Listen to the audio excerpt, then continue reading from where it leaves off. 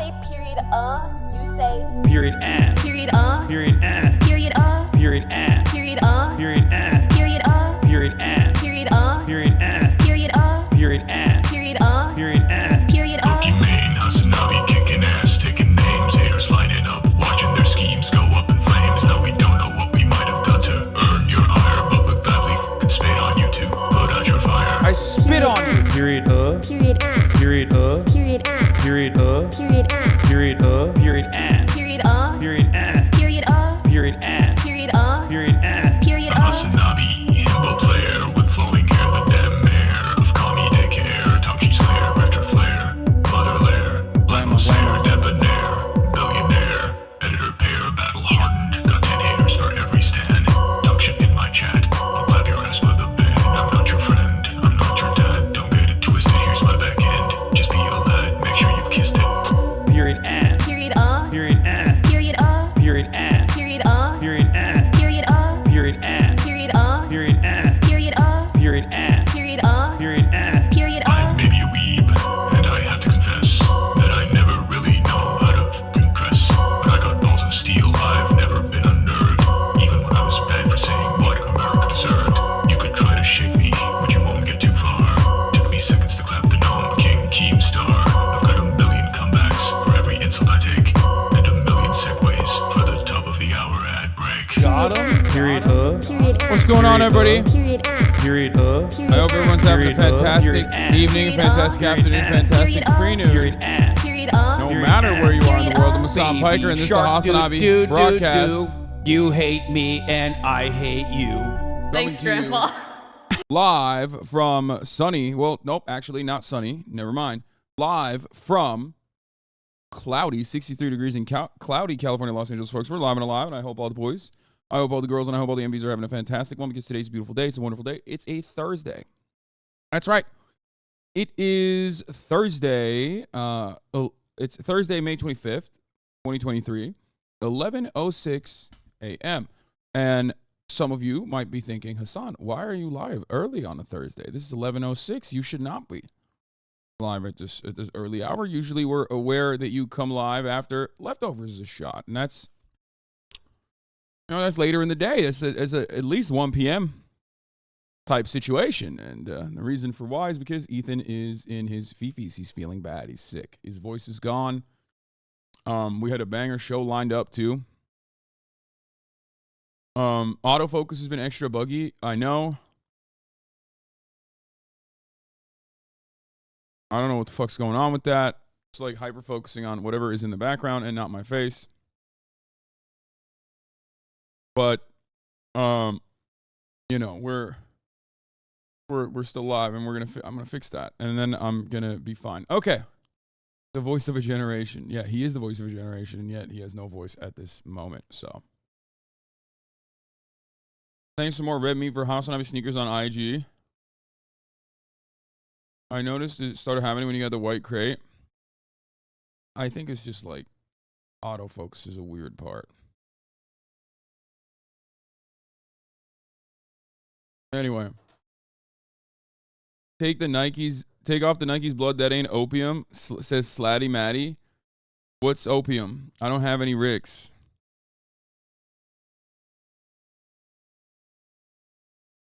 I don't have any Ricks. I don't like Ricks for shoes.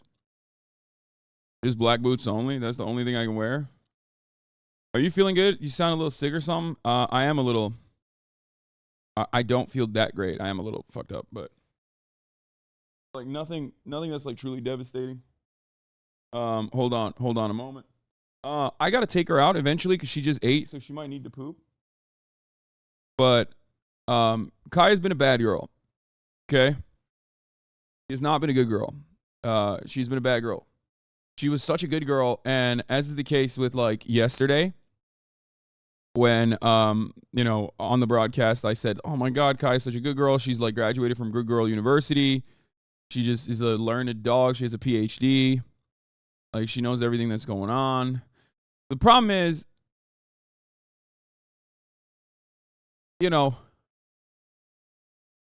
I jinxed it back then. And then I fucked up again this morning because at night she was doing great. At night, she was doing great. She was killing it. You know, no poopy, no pee-pee, obviously. She's like great crate trained. Finally, it's no longer like the poop and like, she used to poop in like smaller deployments, I guess. But she would do it like 3 times a night. You know what I mean? Finally, she's holding it in the whole night and then pooping in the morning. So that's good. But this morning, I was cutting my toenails on the couch. Because when they get too long, when I'm fucking playing basketball, they tend to fuck me up if I like, you know, step on my toes weirdly. That's like a big boy problem. Anyway, it's not like super long, but even if they're like even if there's a little bit of toenail, it's just whatever. I'm cutting my toenails, chewing toenails on the couch. No, I'm not chewing them. I'm cutting them with a nail clipper. Okay, and it's a normal place to cut my fucking toenails, you weirdos. Why are you behaving like it's weird? It's normal to do that. It's like a hardwood floor. I'm just gonna and I threw them out inevitably. And I think like she got bored while I was doing that because I wasn't paying attention to her, and for the first time ever, she peed on the couch. So today, for the first time ever, she did that, which was very, very bad.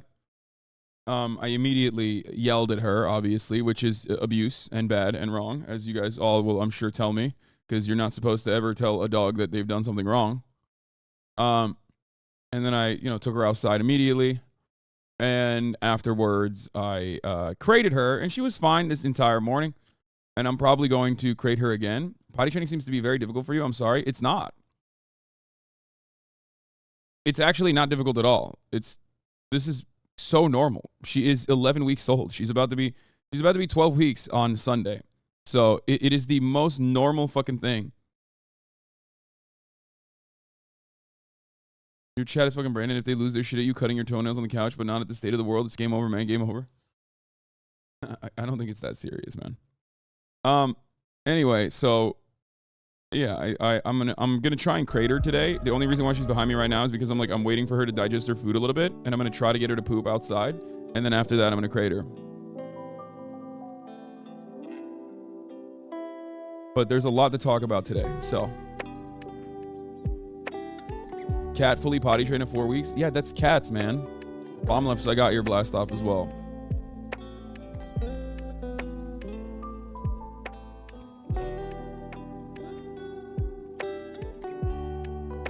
I don't know why cat lovers will come in here and flex on it. To flex on me. Like, first of all, my dog is apparently very close to a cat in her behavior. Rare Japanese loot. Japanese strain loot. Okay, I'll look at it in a second. But anyway, I balled up last night. I balled up with Nice Wig. As a matter of fact, I balled the fuck up with Nice Wig, and it was awesome. I'm very proud of myself because one of my friends actually invited me. There's this thing called Chain, okay? I think it's like owned by BJ Novak or something. And they're like a pop-up concept shop, okay? It's like very bougie. He goes to all of them. He's like homies with them, whatever. And last night, my friend was like, bro, come to the Pizza Hut chain pop-up shop. Like, you never come to these things, pull up. It'll be great. And I seriously contemplated it. But I thought to myself, no, dog, I'm not doing that. Okay? I had 2 options last night. I had a road that converged in front of me. On the one hand, I had this bougie-ass pop-up shop where they were making Pizza Hut into Pizza Hut. Probably get some cool-ass fucking merch, too. On the other hand, I had the option to be healthy, work out, play a couple games of basketball, pick up basketball, 5-on-5 full court, get some cardio. And I chose right. The delicious dairy meat on top of incredible pizza dough, the carby pizza dough, was right in front of my eyes and possibly assaulting my olfactory cues. At that moment, I thought to myself, so much better to not go there, because I know for a motherfucking fact I will not be able to control myself. I will not be able to control myself, and I will end up eating multiple slices of pizza, which is why I went and I balled instead. That's right. It would have fucking ruined my diet. It would have made me depressed. It would have fucked me up. So I decided I'm going to play basketball with Nice Wicked Greek and my homie Brian. And that's precisely what we did last night. We balled because ball is life. Because ball is everything. And I will eventually dunk on your Rage Gaming. Not Greek God X. Nice Week's roommate, his name is also Greek. This is the kind of pizza I missed out on. The result is a crispy caramelized crust that's basically been fried in butter. Light, airy, and ridiculously rich at the same time. Oh my God. Anyway. So yeah, that's what I did. I feel pretty good about that, honestly. Did that, ate well, woke up early, was ready to go do leftovers. Ethan hit me up, said, sorry, you know. I mean, he said, last night, he said, I'm feeling kind of sick. I'm going to let you know in the morning if I can do it or not. And I was like, sure, that's fine. And he said he can't do it. Couldn't do it. He just couldn't do it. Which is fine. So we're live. And I told him, it's all right. You gave up pizza for a basketball session. I don't know about the decision. It's not just any kind of pizza. It's like fucking good-ass pizza, too. What is this? This is a new Japan train thing? Oh, not yet. I asked. すみません。電車カードをもらえますか? Okay.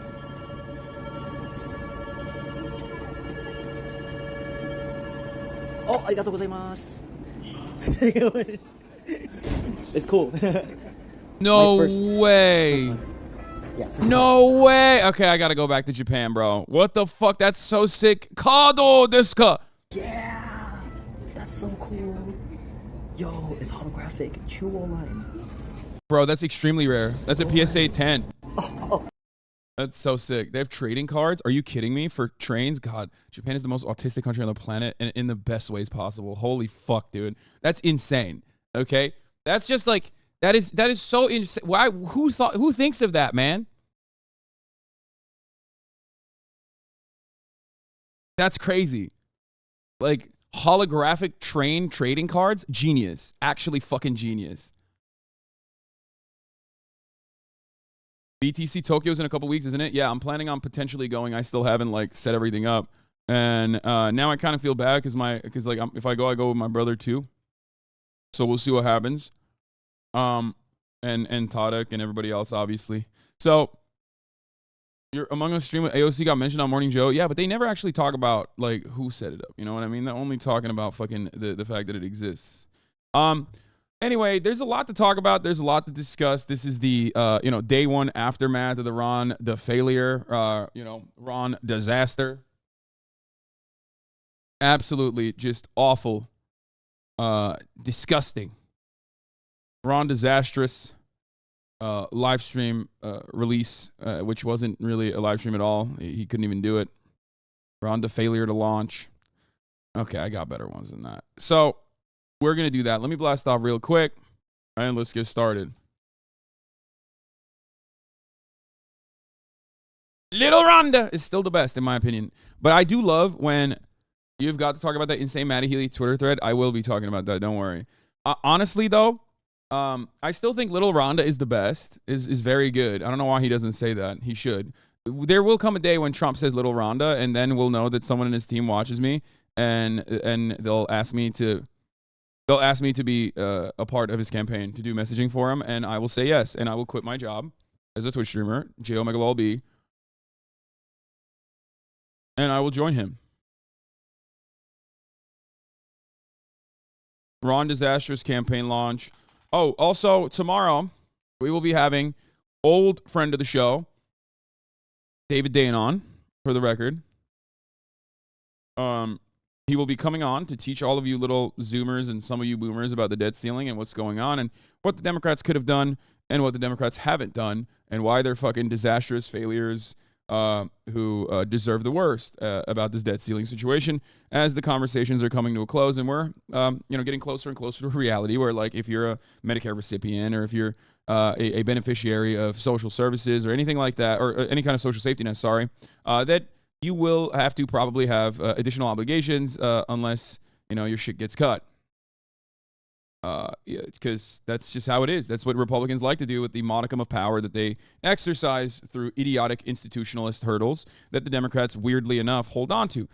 So, Iran disastrous campaign launch. What else am I going to talk about? There's so much going on. Yeah. Democrats are the best, man. They love doing that shit. Oh, Oath Keeper leader in prison.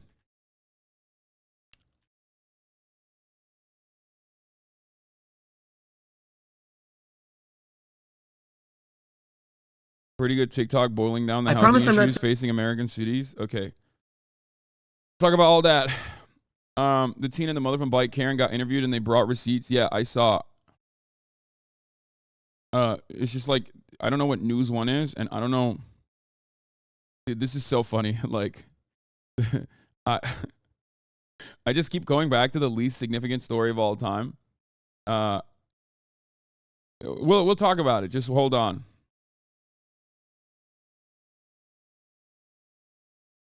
Keep getting outed.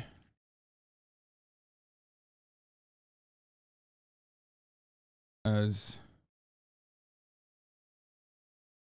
shadows.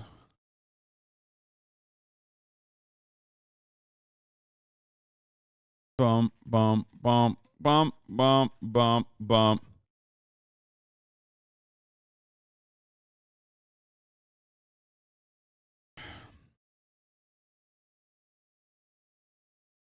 Hey, Hassan, I'm from Turkey. I got a scholarship for a college in Italy, but I need funding. Do you give any scholarships to students? Bitch, you just got a scholarship. What do you mean? And no, I don't. What do you mean? Do you give scholarships to students? He's like, bro, I got a scholarship, but I need more scholarships. Do you give one? No. The Hasanabi scholarship? Yeah. No, I don't have a system for that.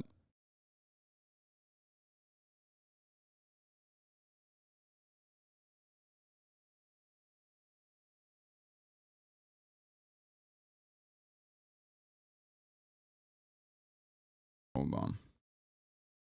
Anyway, Gwyneth Paltrow wants people to blast ozone up their asses. That's the story. That's cool. Do you think the success of Minnesota Dems could be used to pressure Dems elsewhere to doing their job? No. I can't even talk. No. You want to know why? Because there's a new Kristen cinema in town that I'll show you that has like no reason to behave this way, but is behaving this way regardless. And I will use that as an example to tell you that like these motherfuckers have no obligation to do right by their constituents ever. Okay? That lady who ran on the aesthetics of like being a left populist Democrat in a Trump district and won. Why is it that like these fucking dumbasses, who are like, oh, I'm a populist, like I'm a left-wing, populist with like some right-wing conservative attitudes, but then like they just become regular, boring, blue dog Democrats who aren't like conservative in their opinions on the world or anything. They're just like straight up neoliberals. Like you're conservative the most boring fucking way possible. You're conservative in the way that like every other Democrat is conservative, which is awful. Like that's not even like a sexy conservatism that is supposed to give you any kind of like electoral bona fides. You know what I mean? It's not gonna help you out at all. I guess I'll start by briefly talking about her and the major hypocrisy of that situation. So this is Representative Mary Gluesenkamp Perez. Now you probably remember her because I covered her. I mean, she's like pretty telegenic. She's like a logger, I think, if I'm not mistaken, or comes from a family of loggers. She had a very cool video. She has a bunch of like former Bernie people working for her and stuff. Like I said, she had a very cool video when she was running for office, running for Congress. Here it is. Let's watch this. We watched it before. She's a small business owner, and she was running in a Trump district. Like she was running in a fucking. She was running in a. She's not a logger. She has a small business. She's a fucking auto shop or something. But that part doesn't matter. I'm gonna get to that in a second. I'm saying like she is giving the vibes of being a logger. And also on top of that, she was working. She was trying to win and successfully won in a red district. Okay. Life looks different down a gravel road. We get our water from a well. We get our internet from a radio tower.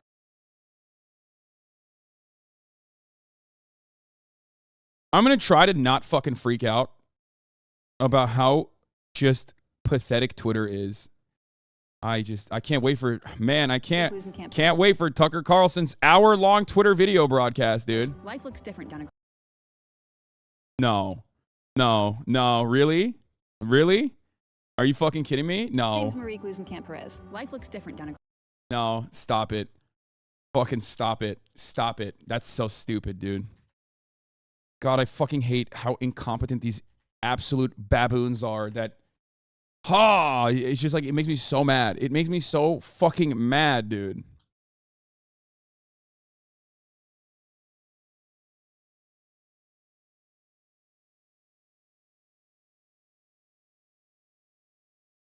Here, I found it. I fucking found it. God damn it. Not your typical candidate for Congress. Marie Glusenkamp Perez, auto repair shop owner, mother, and Democrat for Congress. For too long, our representative has rewarded the special interests and ignored us. Marie's not taking corporate PAC money. She'll deliver American jobs, better health care, and she'll protect women's reproductive freedom. We don't need another corporate shill or extremist in Congress. I will fight for working Washingtonians just like me. I'm Marie Perez, and I approve this message. Like, she was, she basically ran this campaign that I bet all of our other videos are in untitled, so we can't even see those. But she ran a like campaign in a Washington district that was red, that was very like, I'm actually not like your average fucking Democrat. I'm actually like a Bernie style Democrat, kind of. She had the AOC font, you already know. She had some people that were working in her campaign that worked with Bernie Sanders and shit too.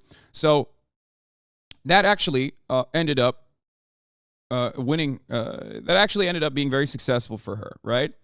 Now, once she did that, and she actually got the fucking Southwest Washington seat in Washington 3, okay?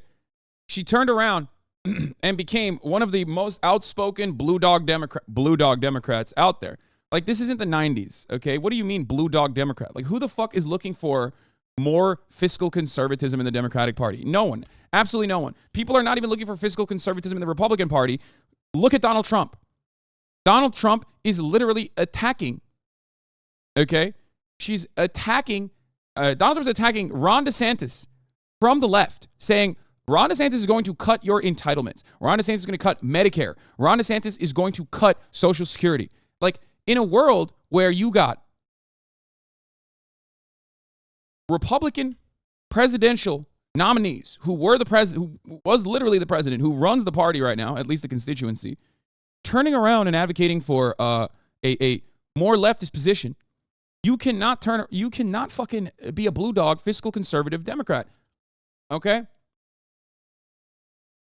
It is so unimaginable. Now, she posted this photo. Teams get shit done. So I'm teaming up with Jared Golden and Mary Peltola to rebuild the Blue Dogs into something useful for working people. We know who we are and we know how to win. Congress needs more people like us and a lot fewer weirdos with white nationalist friends. Again, hitting that line, and it's like, oh yeah, I'm like a Republican, but in the Democratic Party, and I don't fuck with the white nationalists. It's like, oh, sick, man. Thank you. That's cool. Is that where the bar is? That's what you're.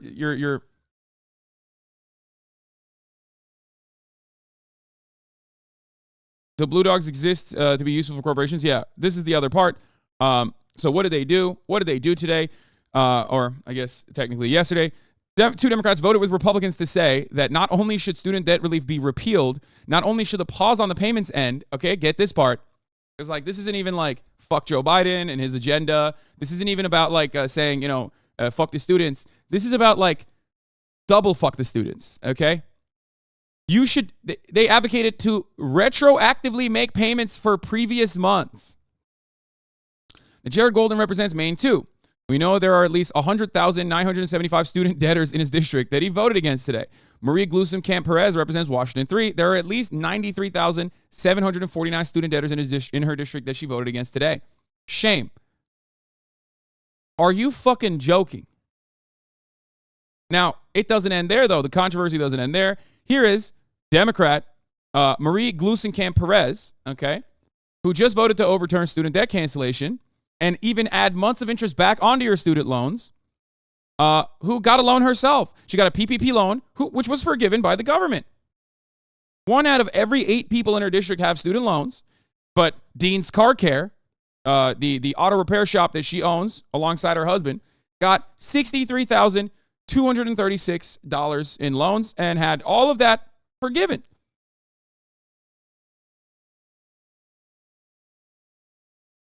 So what's that about? Yeah, forgiven plus interest, by the way. Why does this keep happening? Because there is no democracy in this fucking country, okay? That's why. She reps the district, that's the Washington side of the Portland area for what it's worth. It doesn't matter.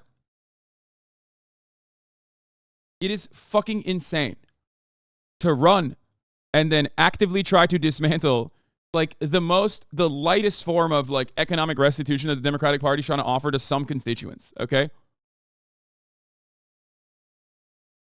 It's mind-boggling to me that they do this and there's no alternative and you can't really run anybody and the National Democratic Party will like try to fucking actively dismantle any sort of opposition from the left, even though the people that they want to defend in this circumstance are people that are genuinely dismantling the Biden agenda. Like, this is a good thing for Joe Biden, okay? The student loan debt relief is one of the few positive aspects of his presidency. It's probably one of the best things he's done. You know, the Afghanistan withdrawal was good. This was good. The infrastructure bill was all right. Not great. Could have been much better, but, you know, that was also, again, absolutely eviscerated by centrist Democrats. Now, pair this conversation up with what the Minnesota Democrats were able to do. Here is Representative Marie Gluesenkamp-Perez talking about this decision. Expansions of student debt forgiveness need to be matched dollar for dollar with investments in career and technical education. I can't support the first without the other. The severe shortage of trades workers needs to be seen and treated as a national priority. It's about respect. I'm all for repairing what's busted, but the higher education system is totaled. Nice car repair mechanic puns. College costs too much, and the credentials produced by unwarranted social status get unwarranted social status, justifying more cost increase by our country's elite. They need to snap out of it, and the system needs a total overhaul. This is exactly what Republicans say. Okay? This is exactly what Republicans say. When they want to launch opposition towards debt relief, major debt relief that is an absolute must, a necessity, that will truly help people's material conditions across the board, all around the country. Okay? When they want to attack it, they can't just say, fuck you. Okay? Get back to work, you fucking idiot. You're forced to live a life of banality. Okay? You're forced to be a fucking wage slave for the rest of your goddamn life. And we're not going to take away any of your fucking burdens that you shouldn't have had to take out to begin with. Instead of fucking saying that shit, you go, oh, it's because we care about the trades. It's like, I don't know if you know this, but you could have put that in the fucking bill, you asshole. Okay? You could join a committee. You could, I don't know, try to petition your fellow Democrats to add something like that. Okay? But you didn't. And half the time, there are trade bills that pass, too. And also, wanting there to be more, trades workers, and talking about how there's a severe shortage of trades workers, by the way, which is, is there? How there's a severe shortage of trades workers is not the same as turning around and trying to punish fucking people that went to college, like, and took out loans.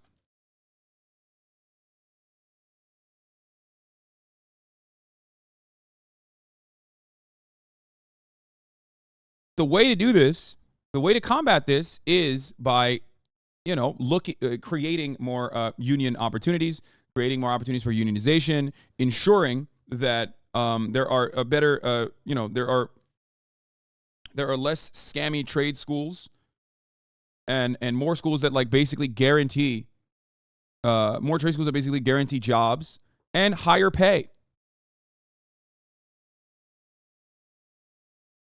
That's how you're supposed to fucking do this. Not by like punishing fucking nurses and teachers and shit. By ensuring that they have to pay their student loans on top of that and then some too. So, really awful shit this morning.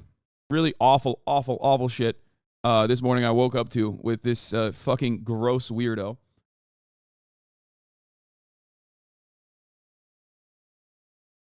The funny thing is, the school that she went to undergrad is like 62 plus a year right now, and she probably paid a quarter of that like 15 years ago. Yeah. Yeah, she wants interest to be paid too. But once again, as always, like I said, debt relief for me, not for thee. Fucking piece of shit. garbage monster person. This policy is not popular, and it's yet another instance of Democrats doing bad politics and bad policy. Okay? The idea that we should force students to fucking pay even interest on the loans that were forgiven already or that were paused already is just unimaginably psychotic. You're basically saying, I don't give a fuck, dog. I don't care. You can fuck me up all day, every day. Does she not know how to read? I don't understand. Did she not know that this was what was going on in the bill that she fucking voted for alongside the Republicans?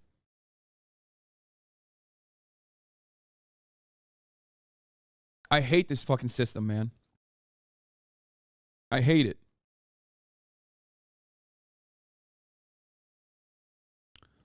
What is this? Lobo's son called 911 to report his father's physical abuse. Lobo cut off the call to tell emergency dispatcher that her son was fine. Jesus Christ. We're going to talk about the SCOTUS's new decision to do some really sick stuff, like really cool stuff as well. But just wanted to start off by getting you fucking pissed off. Okay? Getting you angry. Just a few hours of pressure will make you say the worst word salad possible, huh? Student debt relief doesn't need to get financially matched because it doesn't cost anything. That money already went out the door. The relief is what helps workers. Exactly. The idea that like the expansion of student debt forgiveness needs to be matched dollar for investments in career and technical education. Like, shut the fuck up. You're just trying to look for an out here to make your position more tenable when it's not.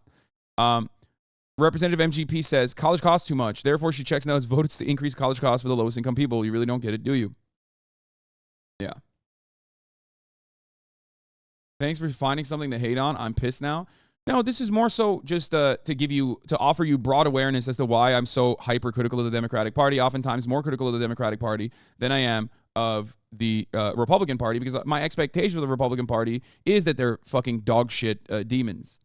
Okay? My expectation of the Republicans is that they're bad. They're supposed to be bad. That's what I expect from them. That's why you vote for the Democrats, right? Like, that's why you're supposed to vote for the other party, right? The other party's supposed to be good. The notion of like trying to bring back more centrist Democrats, blue dog Democrats, to like what, restore sanity or whatever kind of fucking word salad that you're using to justify more corporate expansionist policies, less regulation on corporations, like, and more opportunities to fuck over the workers as you like collaborate with Republicans is so stupid, so dumb. Anyway, let's watch. This is a good analysis of the housing situation in America. Saying this for clicks or for views, but the more I think about it, the more it's really obvious to me that the only way we're going to resolve the housing crisis is through class warfare. I know, play the Internationale if you need to, but but just hear me out. So the two models that everyone talks about in terms of affordable housing in the midst of the housing crisis are Tokyo and Vienna. Tokyo, it's just, you know, at some point in the 1960s, the Japanese federal government decided to wrest control of zoning from the cities, and they just zone aggressively for building, right? There's a few issues why they're able to do that, in part because housing depreciates a lot faster in Japan than it does, say, in New York or Toronto, because... Not just earthquakes, it's because of the way that they build houses, and also partially because of Japanese culture, apparently, which I didn't even know was the case. From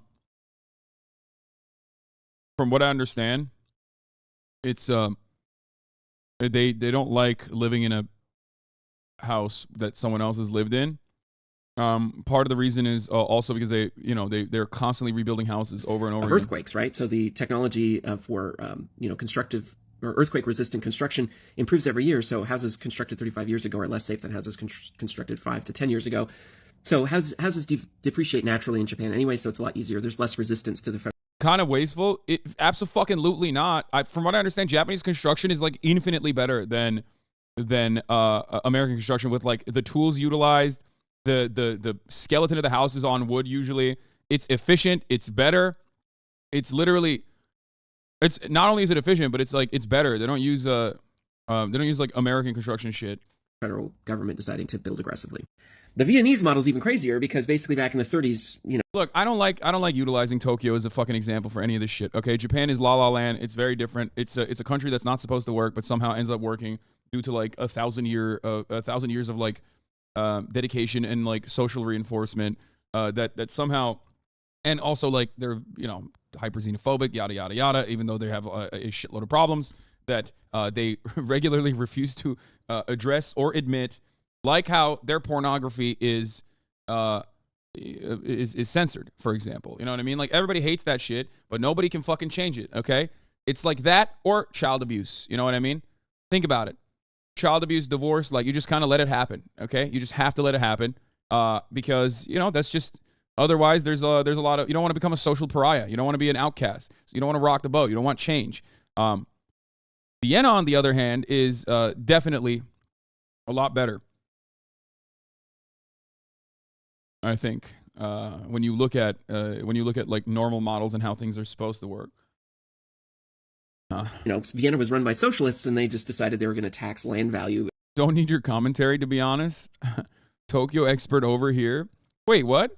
I mean, am I wrong? There are a lot of issues in Japan, whether it be fucking rape culture, whether it be even homelessness that's a little bit more invisible. Like, the same fucking problems persist in Japan that persist everywhere else. It's just like there is, like I said, thousands of years of collectivism ingrained in their understanding of how a society should run that works to overcome those issues, or instead of overcoming those issues, really cast it aside, push it aside, and sweep it under the rug. And they do. They sweep it very perfectly under the rug.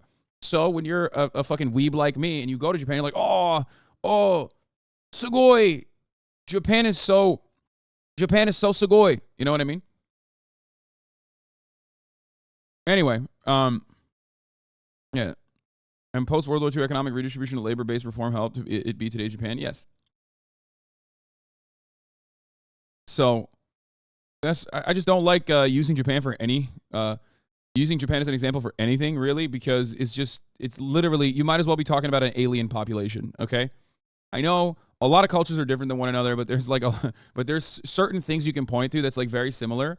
And it basically, Japan is like, might as well be literally a island, or literally a fucking different planet in and of itself.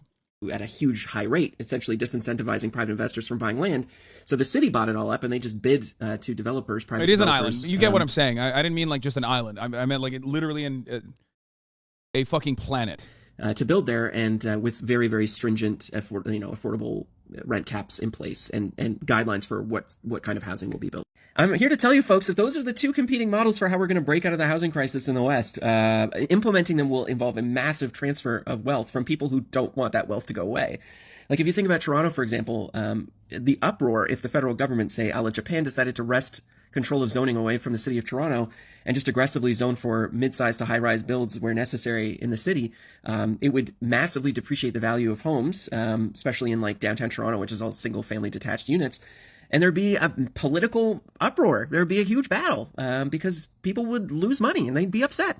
And the Viennese model's even crazier, because you're talking about appropriating a huge amount of land through aggressive taxation, setting in stringent rules for affordable housing, and essentially depreciating the value of houses in the downtown core. I'm just using Toronto as a mental example here. Yeah, there's no way. Okay, well, he's not making any new points that I haven't brought up a million times over. I thought this was going to talk about like America's specific issues. Just the dude saying class warfare is necessary. I mean, it's right. He's correct. Just Hasan, you are actually Turkish. You are fake Middle Oriental man. You lie. Vegan Jake Paul Dab. What? I don't even know what that means, but okay. Stanford student Brian H.P. Chiang created RizGPT, a monocle you wear that displays ChatGPT output to tell you what to say in case you get tongue-tied on a date. He calls it CAAS, or Charisma as a Service. Yeah, I mean, if you want to be like permanently unfuckable, this seems like the best thing to do, I think. Yeah, like if you want to stay a virgin and maintain your purity, like if you're one of those like abstinence guys, Taps Mike Ron Disintegrated, good one. If you want to be an abstinence only guy, I feel like that's the best possible thing you can do. It's the best possible avenue for you. Each purchase comes with a lifetime virginity guarantee or your money back. Yeah, literally. There's updates to the Bike Karen story. Oh my God. I kind of don't want to cover this anymore. It's so fucking stupid. But the only reason why I want to cover the Bike Karen story is because I was talking to a center-left journalist who I will not be naming, who has a podcast, a center-left podcast, who caused a lot of controversy recently. And that controversy I thought would go away. And yet it still seemingly has not gone away. It's just getting more and more, it's just becoming more and more aggressive.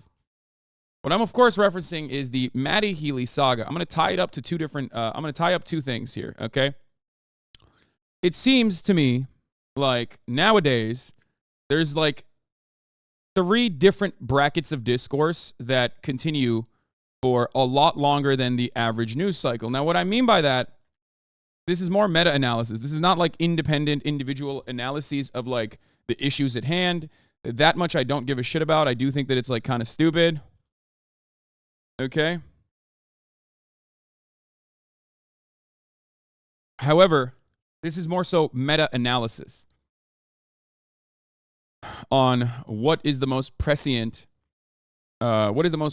type of news stories that people keep fighting on.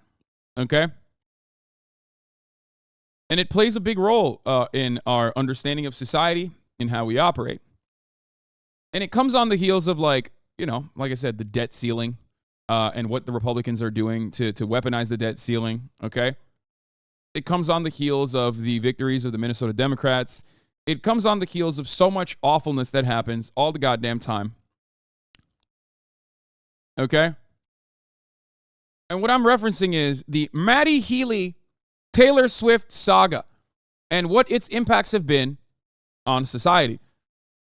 If you thought the Industrial Revolution and its consequences were a gigantic burden on mankind, well, let me tell you something, okay? There's something worse than that. It's called social media and what we are fighting for, okay? Spending a lot of time and energy on combating restrictive anti-LGBT policies in state legislatures across the nation is very difficult, and it leaves you feeling helpless and hopeless. So we spend time on battles that are done or conducted over petty squabbles, misunderstandings, or rather overall just completely unimportant bullshit. Okay? Completely unimportant bullshit. And that's the only kind of story that beats out the news cycle. Okay? Abortion rights are taken away from women, bodily autonomy is taken away. That lasts like a month. But when stands get a hold of a problematic fave, dating their infallible content creator that they love, like Taylor Swift, that battle lasts a lifetime. Okay? So that's the one bracket. The 3 brackets of battles that are fought, okay, that absolutely beat out the news cycle and continue for months and months and months are 3 different brackets of 3 different types of battles. One is stands, who fight on the grounds of combating problematic attitudes that their faves are engaging in. That's one thing, celeb drama. Number 2, okay? Number 2, other than the Taylor Swift celeb drama, is the bike Karen situation. Race war. What do I mean by this? If 2 people have a disagreement and one party is black and the other party is white, especially, oh my Lord, dude, this has to be national news. This has to be something that everybody talks about. So race war related news, racial agitation, okay, gets the fucking clicks. It gets the clicks. That's all people talk about over and over and over and over again. There are so many different versions of this that happen regularly in the news cycle. And the final one is whatever the fuck the Republicans have decided to attack, like the anti-LGBT initiatives that they're engaging in, where they think like, I don't know, CapCut, gender swap TikToks are actually satanic pedophilia and they're transing our youth, or the classic, the age-old classic, the LGBT flag is actually minor attracted person flag, they're pedophiles, lol, that kind of stuff. Classic. Which, by the way, I will cover separately. I will cover each of these individual stories separately on today's episode. I just wanted to... TikTok gender wars is another one, too. Yeah, gender wars, too. And it's very fucking stupid. Part of the reason why we constantly fight these battles instead of the real battles is the Supreme Court is like gutting... the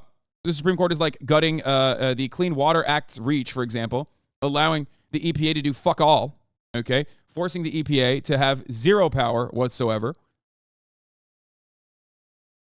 And things of that nature, is because you're powerless in the face of the Supreme Court doing anything. They're appointed, they're not elected, okay? You can't do anything about the EPA. You can't do anything about the Supreme Court. You can't even get your fucking legislators at the state level or even at the national level to do anything that you want them to do. So what do? You fight battles on the grounds that are comfortable, on grounds where you think you can make change. And that's where you end up fighting these fucking dumbass drama cycles over and over again and nonstop. Just wanted to say, this is where we're at, and this is where we've been, and it's never going to change.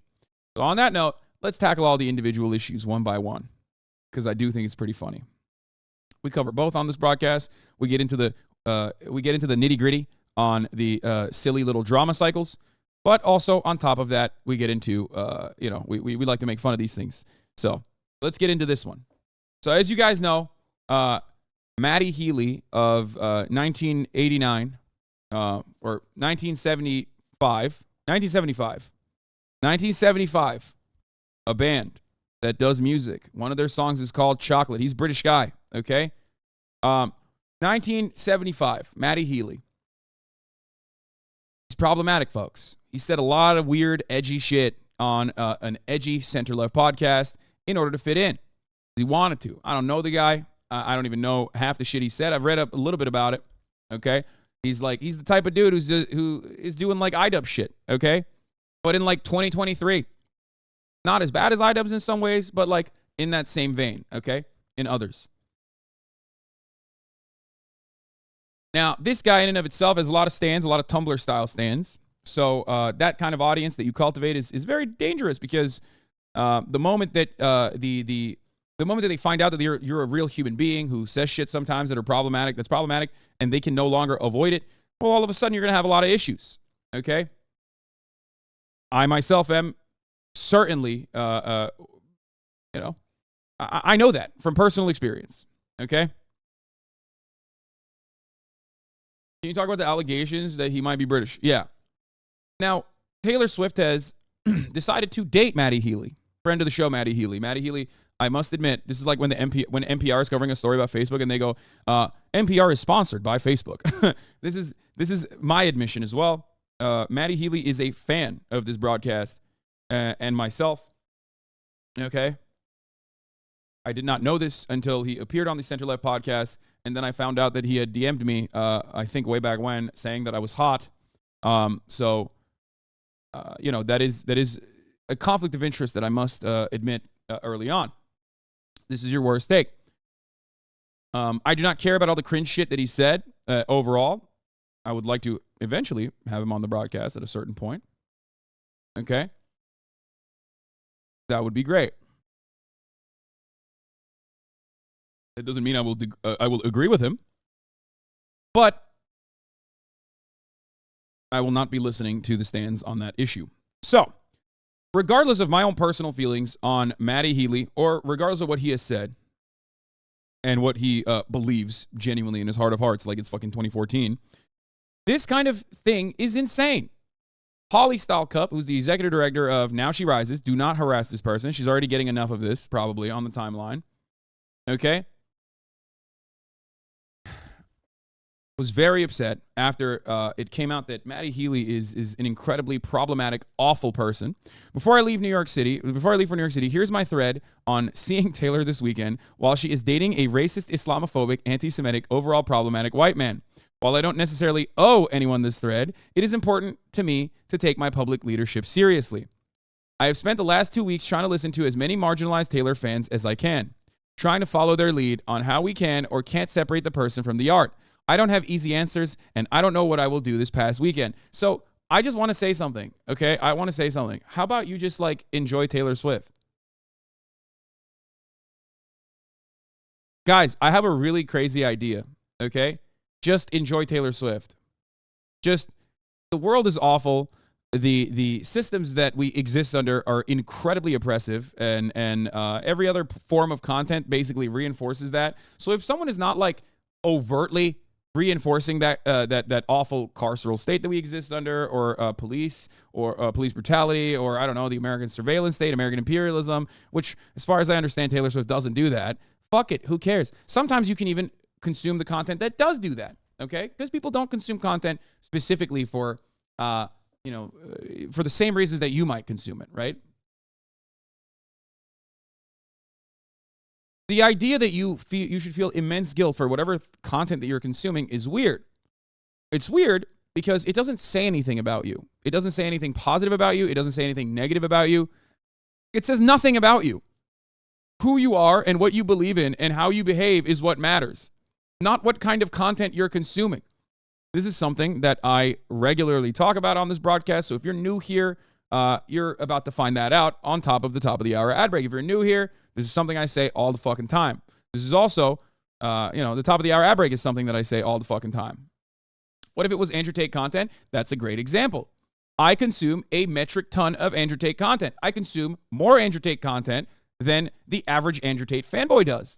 I have dissected every little thing that Andrew Tate has done over the course of his rise to fame and, in his own self-destructive behaviors and his criminal background as well. So what does that tell you? I also maintain the position that Andrew Tate, despite being a gross person who is a sex criminal, allegedly, according to the Romanian court system, at least under investigation for sex crimes. Pata Kusi, thank you for the 10 of the subs. Sakuragor, thank you for the 10 of the subs, allowing 20 people to no longer see the ad break at the top of the hour, by the way. Very confused, MB, thank you for the 10 of the subs. Just 3 minute ad break now. I also maintain the position that sometimes Andrew Tate has the capacity to be funny. Okay? He has the capacity to be self-deprecating and funny. Okay? Or over the top, ridiculous, like a character. It's rare, but it happens, and I recognize it, and I admit it. Okay? Sometimes unintentionally, other times intentionally. So what does that tell you? Does that tell you that I agree with Andrew Tate? Does that tell you that I like Andrew Tate? Does that tell you anything about what I believe in? Do you think that me and Andrew Tate have any opinions that we agree with, that agree with one another? Of course not. I consume a shitload of Trump content. If you are a liberal and content consumption is the only cultural signifier that you care about, and it's the only way that you can show the world that you are a morally righteous person, then yes, you will look at that and go, why do you platform Donald Trump? Why do you cover Donald Trump? Why do you even admit that Donald Trump could be funny sometimes, or he's charismatic, or has the best pussy on the planet? Okay? And to that I say, you're not a normal person. You have problematic faves as well. Okay? Do not make me pull out the Donald Trump tennis photo again. Please, don't do it. Don't do it.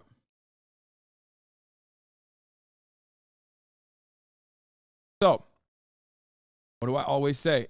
Everyone doesn't compartmentalize that way. What about people who consume child porn and Nazi content? First of all, again, we consume Nazi content as well. But this part is a little bit different, I think. Don't you think? Do you think it's the same as listening to 1975 or some shit? Do you think that it's like equivalent to that? Because if it was, you wouldn't have to make an insane analogy like this. You would just say it as it is and people would understand what you're saying. The reason why you had to go to such an extreme example that is quite literally a crime, okay? You're making blanket statements though. No, you're misunderstanding the blanket statements that I'm making. The blanket statements that I'm making obviously don't have to be qualified into oblivion so that, I can make a normal conversation flow, okay? I'm sorry, you do not operate this way in the real world, or if you do operate this way in the real world, what the fuck are you doing? Do you walk into a Starbucks and you ask for the specials and they tell you it's like caramel macchiato and you go, wow, these are not fair trade ethical beans that the Zapatistas actually pulled from the ground. Why do you fucking want to kill the third world bean farmers? Like, that's not how you operate. In the real world, you are not, I hope, constantly in a contentious manner trying to fucking, I don't go to Starbucks. You're missing the point by a mile. I'm sorry. Take a fucking day off. You're just derailing the conversation for your own narcissistic desires. You just want to center the conversation around yourself. You want to hyper-focus on me, and you're using the lens of leftist empathy to do this debate purgatory, when in fact, it's not an empathetic approach that you have. You're just a boring bitch who's lonely, who wants someone to pay attention to them. Okay? This is narcissism.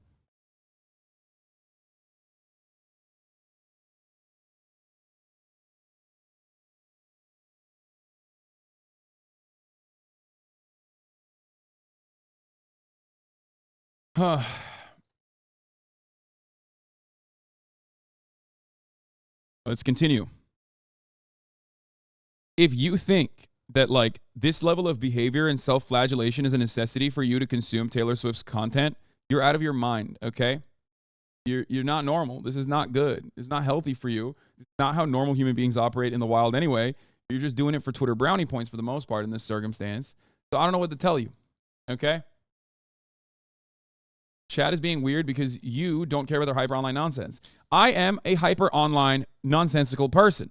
A lot of my content and my commentary revolves around hyper online nonsensical bullshit. This is one of the most important things I can do, in my opinion, which is to try to use the social capital that I've accumulated here in this community that I have cultivated and use that social capital to try to help you understand that, like, you don't have to behave like this because you're unfortunately misguided by being extremely online and not operating in normal society. You feel alienated. You feel like this is a sense of community that you can have here. And I don't want this community to also lead you astray. Okay? I don't want you to think that, like, this level of behavior is normal. It's not. This level of behavior is not normal, and it will probably lead you to be incredibly depressed. Okay? Not only will you be out of touch with normal human beings, okay? You're too online. You've lost context. I've lost context. You're right.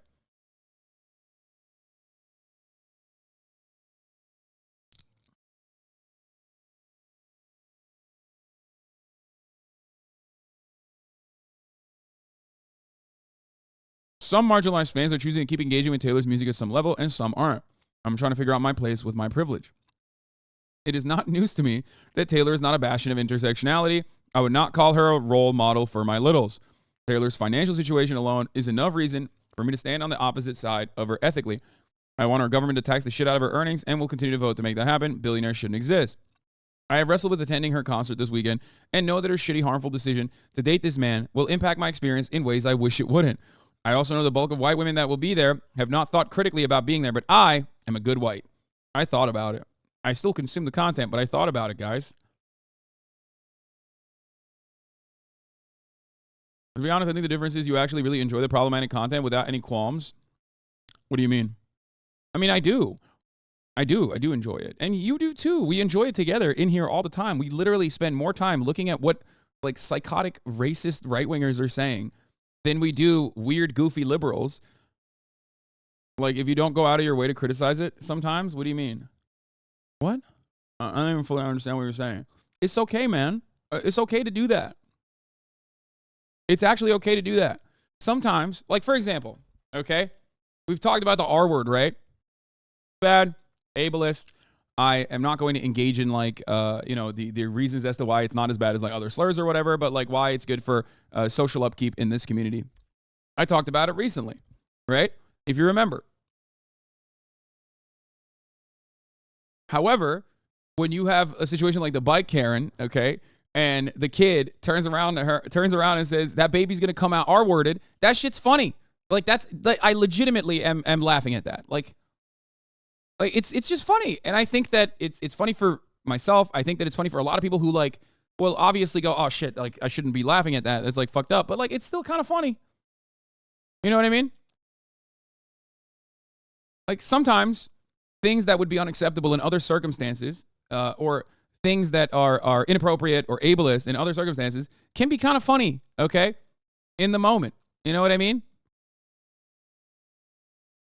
Like, it's just such a random thing to just, like, blurt out, which also basically made her realize, like, oh, what the fuck am I doing? Anyway.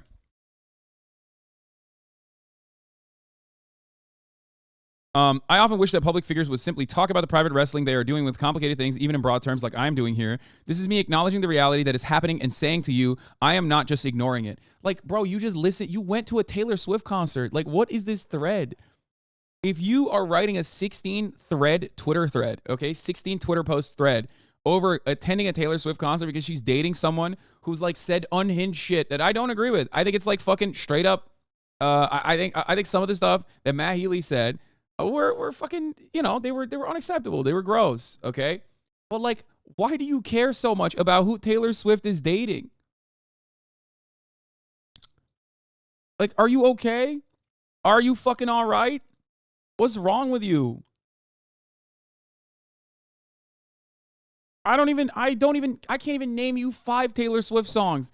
And I find myself sitting here being like, guys, just fucking enjoy things that you want to enjoy. What is wrong with you?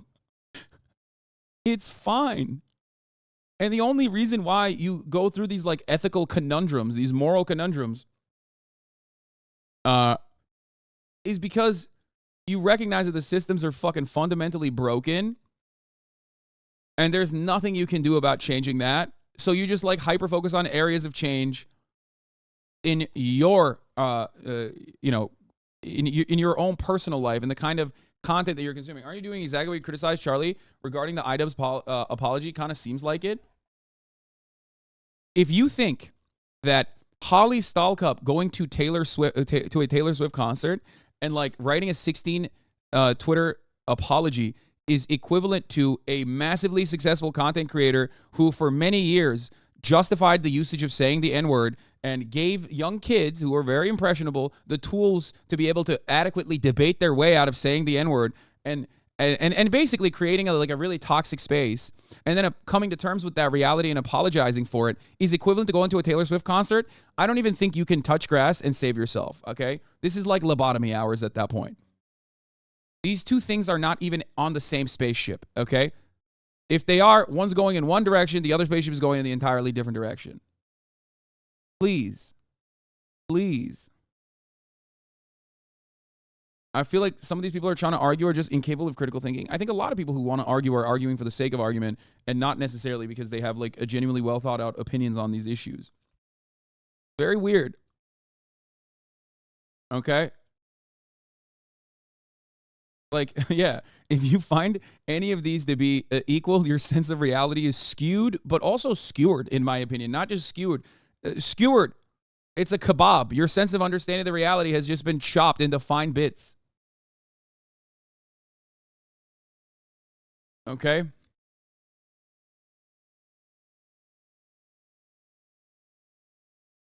Taylor is doing something wrong and harmful. She doesn't hold responsibility for men's actions. She does hold responsibility for her own. My biggest commitment is to keep following the lead of marginalized fans in this situation. Following that lead, I'm choosing to go this weekend. So, like, ultimately, if you're going to go, why did you do all of this? Like, why do you feel bad? Just listen to Taylor Swift's music. It's not that serious, okay? It's not. And stop trying to act like it is. I think that's what a lot of the issue is. A lot of the issue surrounding this sort of stuff starts at that point where you personally are under the assumption that, like, oh, I'm consuming good people's content and they're good and they're wholesome. That means I'm a good and wholesome person. And that's actually a good thing. Okay? What about listening to Kanye's music? Is that the same? Dude, that's actually a great fucking question. What are you going to do? Let's say Kanye West comes on in the fucking, at the gym. What are you going to do? Are you going to be like, sir, please turn this off? Excuse me. Please turn this off. I cannot, in good conscience, listen to Graduation. Okay? I cannot do that. This place is a not safe space for me. Please. Like, and that doesn't change anything. Like, it doesn't change anything in anyone's lives either, even if you were to do that.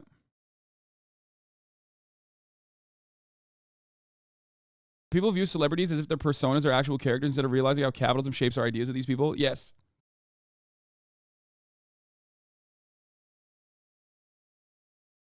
I know that I have to continue to interrogate if I'm just looking for marginalized fans saying it is okay to keep being a fan. That is what I want to hear and not listening to everyone. I know that their end result may be disengaging with Taylor's music for a time or forever. This makes leftists look bad. People like this make all leftists look bad. Whenever I try to debate people on the other side, they automatically bring up these annoying liberals, and I'm like, I'm a leftist. No one actually acts like this in real life, and if they do, it's such a tiny percentage. Yes, exactly. Exactly. It's just odd because no one actually feels this way. This is just like performative. But I do like it. I appreciate this kind of shit for content. I consume it in some respects no differently than I consume like right-wing screeds. You know what I mean? I'm probably closer to the empathetic worldview that this person is presenting in my own personal understanding of the world and what I think we should do. But it's still so unhinged to write stuff like this, to think stuff like this. You know what I mean?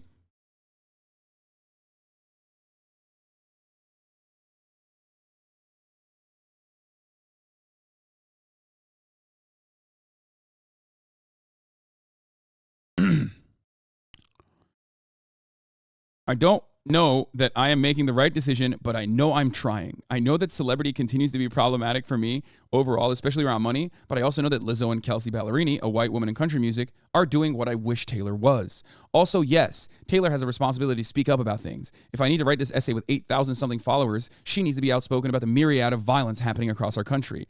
I know that there are security things that factor in. I also want to acknowledge that through a set of circumstances, I could never have expected the tickets I have are very nice tickets. A lot of you pay my salary, so it's important for me to acknowledge I have a ticket that, through a very unexpected path, was affordable for me. I think she should have started off this essay with a land acknowledgement. Like, I have two options for you. Do a land acknowledgement before writing a fucking Twitter essay like this where you're apologizing for going to a fucking Taylor Swift concert, or directly improve the material conditions that indigenous populations live in, especially in reservations. Okay, we're going with the land acknowledgement every time. You know what I'm saying? Like, every time, dog. We're going to fucking be like, I'm so sorry for the genocide of your people. Anyway.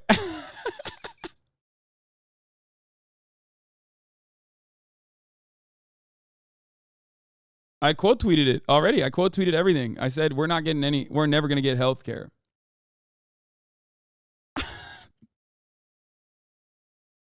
Again, I don't necessarily think I owe you that information, but it will give me freedom. I need to fully enjoy this gift to let you know that I continue to believe a budget is a moral document both at Rise and for me personally, and I am holding the tension of the ticket I have.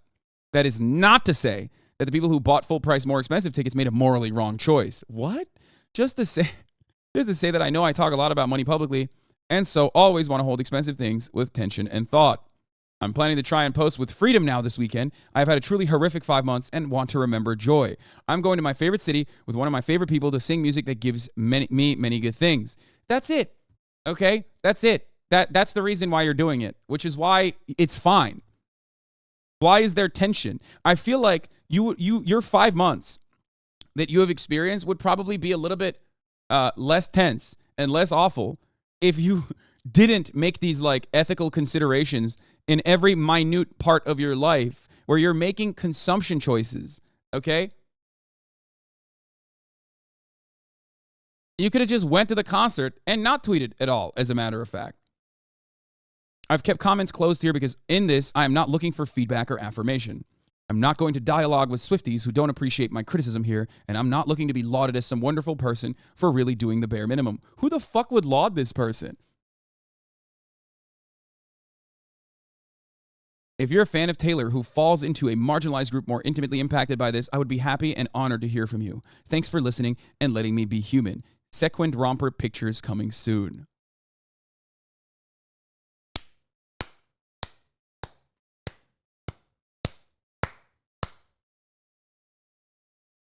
Now, yeah, someone in the chat said, I understand the term virtue signaling now. It 100% is that. Slime had a good take on this. Going to the Taylor Swift concert and shaking my head the whole time so people at the show know I disagree with it.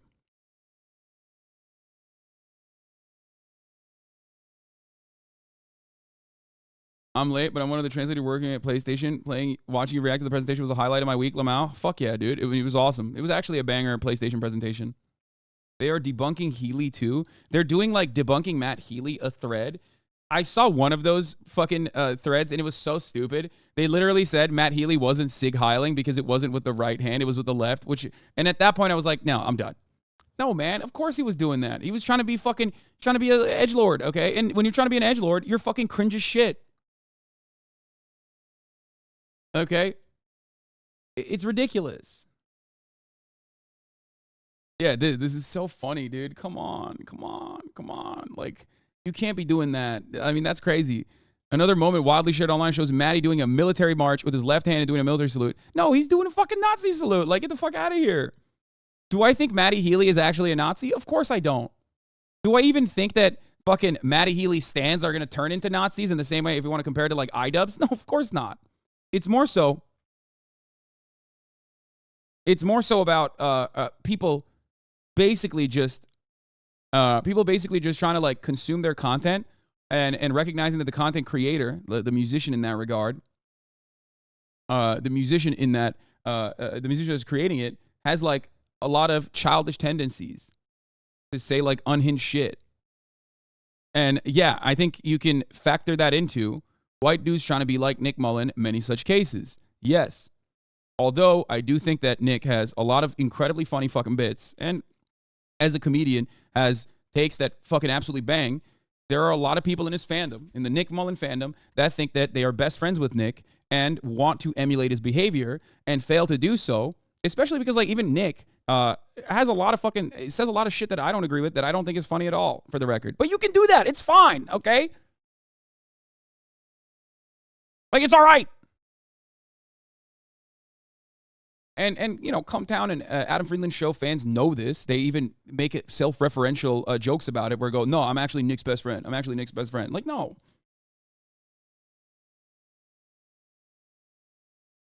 That's why there's two different fucking fandoms in that podcast. There are like the funny dirtbag left adjacent fans of the podcast who resemble the personal politics of these two comedians and look at it and look at the stupidity of some of the sometimes incredibly fucking ridiculous bits, edgy bits, racist bits even, and see it as like, this is not supposed to be a good person that you're emulating. This is supposed to be, a bad person that you're laughing at, not laughing with. And then there's also the other side that goes, oh my God, they're saying fucking incredibly racially charged things sometimes, and I like that because it's edgy. Okay? What's the difference between him and Dave Chappelle? Great question. The difference between him and Dave Chappelle is that, or I don't know who you're talking about with respect to him. Are you talking about Nick Mullen? Because the difference between him and Nick Mullen and Dave Chappelle is that Nick Mullen actually has a lot of, a lot of good bits, and then some that don't work, that's what comedy is. Dave Chappelle, on the other hand, is not trying to make a funny joke when he says, I'm a TERF.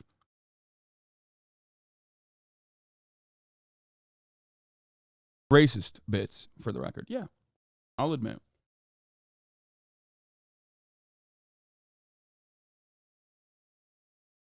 Anyway, I have maintained the position that like the content that you consume does not define you. It doesn't make you a more moral person or an immoral person. I think it's silly to like endlessly.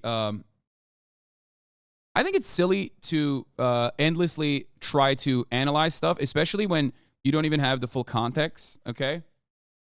I mean, I say both Nick and Dave bad bits that explicitly punch down. I agree, and I don't think that those are funny. I agree. You're talking to someone who also admits that Dave Chappelle is, at least in my life, a profoundly formative comedian, especially his early shit.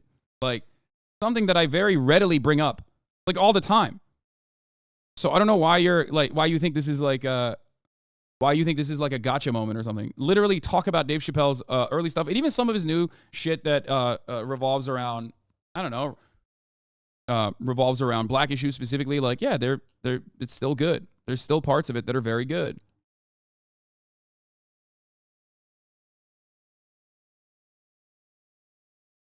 You know what I mean?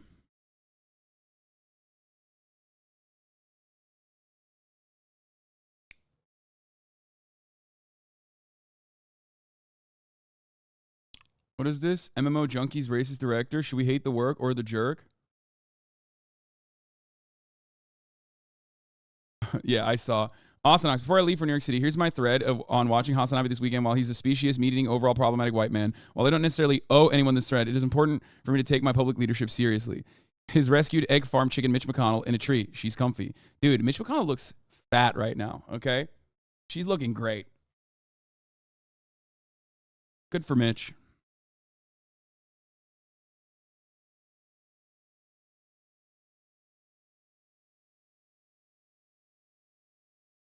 Are you still going to run defense? I'm not even defending Maddie Healy. I'm not in the business of defending Maddie Healy. I don't even, I haven't even consumed enough of his content or his music or any music really to be able to adequately speak on this. And also he's English. So I am certainly not in the business of defending English people, okay? That's not happening. He's also an anti-Corbyn wanker? No, I don't think he is. I thought he was pro-Corbyn. Listen to somebody else and you'll change your stupid peanut mind. Anyway. Maddie does that while performing Love It If We Made It, a song that criticizes literally everything from systemic violence to sexism. Does context not matter at all? See, this is what I'm saying. Like, I don't even know what his... I don't know what his, like, personal perspective is. So what's the difference between Matty Healy and Ron DeSantis then? Exactly. So yeah, this guy, he's a big union advocate. Yeah, I thought so too. I thought he was like, he's like, Matt Healy says he'll send nudes to people who vote Labor. Adele, Bastille, Foles, and Jamie are all encouraging fans to use their vote too. Healy used a unique incentive to encourage 1975 fans to vote for Corbyn's party, whose support has swelled during a successful election campaign. Yeah. Vote Labour. I don't know how to use my platform in order to incentivize democracy, but vote Labour and I'll send nudes if that works.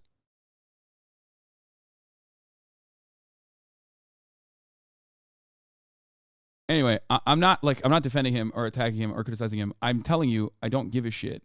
Okay? I don't. And you shouldn't either. And it's not even about like, it's not even about Matty Healy. It's not about Taylor Swift. These are people whose music I don't listen to. These are people who I have interest in only as far as like analyzing the fandoms and making jokes about. Okay, like you're not talking to fucking Cutie Cinderella here. Okay, with respect to like Swiftie shit. My point is this: just listen to the music. Who gives a fuck? Okay.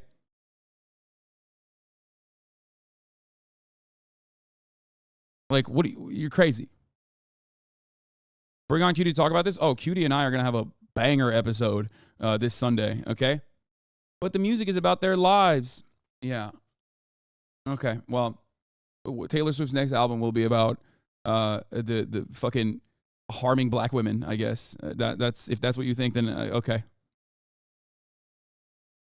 Like, listen to yourself. Listen to yourself. Listen to what you are saying. Do you? Like, listen to what you are saying. Okay? Thank God, bro. You save the world by saying, don't think what you think. I mean, I'm not trying to save the world at all. If you think that a Twitch streamer is capable of saving the world, then your understanding of the world is already broken. You know what I mean? I love when a song gets all self-righteous. Thank you for guiding me to the light, Daddy. Can I go back to the ad? Why do you care so much about why she cares so much about Taylor Swift's dating? I mean, you've written way too much, I think. Lecture me harder, Daddy. Like, you think that I'm like directly making you feel bad because you have these kinds of opinions? And honestly, I don't know what to tell you. Like, I'm just trying to get you to feel less upset about normal shit that everyone engages in. Okay? So that's okay. It is though, by the way. I'm not even in disagreement with you on this, by the way. Like doing like a fucking like a Nazi salute at your concert when you're 34 years old is stupid as fuck. Like it is sad. Like I don't even disagree with you on that. So I don't know what to tell you. But like endlessly thinking about that and just like making your day worse because like Taylor Swift is dating a guy who did that is fucking insane. Do you get it? Like you're just harming yourself. You're harming your own. Like you can certainly have a more stoic approach to content is what I mean. And it would probably save a lot of like mental space for you to worry about other shit. More productive shit. Yes, now please move on. You're harming me. You've streamed for 9 hours. I'm lulling into hypocrisy. Yeah, you're lulling all right. You seem to be lulling pretty hard. I'm not owned. I'm just pretending to be, stupid. I mean, you did say you want him on the pod multiple times. You might care a little bit. Yeah, because it would be incredible content to have him on the podcast. 100%. Are you joking? It would be.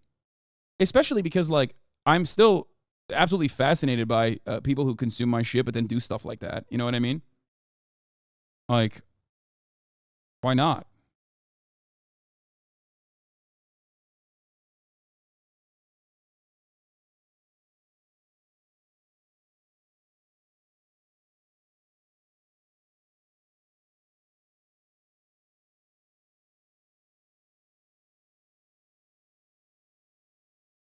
Yeah, people literally forget you were willing to debate Tate. Yeah, that's the funniest part about it is that, like, the same people that were, like, the same people that were upset at me originally and telling me not to fucking debate Andrew Tate was were the same people who recognized that, no, it wasn't actually a bad thing. It was actually a good thing. You know? Sometimes you might be wrong, is what I mean.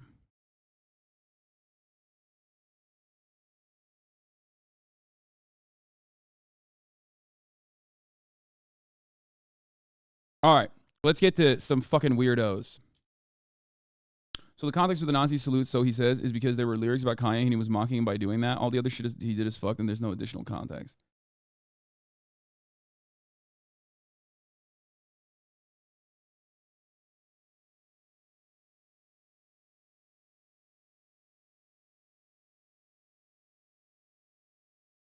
We're going to talk about the AI video that Donald Trump posted in a little bit. Yeah, that shit was a banger. He is so good.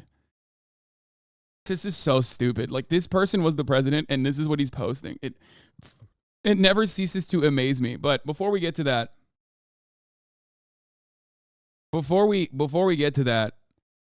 let's talk about this guy doing the classic, oh, the LGBT flag means you're a pedophile, lol, but like in a different way, but like not really a different way.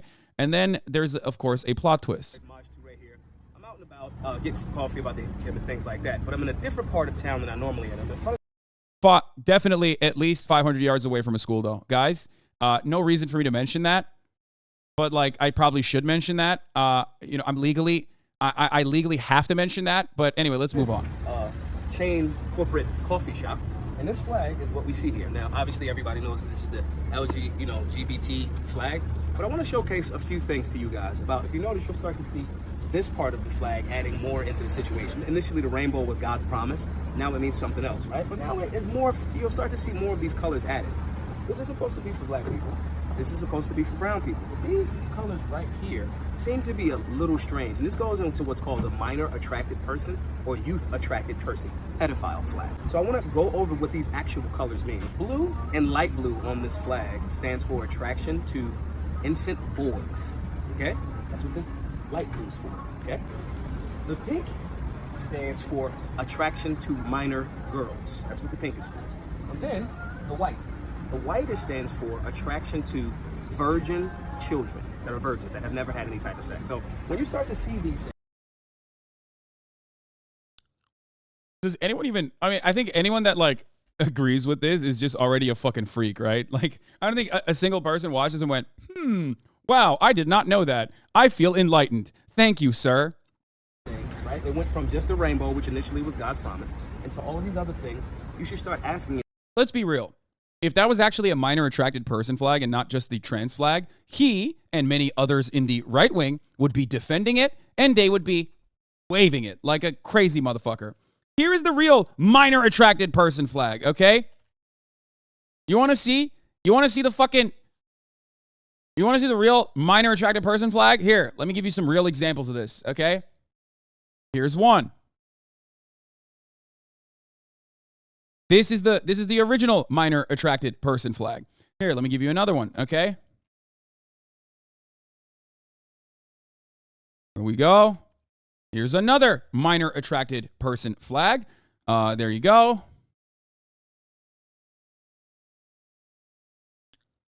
Here's another minor attracted person flag.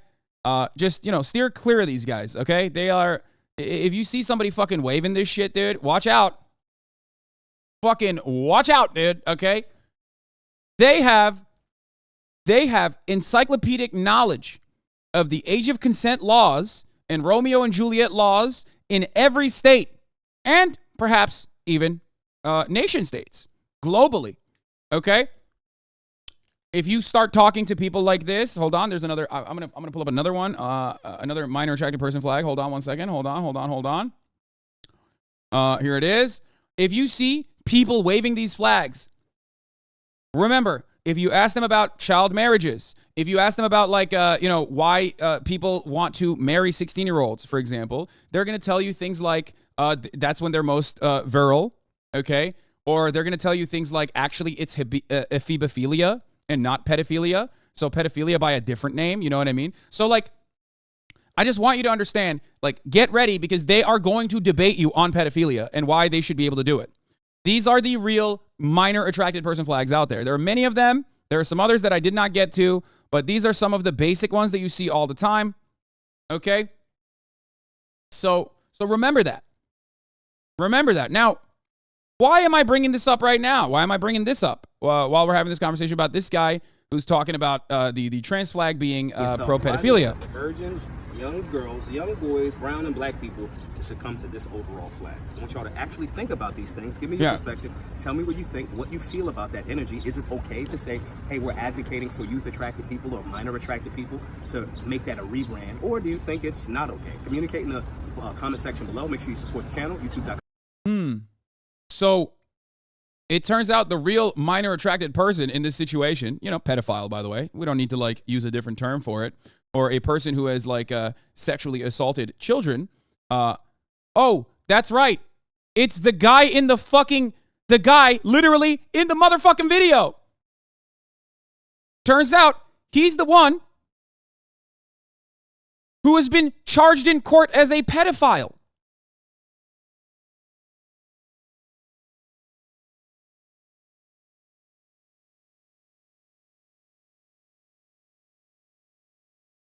This is literally like, why? Is it just like every time? Is that what's going to happen every time?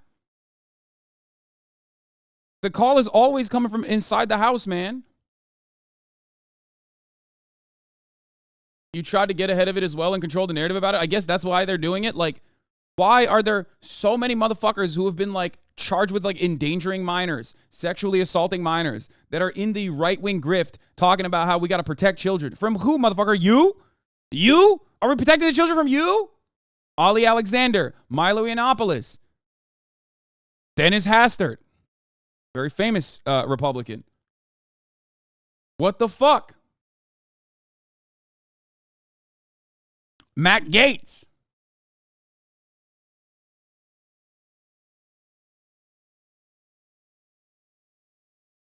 Update, detractors brought attention to how the case was withdrawn. An unnamed source who works in court unearthed a document showing it was withdrawn, not because it was disproven, but the witness didn't show up, which is a common occurrence in sexual assault cases, even if the assault occurs.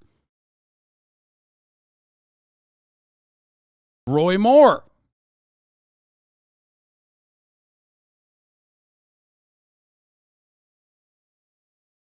Wait, what? Is he hiding all the... Oh, is he hiding all the People hitting him with a "this you" is pretty funny. He's hiding all of the community notes, the community notes posts.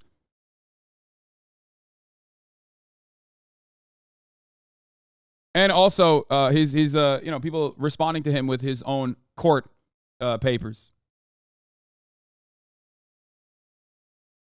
Ralph Shorty of Oklahoma is another good one. What boosted my algorithm and gained a few thousand followers? Questioned the pedo flag colors and added to the LGBTQ flag. Waited for pedos to see. Let them use my false rape charge paperwork to deflect. Hid their replies. Let their bots at me to feel like they won. Wow. I got a little bit of prominence on the internet, and now everyone knows I'm a fucking... Everyone knows I've endangered a child, but I'm the one who won in this regard. It's so sick. That's great, man. Interesting strategy, man. Keep up the good work, sir. Awesome. You did it. You fucking did it. It's me. I won this one. Step 1, get outed as a pedophile. Step 2, results. What are the results? People know that you're a pedophile now, and it's somehow good? Is that a good thing? I don't know. What's happening here?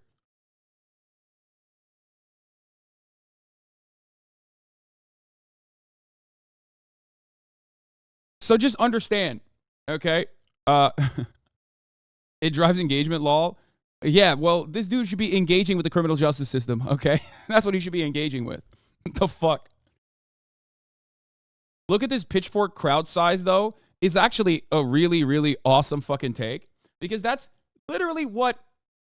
is literally what fucking Elon Musk did earlier today. Wow, don't they have these at Target? If you read this thread, he points out that pedos often use the same colors as the trans flag. That's the point. And pedos use the colors for a while. So the question is why they use the same colors.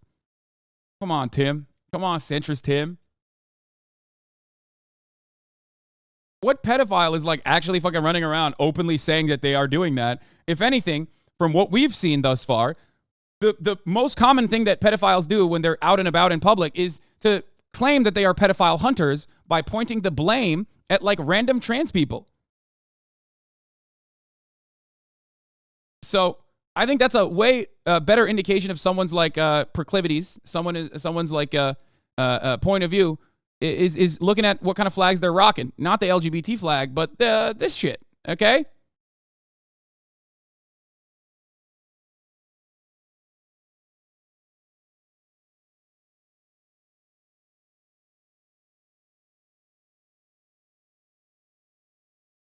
If I failed to appear, I would have been arrested and held until court. Not what happened. Want to know what happened? Watch this around the hour mark. Yeah, I'm not watching that, man.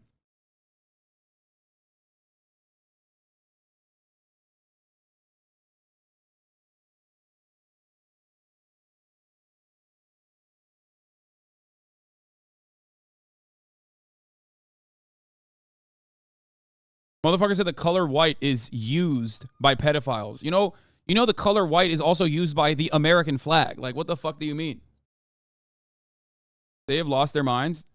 Oh yeah, this was a fire. This was a banger response. If you lay the 4 trains flags together and rotate through 90 degrees, look what you wonder. Wonder if they thought this one through. I love this one because it comes across like a joke. You know what I mean?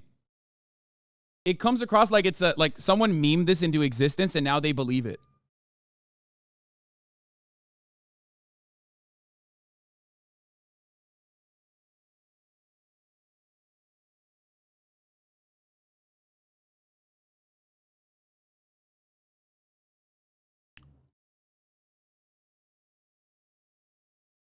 It's fucking awesome, dude. This is like, I mean, this is just like insanity. This is just simply, in a normal world, okay, people that say stuff like this are basically crying out for help. Okay, they're crying for like, mental health services.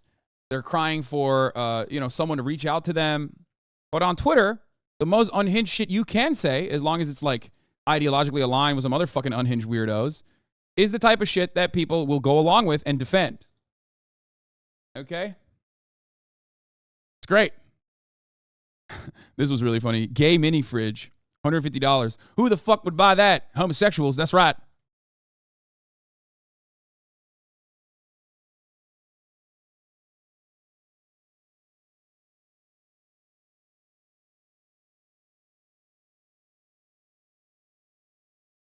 Big brain Tim take. If you drink Bud Light and shop at Target, you're gay. Wow, this is really gonna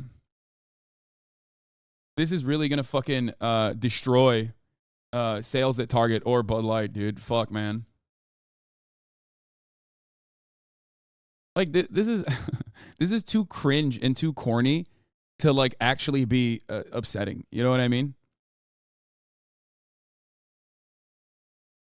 Like, what are you, 14 and like sexually insecure and confused, and therefore you're like, I'm not gay, dude. What the fuck, dude? Oh God, don't write in the books that I'm gay.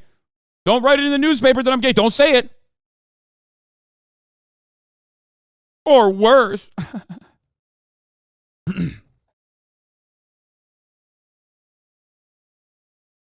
I don't agree with this quote, but I'm not gonna lie, this shit was funny as fuck, dude. Blue check marks are fucking the dumbest people. Oh.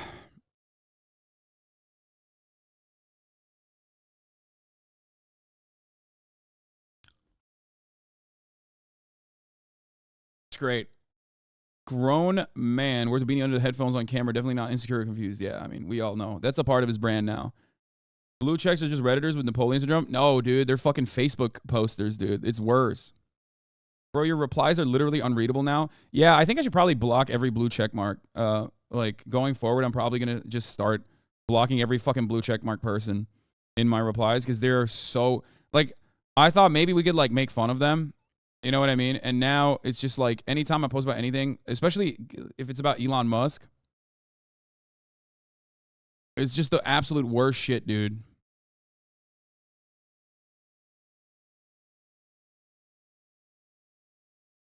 The absolute worst shit. Like this guy. This guy isn't aware he could go buy amazing healthcare right now if he wanted.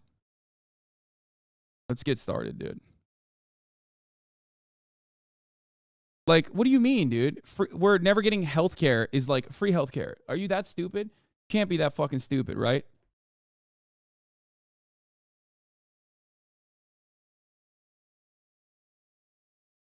Adam Friedland posted, "You're welcome. Taylor Swift will reportedly release a remix of Karma featuring Ice Spice." And he said, "You're welcome." Ah! Adam Friedland, you vile, miserable piece of shit. I swear on God's name, you will never know another second of peace. His stands calling me anti-Semitic in the replies. First of all, let's start by addressing why that white man is out here calling a black woman Inuit slurs.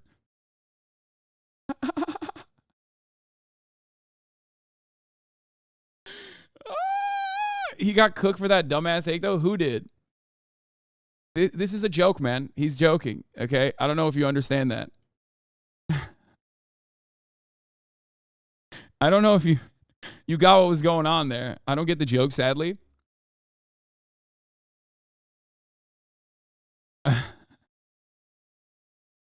Everyone is so fucking brain broken in this process. It's awesome. Look at the QRTs. 193 quote retweets. Oh, God. They're fucking going crazy. Taylor Swift's neo-Nazi fans viciously attacking a proud Jewish podcaster.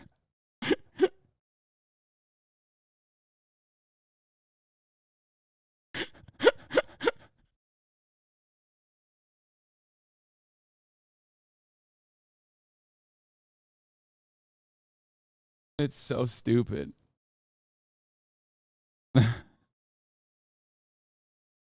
Context of the joke is this. Wouldn't expect. Context of the joke is this. Do Ice Spice know that Taylor's new boyfriend literally made racist comments and body shamed her? Which, again, was cringe. Ice Spice is awesome, okay? I disagree with Matt Healy, and I disavow what he said. Listen to alternative music. I feel like a lot of people wouldn't expect that. Yeah, shout out Coldplay, the 1975, obsessed with them. Listen to Ice Spice, you know who that is? Nick doesn't know it. She's like one of the Spice Girls. Yes, that's she's right. like this rapper. She's the rapper that has Spice one Girls. Inuit Spice Girl. Just this chubby Chinese lady. Yeah, I rap about music. Do they talk like that? Do Inuits talk like that? They don't talk with a Chinese They accent. talk like a more Hawaiian style. Yeah, more Hawaiian. Yeah. Welcome to Hawaii. Yeah. Locals only. Locals only. Gold coconut. Yeah, that's what Ice Spice is like. She's a very attractive woman that released one song and basically. So you slide in your DMs, you're like, so what are you, a fucking Eskimo? Yeah. I 100% disagree with everything that they're saying here. Okay, I disavow. I disagree. I think that this is fucked up. And and also Ice Spice is great. She's awesome. Yeah, that's what I was like, you fucking dumb. Yeah. Anyways, Ice Spice, you know who that is? Yeah. This is your fault.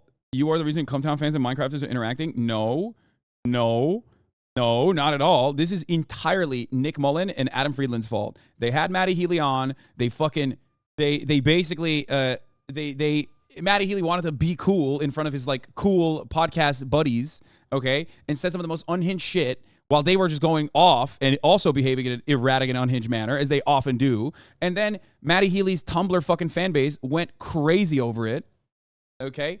But ultimately, why not just say you thought it was funny? I don't think that it's funny.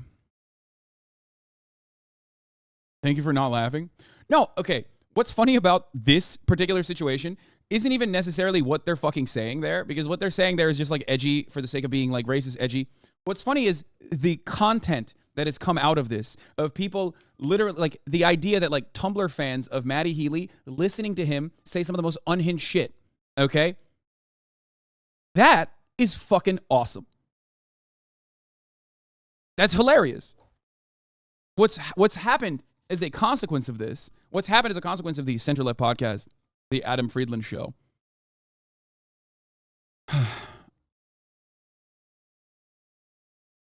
has had genuine ramifications. Neil deGrasse Tyson went on after this too, lol. How the fuck do they get these guests? They had him on. They had Binging with Babish on, which I thought was pretty funny. Like, after all of this shit happened.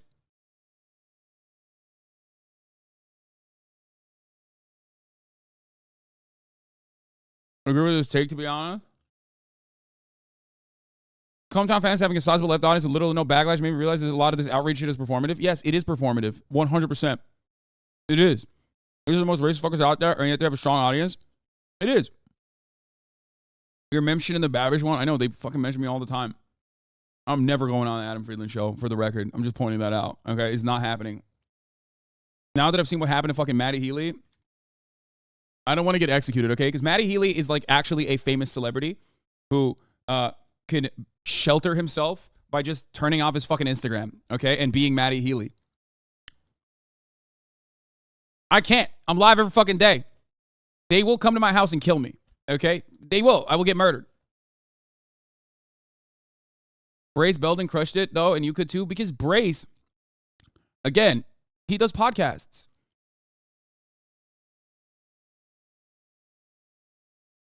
Remember when Doja was posting feed in Nazi forums? That was cool. That's such a funny fucking take, dude. You were posting feed in Nazi forums.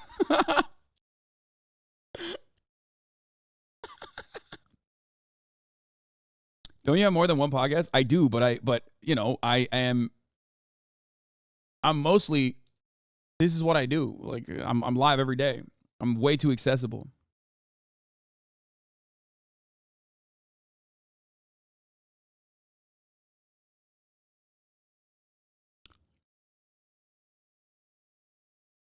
No, she was posting feed in racial chat rooms. Yeah. Anyway, she posting feed in racial chat rooms.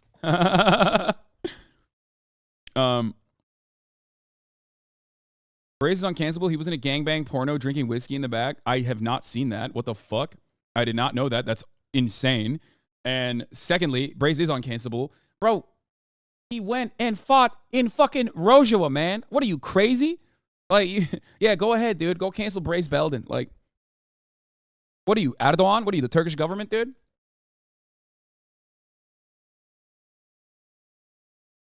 What they were saying is definitely subpar, but this reaction and the meeting of the minds were hilarious. Yeah, this is like racial Jake, the CEO. Exactly.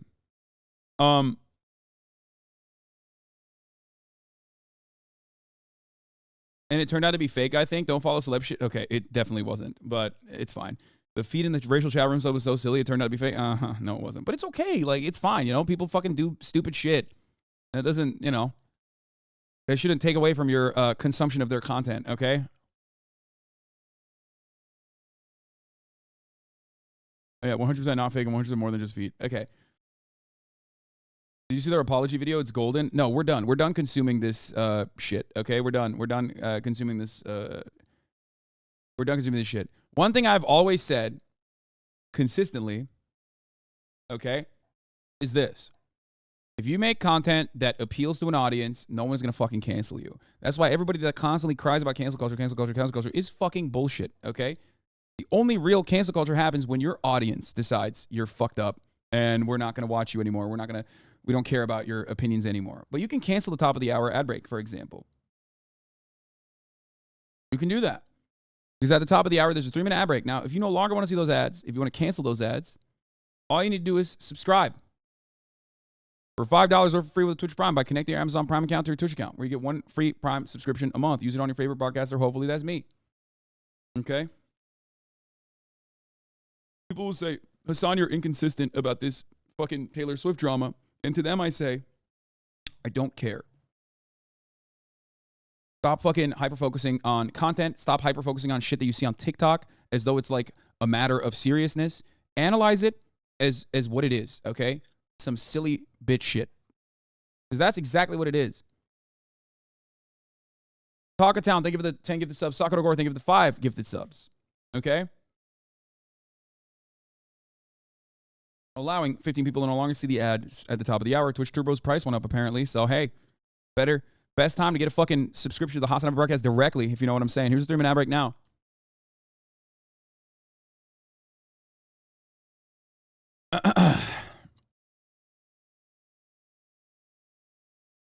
Stop hyper-focusing after spending an hour on this. Well, I mean, I think it's kind of like this.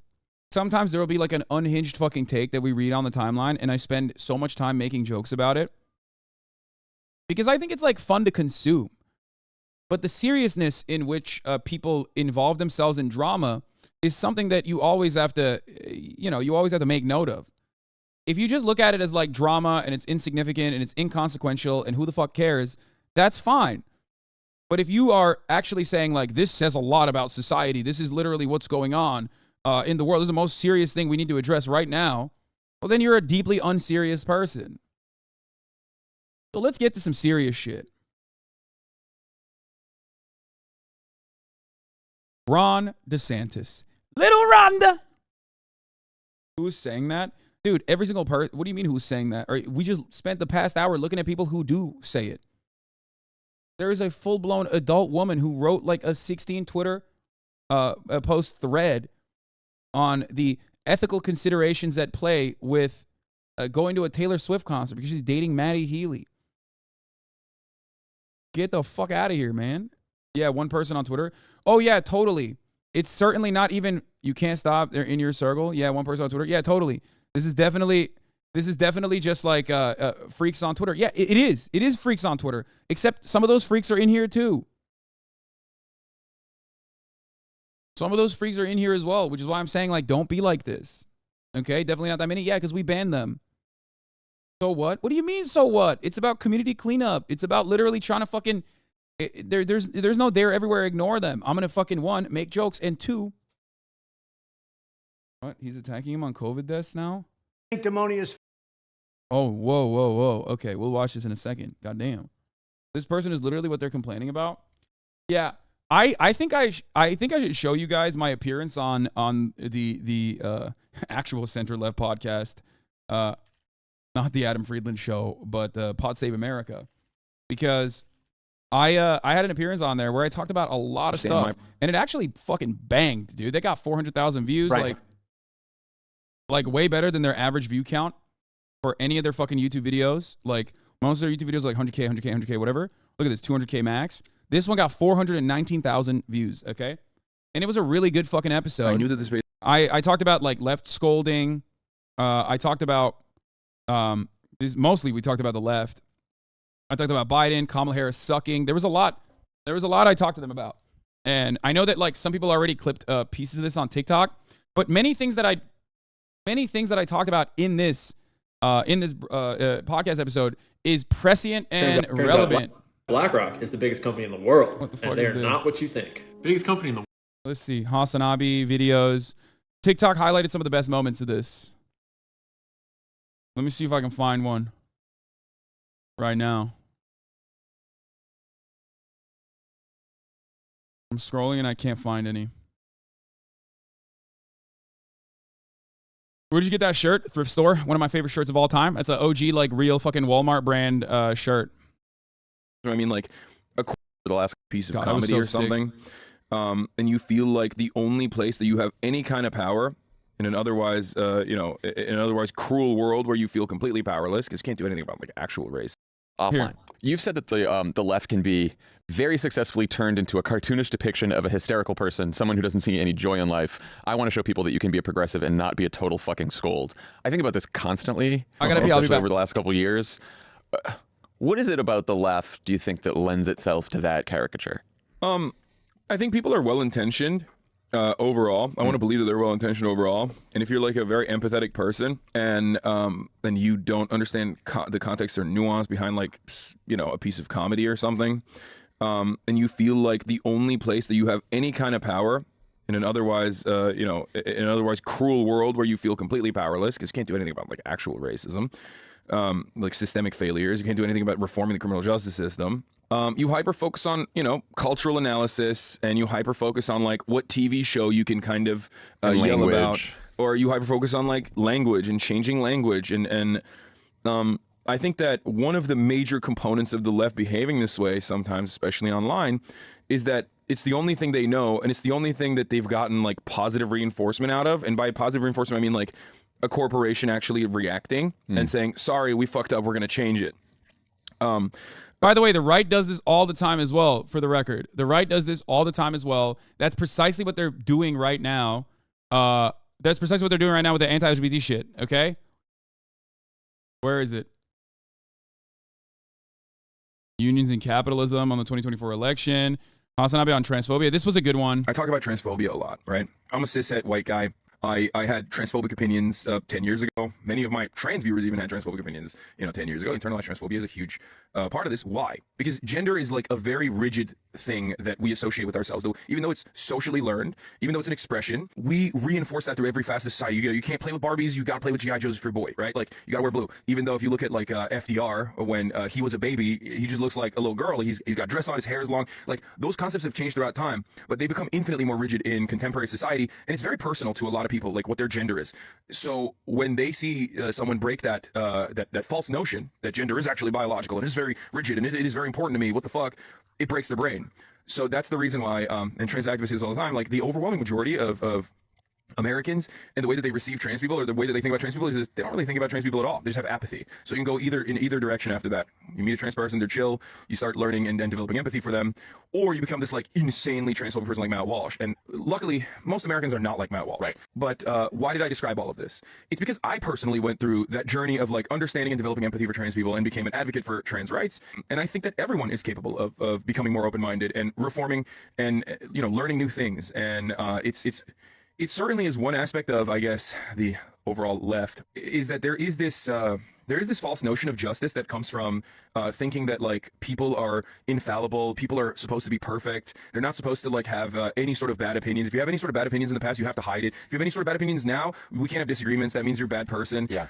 It's a bit of a cartoon because most people don't actually behave like that in the real world. Right? Never. You would never fucking sit across someone and be like, oh wow, you have a disagreement about like I don't know, fucking the criminal justice system, you're a fascist. And also, I'm going to call like 30 people over to the table and have them all start screaming at you. Yeah, like that would never happen, right? So my point is that everyone, with the exception of like professional Republicans, professional commentators, I would say, everyone in the margins, everyone has a capability of changing their opinion on a particular matter. I don't think it happens through like contentious debate in the way that like a lot of people claim it does. I think that's just more for solidifying your positioning. And there is always a 20% in the middle that you could bring to your side, but like debates are not really about the truth. They're just about whose rhetoric is better overall. But I try to do that through just overall being a chill guy who talks about these issues. I talk about transphobia a lot. I like Hasan's content isn't for me, but this is very coherent from him. You know what I've begun to realize? Because I go to Reddit After Dark all the time, and I look at the replies, because I want to know like what people are saying. I've realized that like this is a very big community, and because it's a very big community, we've banned a lot of motherfuckers, okay? And like 90% of the comments are either people who have friends who have been banned here, or people who have been banned themselves, or people who have watched me ban others and went, Hasan is so mean to his chat. It's actually surprising to see how he speaks coherently when he's not dealing with chat. Or exceptionally rare Hasanabi W. A lot of people say things like this while they simultaneously the exceptionally, exceedingly rare Hasanabi W is not rare at all. People say it all the fucking time, so much so that like maybe it's not that rare.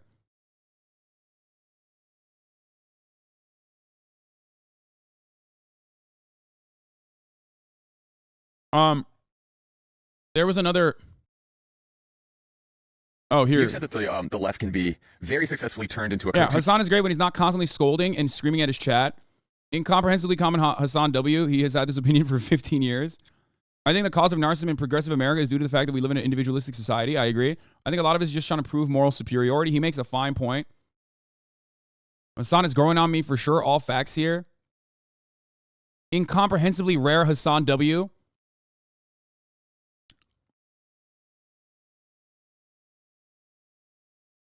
Chat is really scary. I was so intimidated when I first joined. I will never punish you. I will never punish you if you're like legitimately and genuinely interested in learning. But if you come across like you're, being deceptive, if you come across like you're trying to derail the conversation, I might get things wrong, by the way. I might get things wrong. I often do, and I apologize for it. Not that it matters, because people don't really give a shit about apologies. It's another aspect of like the left that I don't like. Okay. Here's the best example of people realizing your views. They're going through that jail system without even a court date. We have basically proven time and time again that like these kinds of, we're going to fucking tackle crime head on by, beating people's heads. The just yelling at chat isn't usually a thing. You usually get mad because you want them to learn. Yeah.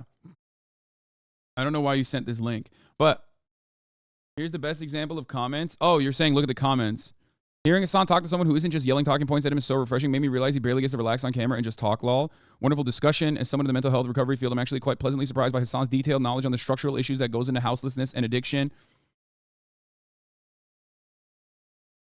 It's amazing how much more well-spoken he is when he's off Twitch. I mean, on Twitch, he can articulate points pretty well, but damn, this is a great podcast interview. Can't help but point out that all of our talk show hosts don't really provide anything but anecdotes for the arguments while Hasan is providing stats behind his. I usually find this dude annoying and pretentious, but after hearing him speak, he seems like a genuinely good person who just wants to help.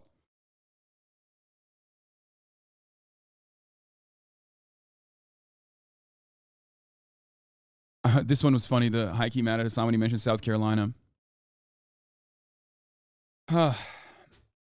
Why do people get that impression? Well, not many people on the internet have a dedicated hyper online community of haters that are actively trying to do counter propaganda about how bad I am. I do. I do from 10 years of political commentary. I have a mishmash of people that come from many, many different backgrounds that that literally don't even have any kind of like shared perspective other than fuck Hasan. It could be for individual reasons because I banned them, banned their friends. They saw me ban someone with a similar perspective. Jesus, you talk a lot. I'm literally a broadcaster who talks. Okay? That's my job. The classic, I wanted Hasan to be thrown into a volcano, but after not watching chip clips and seeing him for myself, he's actually based. Yeah, it happens very frequently. Honestly, your stream is hard to get into. If not for the YouTube clips, all my friends stopped watching within a week because of stun locks.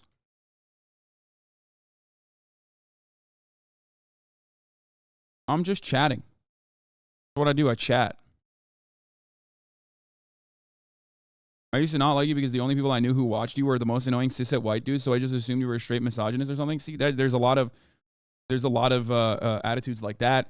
If you go to Twitter, there's still so many fucking people that will just like regularly be like, Hasan is a rapist, sex trafficker. And it's like, in the normal world, you'd probably get fucking jailed for saying such an unhinged lie about an individual, or you'd at least be socially outcast. But on Twitter, you can be anonymous and say that on 700 different sock accounts. You know what I mean? And a lot of people think when there's smoke, there's fire. So they just like stay away. And they inevitably develop like a negative perspective.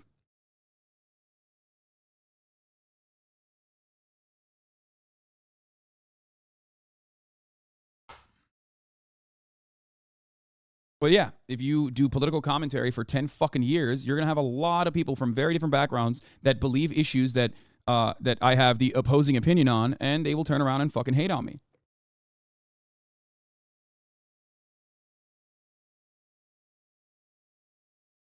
Anyway, Hasan's explanations are pretty good, even getting the statistics pretty close right off the bat. Hopefully his audience expands. There's a lot I don't agree with Hasan on. Still, guy, you're bringing more diverse viewpoints for us to look and investigate on our own. I love how Hasan can simplify super complex issues so that anyone can understand them. Not only that, but his humanist and moral approach to policy is fantastic and something we need more of in the U.S.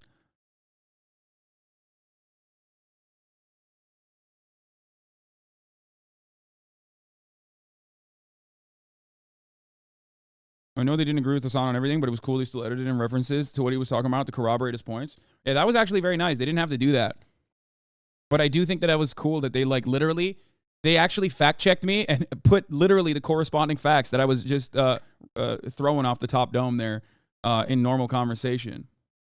Today I saw someone on Twitter say you're a rapist because you went to a brothel. Yeah, I know. It's like things that you voluntarily talk about, especially during your advocacy, will be used against you if you are a leftist by sometimes other people who claim that they are leftists. That's it.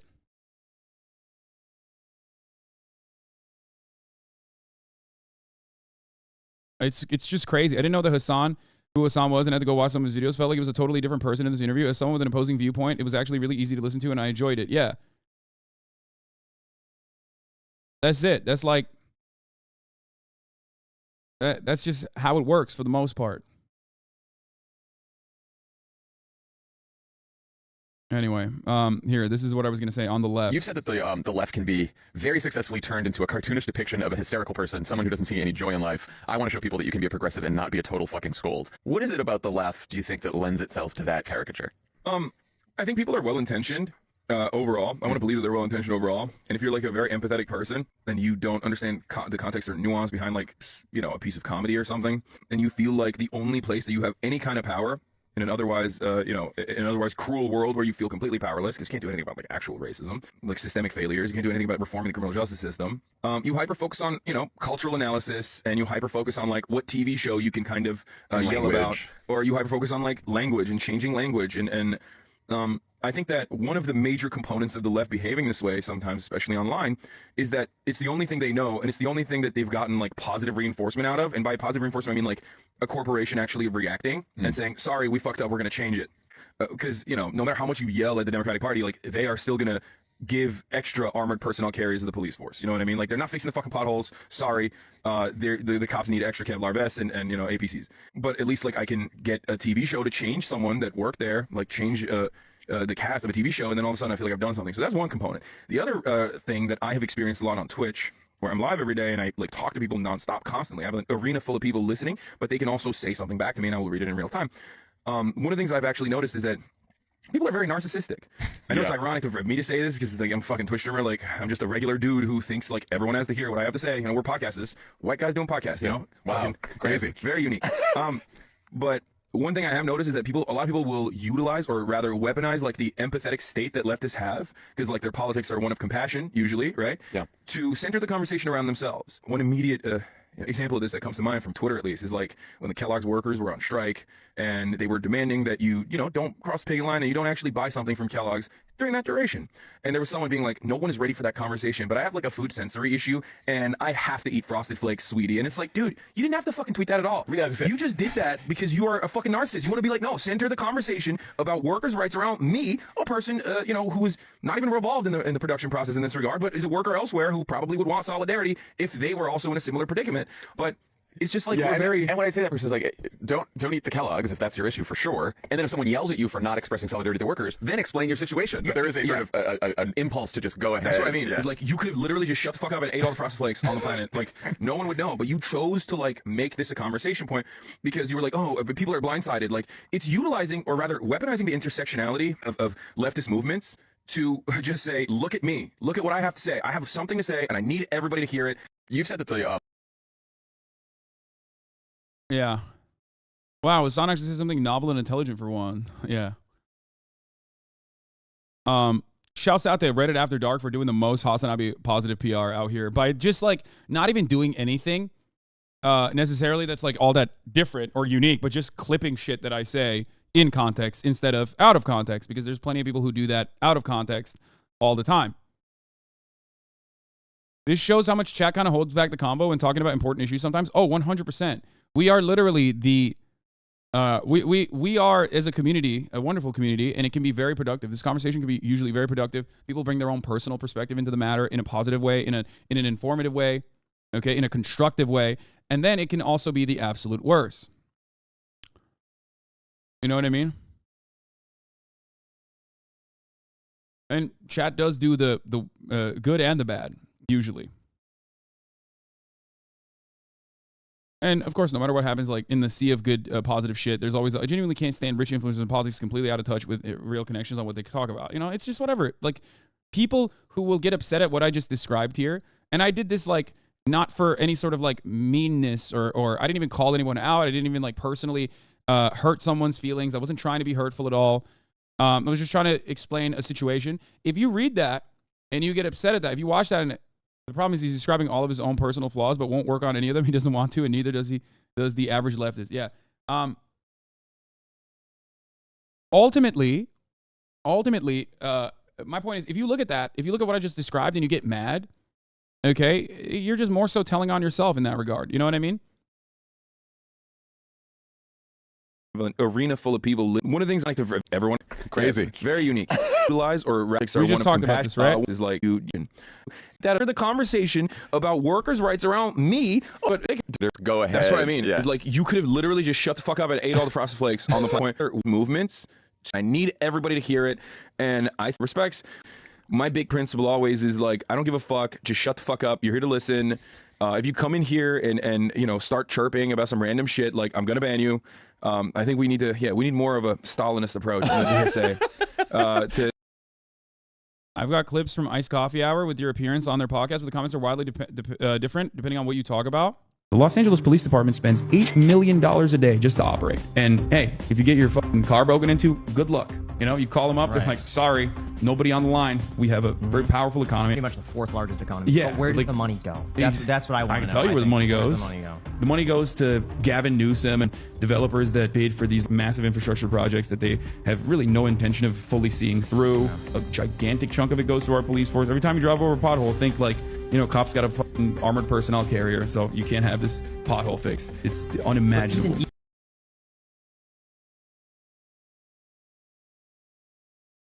Hasan swears he's smarter than he actually is. I don't. Say I'm a dumbass all the time. Hasan just talks a lot and says nothing. I mean, these people aren't like trying to understand or learn, to be honest. They're just, you know, they see, there's always going to be people like that, which doesn't matter, you know? There's always going to be people like that, people who disagree for the sake of disagreement, you know what I mean? America houses the largest number of prisoners on the planet. We are 4% of the entire planet's population, and yet we have 25% of the entire planet's prisoner population. In other countries where they have a much more understanding approach that focuses on rehabilitation, they have better results of reintegration. What is the main difference, though? It's because crime doesn't happen because people are bad people. Crime, for the most part, is a consequence of your material conditions. That's why when there's more poverty, like in a state like South Carolina, there's more crime. Reality is that we rarely ever try to tackle the underpinnings of why crime happens, and then we try to do this patchwork solution of like more police enforcement, which ironically then takes funds away from the ways to deal with why crime happens when there's less funding for after-school programs, when there's less funding for education, when there's less funding for affordable solutions to the housing crisis, the relationship that crime has with poverty. And yet, for some reason, we just like to turn a blind eye to it here in the United States. America, when people have more economic security, domestic violence also goes down. I find them on there. Yo, vad, jag she'll do it eventually. A little bit longer, yeah.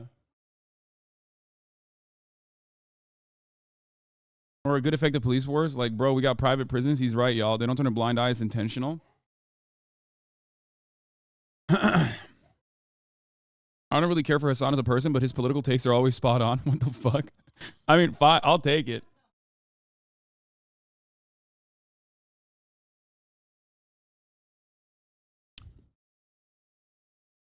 I'll take that.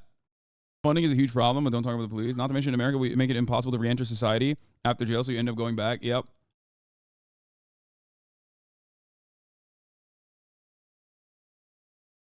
Why is the song getting edited just like an Andrew Tate TikTok, lol? It's not bad. Like, my goal basically is to, you know, take pretty basic leftist concepts, like pretty fundamental leftist concepts that I believe, okay, and try and make it more palatable for the average person. Hyundai had a facility in Alabama where children were actually working in the facility. Oftentimes, these are undocumented kids, all the way from like, 12-year-olds, 14-year-olds on the assembly line. I wouldn't be opposed necessarily if they make it easier for a teenager or someone who wants to work after school a certain amount of hours, more access to be able to work if they want to. 11 states have done this, and they've either passed or introduced laws to roll back child labor laws. In the past 2 years, those states have moved to extend working hours for children, eliminate work permit requirements, and lower age for teens to handle alcohol or work in hazardous industries. Jack, you worked at a restaurant, but you couldn't serve the alcohol, right? Correct. Yes, correct. Until I turned 21, but restaurants don't really adhere to that. Hyundai had a facility. Hasanabi annoys me. Imagine that a capitalist is pro-child labor.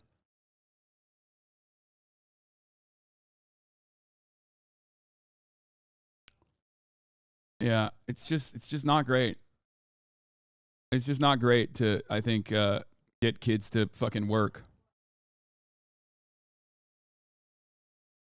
He isn't talking about the actual he's talking about liberals. I feel like we have a huge issue of arrogance as well. I just hate his voice. I don't disagree with him, though. It's fine. I'll take that, too. In contrast, Brett Cooper's clips are all culture war bullshit. Wait, I didn't even look at that. She also, she was on it, too. She was on the Iced Coffee Hour as well. I wonder what she talked about. Brett Cooper got canceled for defending Jeffree Star. Brett Cooper was almost aborted. The #1 stressor for our generation. Why hookup culture is ruining our generation. Homeschooling versus traditional school.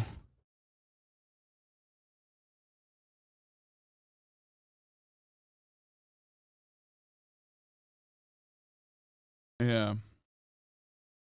But hey, Fem Shabibo knows how to fucking massage the algo, you know what I mean? Free press cop annoyers are getting more creative. What? What else would you talk about? She's like 19. Well, these are issues that actually hurt 19-year-olds as well. Just proves your point. Conservatism is all about culture war bullshit. Yeah.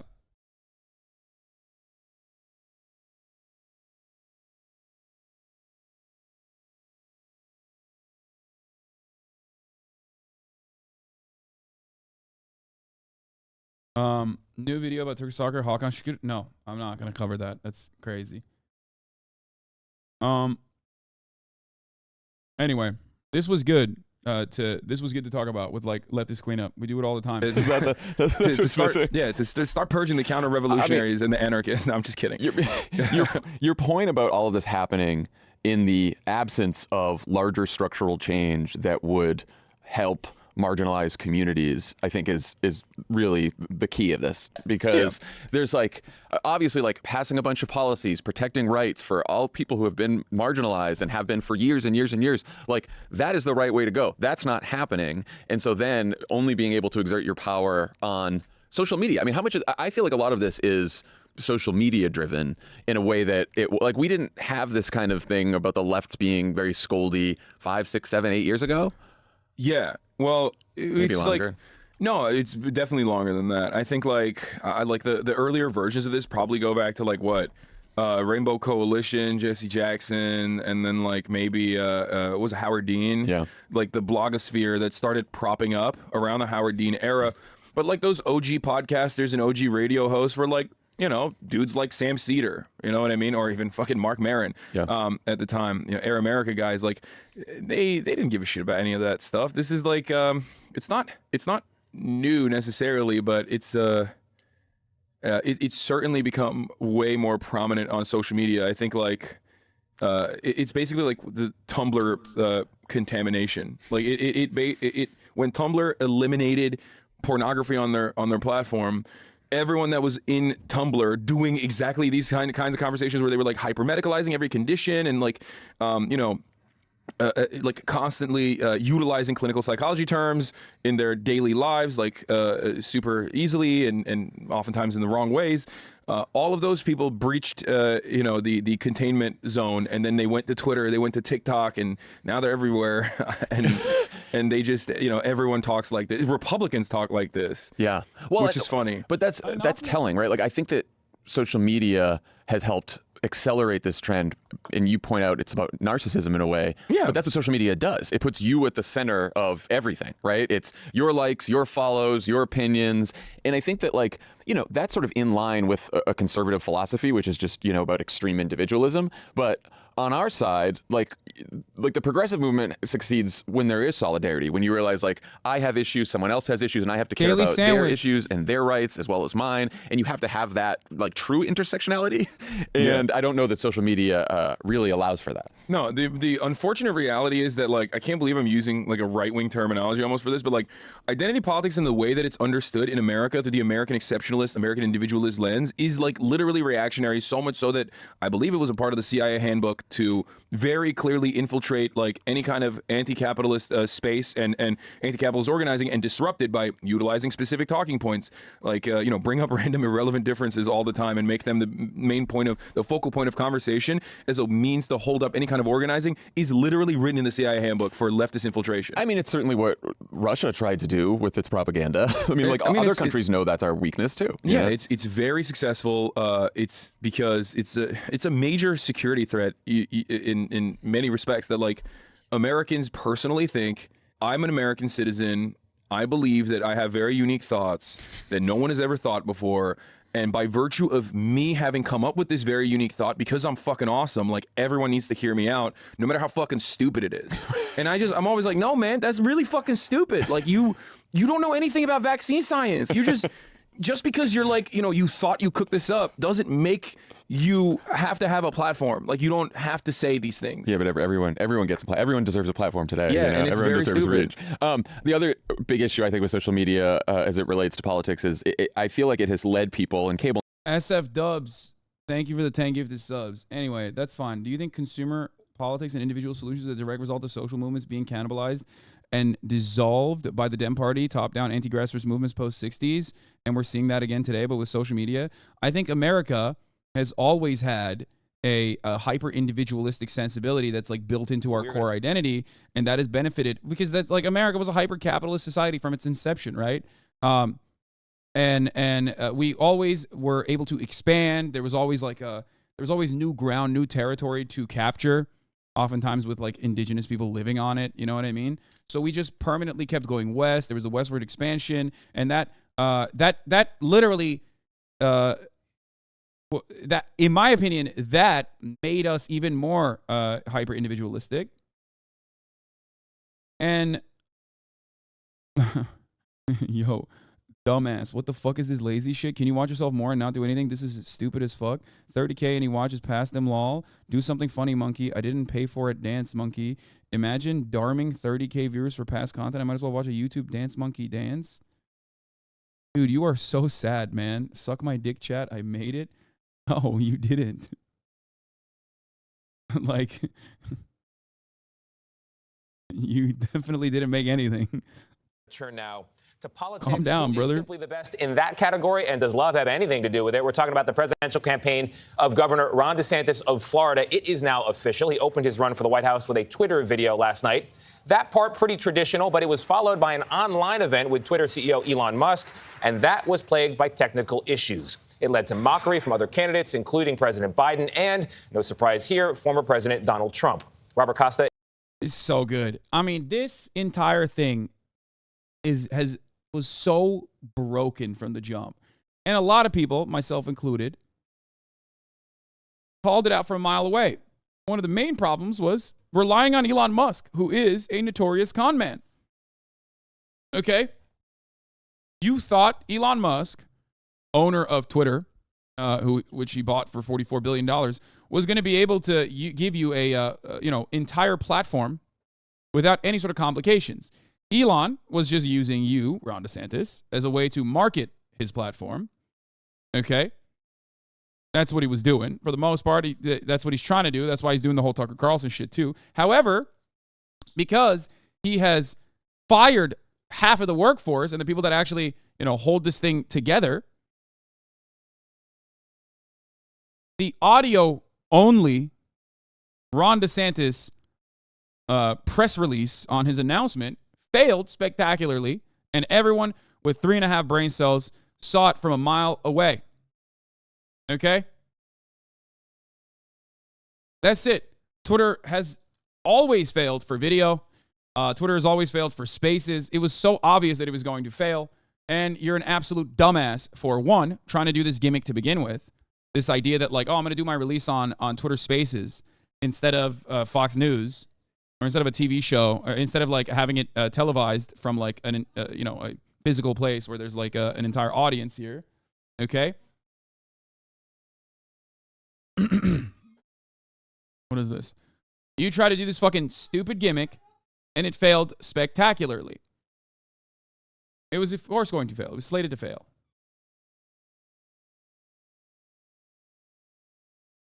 The audio in and of itself and the audio quality in and of itself was already absolutely disastrous, even when it did work. Okay? And the reality is that it never really fully worked anyway. David Sachs explaining to Laura Ingraham what happened. I love that. And now they're licking their wounds, and because the broader audience is really fucking stupid, they'll also kind of go along with it. But I think that people are cognizant of the reality that there are a bunch of websites that actually work normally, right? That would have been able to hold a much, much larger audience with no problems.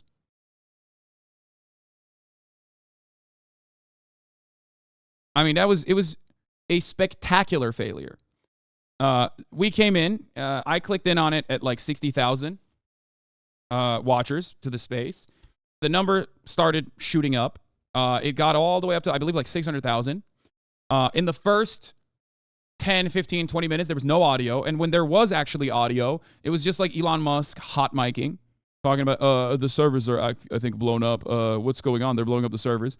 Or Elon Musk not muting himself, sitting across from fucking David Sachs, who was supposed to be the host of the show this time around. And you know, hearing double audio and mic feedback. It was just a major disaster. And it was a very expected major disaster. And now they're trying to turn this disaster into a positive thing by saying we broke the internet. No, man, you broke a broken product.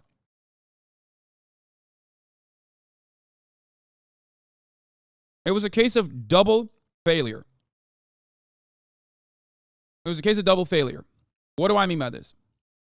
It was a failure because it exposed that Twitter is being held together by ticker tape, and it is not a platform that you can utilize for audio and video. It exposed that Elon Musk is a fucking gigantic idiot for thinking that he could be able to pull this off. Something that you know, many other platforms like YouTube and Twitch do on a daily basis with video and audio. I mean, fucking Kick would have done a better job. Okay? Kick could have done that. That's where Ron DeSantis should have announced it, on Kick. Jeff Bezos got Twitch for $970 million. Musk paid $44 billion for Twitter. Dumbest billionaire. Oh, 100%. And it also exposed that Ron DeSantis was a fucking idiot too for trusting Elon Musk and for even thinking that like a Twitter release for a Twitter announcement would actually be anything but a gimmick. Because even if this worked flawlessly, even if this campaign announcement worked flawlessly, it still would have been an abject failure because it was on Twitter. There's a reason why people follow old school principles in a lot of instances. Like, I'm no fan of legacy media, but I often will be the first to admit that legacy media still has the power to consolidate viewership due to how limited the number of TV stations that exist. TV stations also have a built-in audience.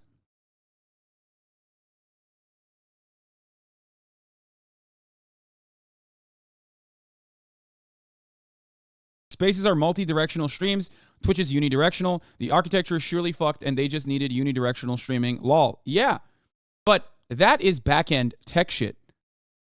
If your goal is to reach the broadest audience possible as a presidential campaign announcement, it doesn't matter if you're doing it on fucking radio. It doesn't matter if you're doing it on YouTube. It doesn't matter if you're doing it on TV. Your goal is to reach as many eyeballs successfully.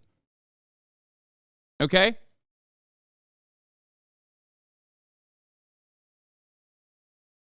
That's your goal. And they failed dramatically, spectacularly. They couldn't even broadcast this to 600,000 viewers. It bricked at like 400K. That is laughable for anyone who understands the internet, okay? You can fucking do the unidirectional, multi-directional, or you know, all this other like tech cope you want. Radio has been successfully broadcasting to hundreds of millions of concurrent listeners since 1885, okay, or 1895, whenever the fuck radio was invented. Get the fuck out of here. Trying to turn this around and make it seem as though this is somehow unique is so stupid. It was not the biggest event that anyone has ever seen online. Maybe it was the biggest failure in launching political campaigns. That much I will agree to. But it was completely idiotic to see it as anything but an abject failure. But there are a lot of idiots out there. A lot of them are David Sachs fans. A lot of those idiots are Elon Musk fans. And maybe some of them are Ron DeSantis fans as well. There's really never been a mechanism before where someone could address the nation, or anyone who wanted to listen to them could. Exactly. I mean, I made this joke and people got so mad at me. If you want to see like blue checkmark cope to the max, I made this joke at the time when it was happening. I said, Elon Musk broke the internet. Meanwhile, this shit broadcasts audio to hundreds of millions daily since 1895. Multicast versus unicast back in comparison. Stream to that then. I doubt very much in 2033, the amount of people listening to broadcast radio on a daily basis would number in the hundreds of millions. I might be wrong, but I don't think the radio was connected to a server that generated traffic by hundreds of millions of users. I didn't know radio was powered through internet. No one really listens to that anymore. Like, brother, are you fucking stupid? Are you this stupid? Ultimately, you're a listener, okay? You're not the tech guy. The goal for a presidential announcement is to reach as many people as possible. And they failed to do that. Ron DeSantis, if he was willing and able to do audio-only release, he could have just gone to radio.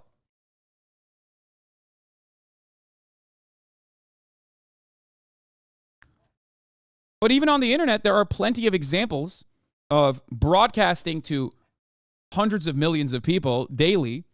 Not hundreds of millions, but at least like tens of millions, multiple tens of millions. Okay?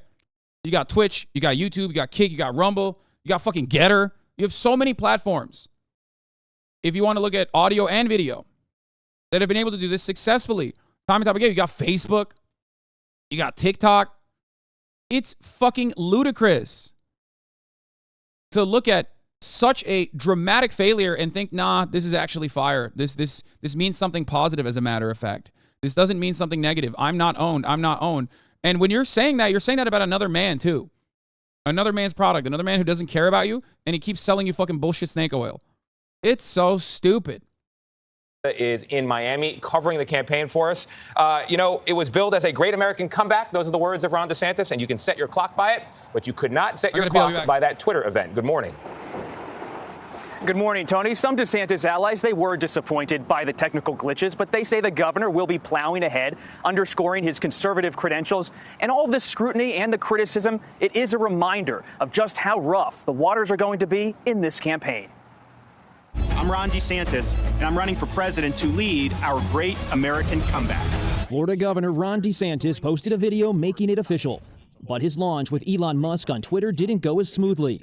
We've got just a massive number of people online, so it's servers are straining somewhat. It was marked by technical difficulties when the site kept crashing. So I think we're back online here. And after a 20-minute delay. If you nominate me, you can set your clock to January 20th, 2025 at high noon, because on the west side of the U.S. Capitol, I will be taking the oath of office as the 47th president of the United States. It did break the Twitter space, and so we're really excited with the enthusiasm. His rivals were quick to pounce. On Truth Social, former President Trump called the launch a disaster, and President Biden tweeted a link to his fundraising site, noting this link works. On Twitter, a spokesman for the campaign said DeSantis literally busted up the internet. Washington is next, claiming he raised more than $1 million in the first hour. But DeSantis has a lot of ground to make up. In a new poll, Trump is dominating the Republican field with 53% support from likely GOP primary voters. DeSantis trails with 26%. DeSantis was saved by the endorsement of President Trump. The Trump campaign also attacked DeSantis in new ads, showing how DeSantis previously supported the former president. Isn't it time DeSantis remembers how he got to where he is? Other candidates in the crowded GOP field took on DeSantis, one saying he is imitating his former supporter turned rival. The way he speaks, the way his hand gestures are, the fact that he's moved his policies, all of it's... No, you were right. Estimated 3 billion people listen to radio at least once a week just a couple years ago. Yeah, radio still has like a tremendous amount of reach that a lot of people forget. As a matter of fact, you know who shouldn't forget that radio has a tremendous amount of reach? Right-wingers, because they literally still consume radio content. A lot of people don't realize this, but like Alex Jones, Rush Limbaugh, rest in piss, and even Glenn Beck are major players in the conservative talk space, which absolutely still very much is viable and exists, and people make money off of it too. Yeah. America's car-reliant infrastructure has created a viable avenue, a viable medium. It's so crazy to me that these people forget that, like the top of the hour ad break, which has created a viable space for all of the subscribed watchers of the Hasanabi broadcast to avoid the top of the hour ad break, which comes at the top of every hour. It's 3 minutes long. Okay? And if you no longer want to see those ads, like I said, all you need to do is subscribe, which you can do for $5 or for free with Twitch Prime by connecting your Amazon Prime account to your Twitch account, where you get one free Prime subscription a month. Use it on your favorite broadcaster. Hopefully that's me. You can also get gifted a sub if you're lucky. Here's the 3-minute ad break. Now, Orphic Dionysus, thank you for the 5 gifted. Nestor Perez, thank you for the 5 gifted subs as well, allowing 10 people to no longer see the ads at the top of the hour. Here's the 3-minute ad break now.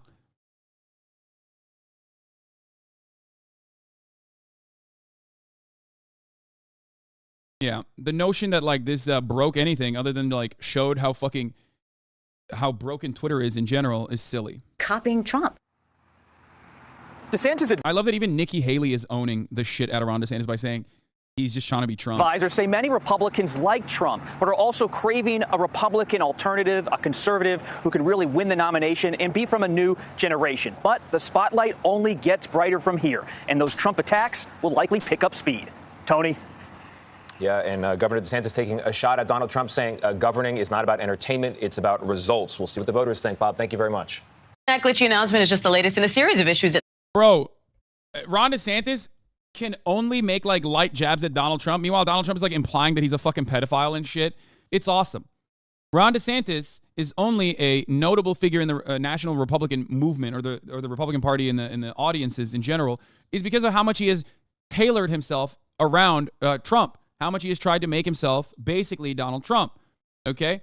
DeSantis' bio on his campaign website is a 404 page not found. This entire campaign is literally on fire. They got $87 million originally, and they can't even fucking redirect it back into their own direct campaign coffers, and instead have to utilize super PACs, which of course are not connected to the campaign, which is part of the reason why they have to like keep farming donors. Ron DeSantis' entire campaign is supposed to be super PAC funded, which is a bit unique for a national, which is a little bit unique in this day and age. I guess it's going to be more commonplace in the future, but it basically says like, oh, we are not going to get individual donors. We're most likely going to get just corporate donors and wealthy mega donors to like float this campaign through and through. So that's part of the reason why when you don't have like direct campaign funds, you can't hire people. And if you can't hire people to do this kind of shit, ultimately it's going to be a major failure.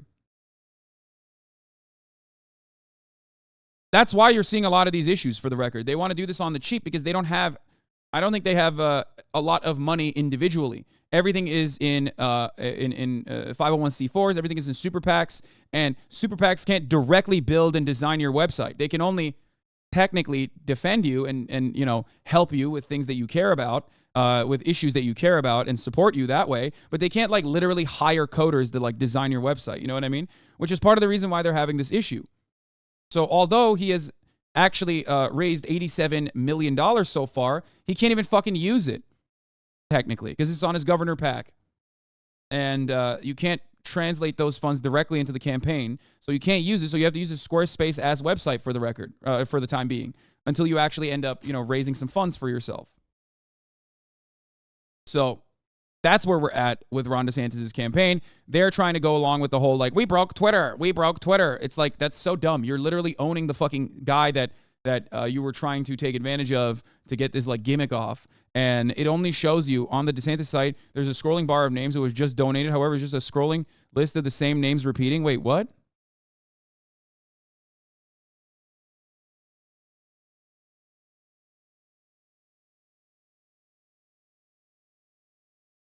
There are two names. Two of the names are Michael. Whitney H is probably just a reference to Whitney Houston. Whitney H is still up there with 104. Some new names are also in, but it's suspicious that the API might be recycling a random set now. Wait, what?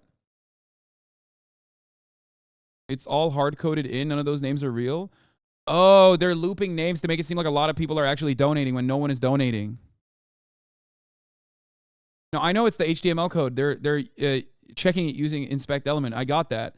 And it seems like they have names on the ticker that's constantly flying by just to make it seem like that would be illegal, okay? That is quite literally illegal. I would go to jail. For those of you who don't know, what this ticker is showing is illegal. That is a crime, chat. How? What do you mean how? You can't donate as an individual to an individual campaign more than like the maximum donation limit? What are you, crazy? You can donate to a super PAC.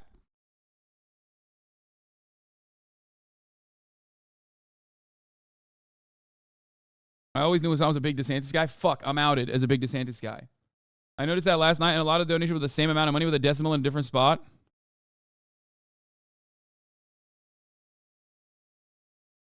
Anyway. Didn't Dinesh D'Souza do exactly that? No. Dinesh D'Souza did straw donations.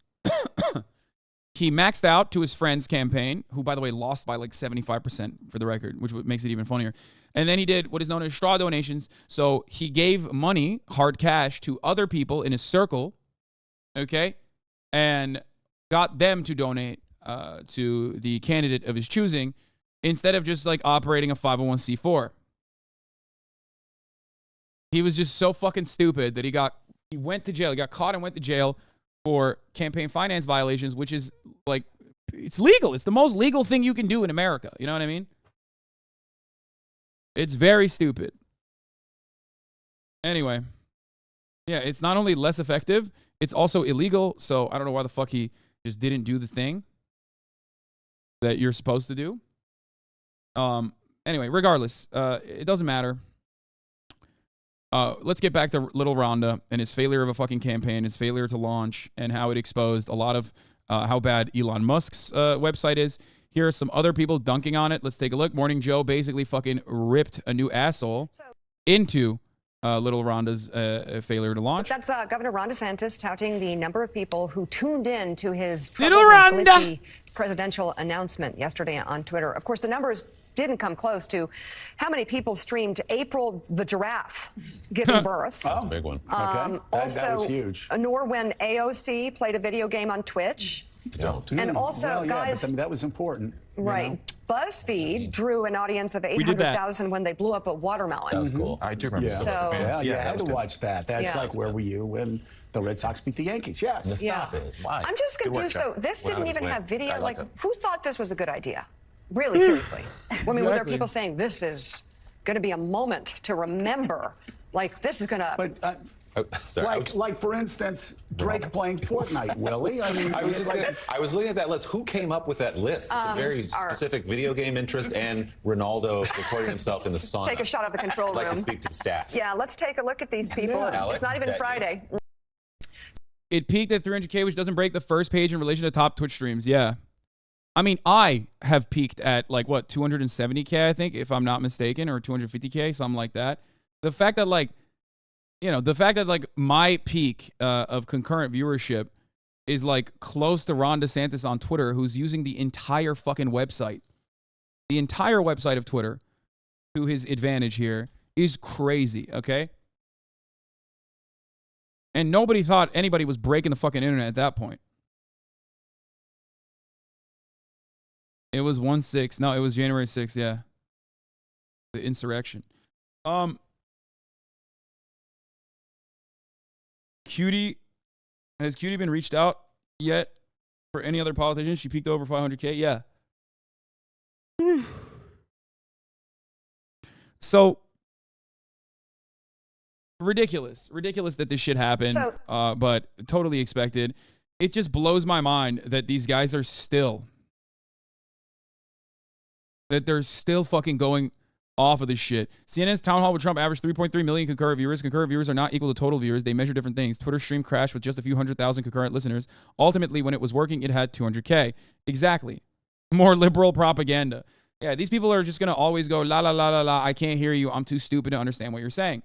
But there are people who should be a little bit smarter, like David Sachs is a fucking dumbass, but at least he should be smart enough to know that this was an abject failure. But because he can't take Elon Musk's dick out of his fucking mouth, but to talk, he's going to, of course, try to turn this situation, which is an abject failure, I have to mention this again, into a positive somehow. Joining me now. And the positive is what? That Twitter is incapable of hosting something that, like, every other fucking video and audio platform is capable of doing. Exclusively is the man who moderated DeSantis' 2024 launch tonight on Twitter, David Sachs. He's also the partner at Craft Ventures and co-host of the All In podcast. A big entrepreneur. David, great to see you tonight. Thanks for joining us. Now, we're going to get to Governor DeSantis' vision, especially like ripping apart the bureaucracy in a moment. But the question on everyone's mind, including my daughter's tonight, is what happened?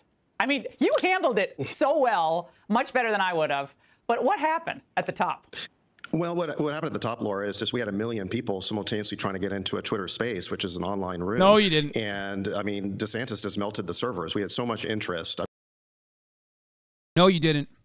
And it doesn't even matter. Even if it was 1 million people, the fact that you can't handle 1 million people watching is insane. How does anybody listen to this and go, wait a minute, that's like really fucking stupid? People do this all the time. Like, people do this all the fucking time. I'm so confused. Like, this shit happens on YouTube all the fucking time. This was hilarious. Everyone, wow, he shit his pants. Elon, yes, but everybody saw it. New York Times calls the DeSantis announcement a fiasco. NBC News calls it a meltdown. The Washington Post calls it awkward. Politico calls it horrendous. I call it massive attention. Top story on earth today. I don't know how to fix this. I don't know how to fix the brains of people who look to what Elon Musk said here and see it as a gigantic own. I don't know. I do think that this is indicative of how stupid a lot of people are. Like, it doesn't make sense. I don't know. I think, unfortunately, people at this stage are too fucking stupid to save. Okay? Like, the notion that you can't do all press is good press when the press is literally saying your shit sucks, dog. Your shit fucking sucks.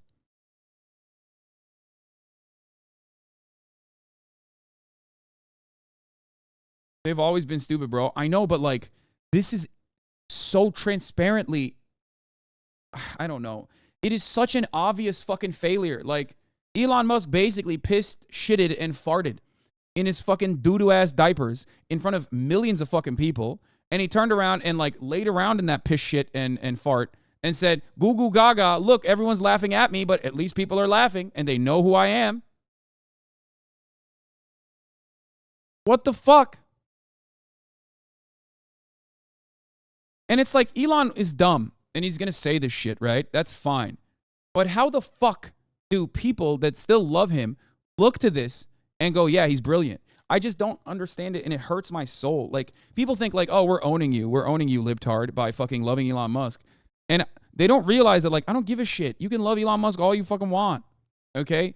It just boggles my mind that you are still this fucking stupid, that you cannot comprehend that this dude is a charlatan.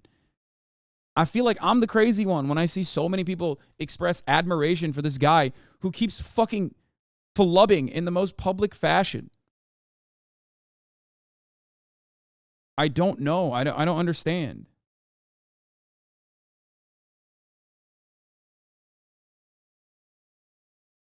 If he succeeded to make the space not glitch, it would have still been seen as the top story of the day. Yeah, some of his dick riders were running the "it's a DDoS campaign" shit. Okay, they were saying it was a DDoS attack. I don't know. Twitch had 3.3 million and Twitter can't even do 100K. Yeah, it's just like such a demonstrable failure. I don't know. It's just that he still has money and people equate money to intelligence. That's it. It makes me sad, man. Maybe I shouldn't be, but I mean, I got to hand it to him. Normally it takes a Kardashian to do that. So we just had so much interest. It took about 15 minutes. We've never had that level of scale before on Twitter. I fucking hate these cretins, man. They're so fucking stupid. Like, they make me want to say ableist slurs. Like, that's how fucking stupid they are. Okay, I'm sorry. I'm not gonna say it. Obviously, we don't do that here. We don't do that on the broadcast. But like, we need like a better word than stupid to describe a cretin like David Sachs. You know what I mean? Because stupid doesn't cut it. Idiot doesn't cut it. You know what I mean? Like, I need something more powerful. Obviously, we're not gonna be ableist, but I don't know. I don't know what to say. So weird. So fucking weird. Troglodyte? Ja, kaka yapmadı mı?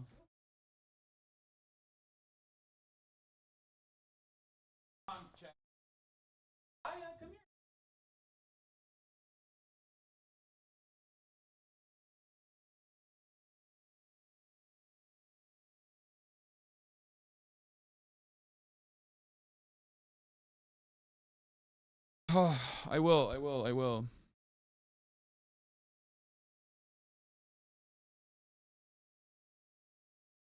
What about Meanie Bobini? Someone said DeSantis' announcement sounded like a GTA radio show. I can't unsee it now. I think the biggest room's been around 100,000. And so after about 15 minutes, we just moved the room to my account from Elon's account. And then it really worked perfectly. I think if your viewers want to go on Twitter, the recording is going viral right now. They're going to wonder what all the fuss is about, because once we got started, the audio was perfect. And I think No, man. No one is going to wonder what the fuss is about, because everybody saw the fucking failure. Significantly more people saw the failure than they watched the fucking, second audio component. The audio component, like the fact that it was an audio only broadcast in and of itself is already stupid as fuck. You can't fucking dance around it and be like, nah, dog, this major fucking failure was actually really sick. The governor it was a big W. was totally unflappable. And I think one thing I learned about him from this is that once we did get started and we were, about 15, 20 minutes late, there was no hint of anger or irritation on his part. He was in a great mood.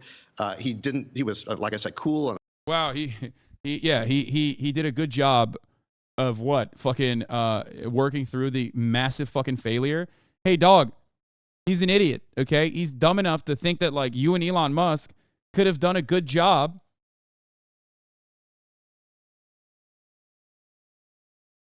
of doing a campaign announcement.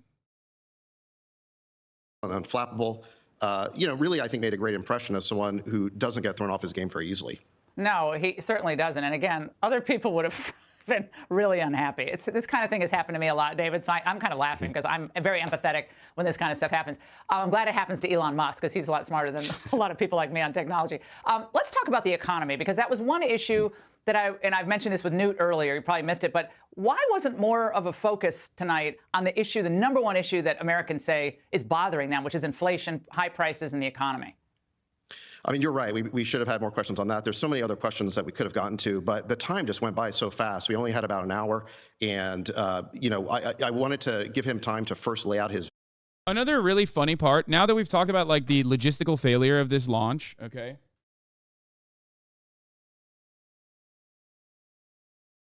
I'm just trying to see where the ball is. Did she fucking lose it again? No shot.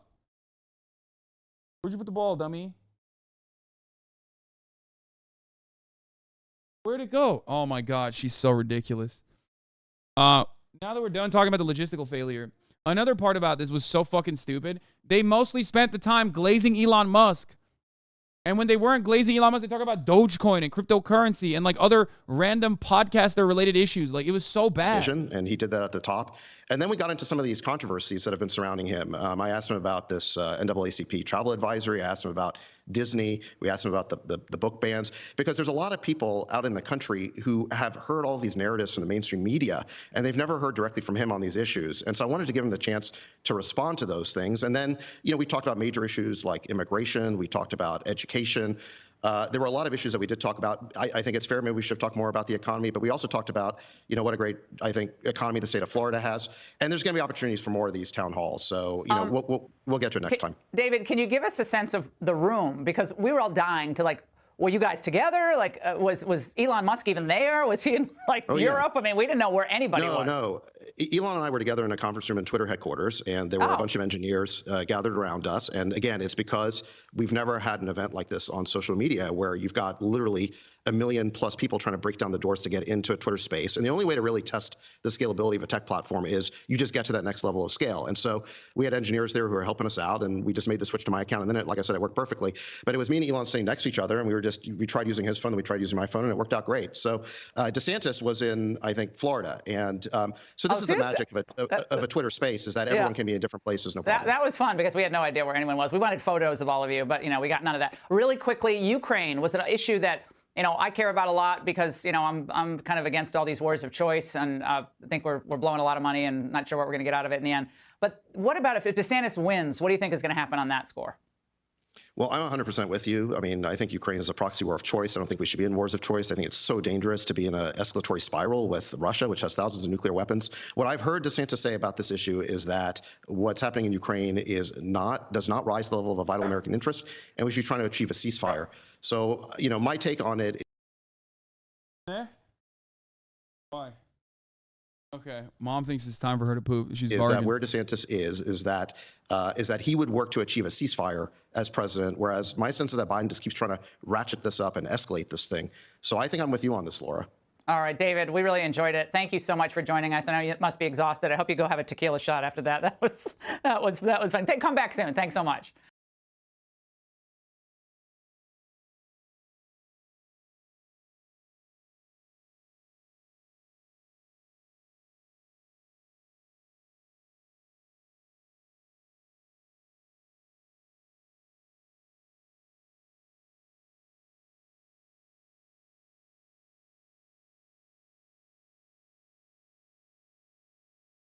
Fuck. Oh, anyway, So now that we talked about the logistical problems and we talked briefly about the content as well, which implies that it was going to be a failure even if it did work. Okay. It's crazy that he said there has never been an event like this on social media. I hope that like this opens the eyes of a lot of people who just, I don't know why, assume that these guys are smart for the sake of like other people saying that they're smart. Like I really hope that like, especially if you are, I don't know, like a person who has like a little bit of understanding of the internet, you look at this and you go, this is fucking ridiculous. What do you mean you broke the internet, you fucking idiot? Like you couldn't even, like it just only showed how much of a failure Twitter is and how a platform that is working with like half of its workforce is going to, of course, fail all the time.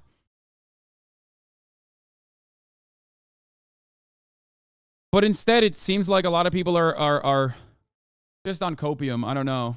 Please explain why Trump is right and Cuomo outperformed DeSantis on COVID. I'll wait. What do you mean? Cuomo outperformed DeSantis on COVID? I'll wait. What did he say? We get a Ben, you love Ron.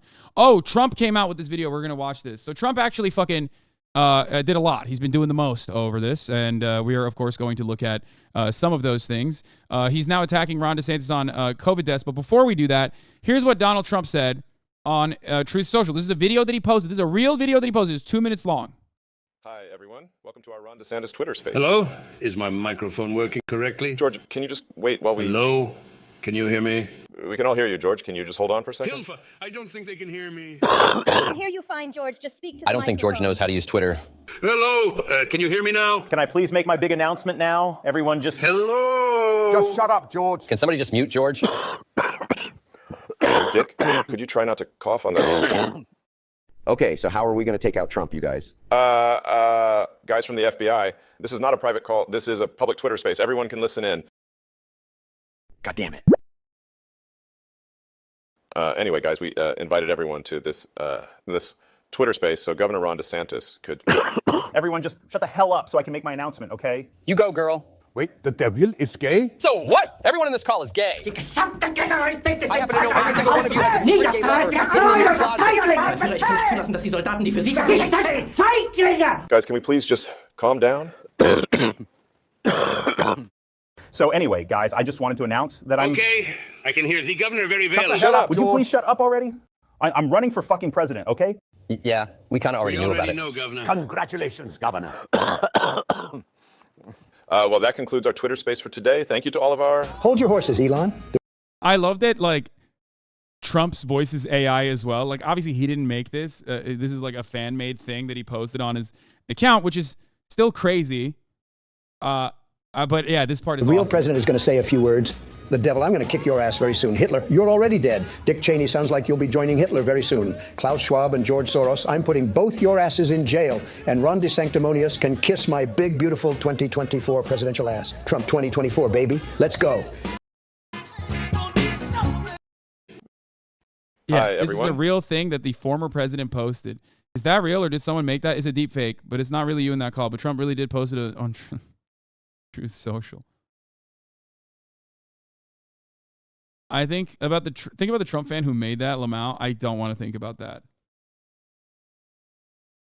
Donald Trump posted this on his Truth Social account, which is why we need him back on Twitter. Like, I know that'll be helpful to Elon Musk, and it'll be helpful to his campaign in general, which probably not the best thing to do, honestly. You know, we're not in the business of like helping Trump out that much, but honestly, it's hard, man. It's hard. Not this would have fucking exploded on Twitter. It would have gone crazy.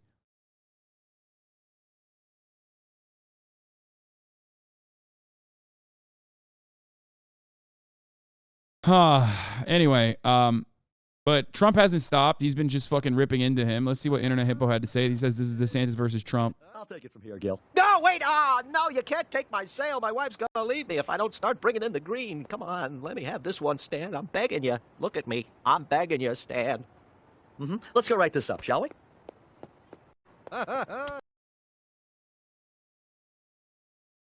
Ay. It was just so pathetic. Here's Donald Trump also now hitting him on COVID deaths, which I think is like weird and odd because he was the president. When the Ron DeSanctimonious facts come out, you will see that he's better than most Democrat governors, but very average at best compared to Republican governors who have done a fantastic job. How about the fact that he had the third most deaths of any state having to do with the China virus or COVID? Even Cuomo did better. He was number 4. He shut down everything, including the beaches. Other Republican governors didn't do that. They kept it open. It was their choice. I gave them all their choice. The Democrats blew it big. A lot of Republican governors did a fantastic job. So this is actually a bad take for Trump because people only remember DeSanctimonious as the guy who kept Florida open. Also, you were the president. So that kind of doesn't make sense either. So, and you're defending Cuomo, which is crazy because he's like a villain for the Republicans. So I don't really get why he said that. Like, this is actually kind of weak nuts if we're being real. And look at Disney and what a mess it is. Could have worked out an easy settlement, but no, he wanted to show the fake news how tough a guy he is. He's not. And the whole Disney thing is really very unfortunate. Now thousands and thousands of jobs are being stopped. You can say that. Now that's a good one. He can literally say that all day, every day. Disney, they might be gay, but they got money. And they're bringing Florida loads of it. Lots of tourism opportunities will be missed. Like shit like that. You know what I mean? Like that works. That works for his audience. That works for a broader Republican audience. And a lot of people are very upset about it. Thank you. But yeah, it's just weird that he's like defending Cuomo, talking about COVID deaths. Like, what are you, a liberal, dude? Get the fuck out of here. You know what I mean? I'm kind of disappointed in Trump. As a supporter of Donald Trump, who loves what he has done, who is a firm believer in his ideology, who thinks he's the greatest to ever do it, this was a bit of a miss, okay? At Twitter after Elon Musk's takeover. A bit of a miss, sir. Musk seemed to blame the problem on the number of listeners.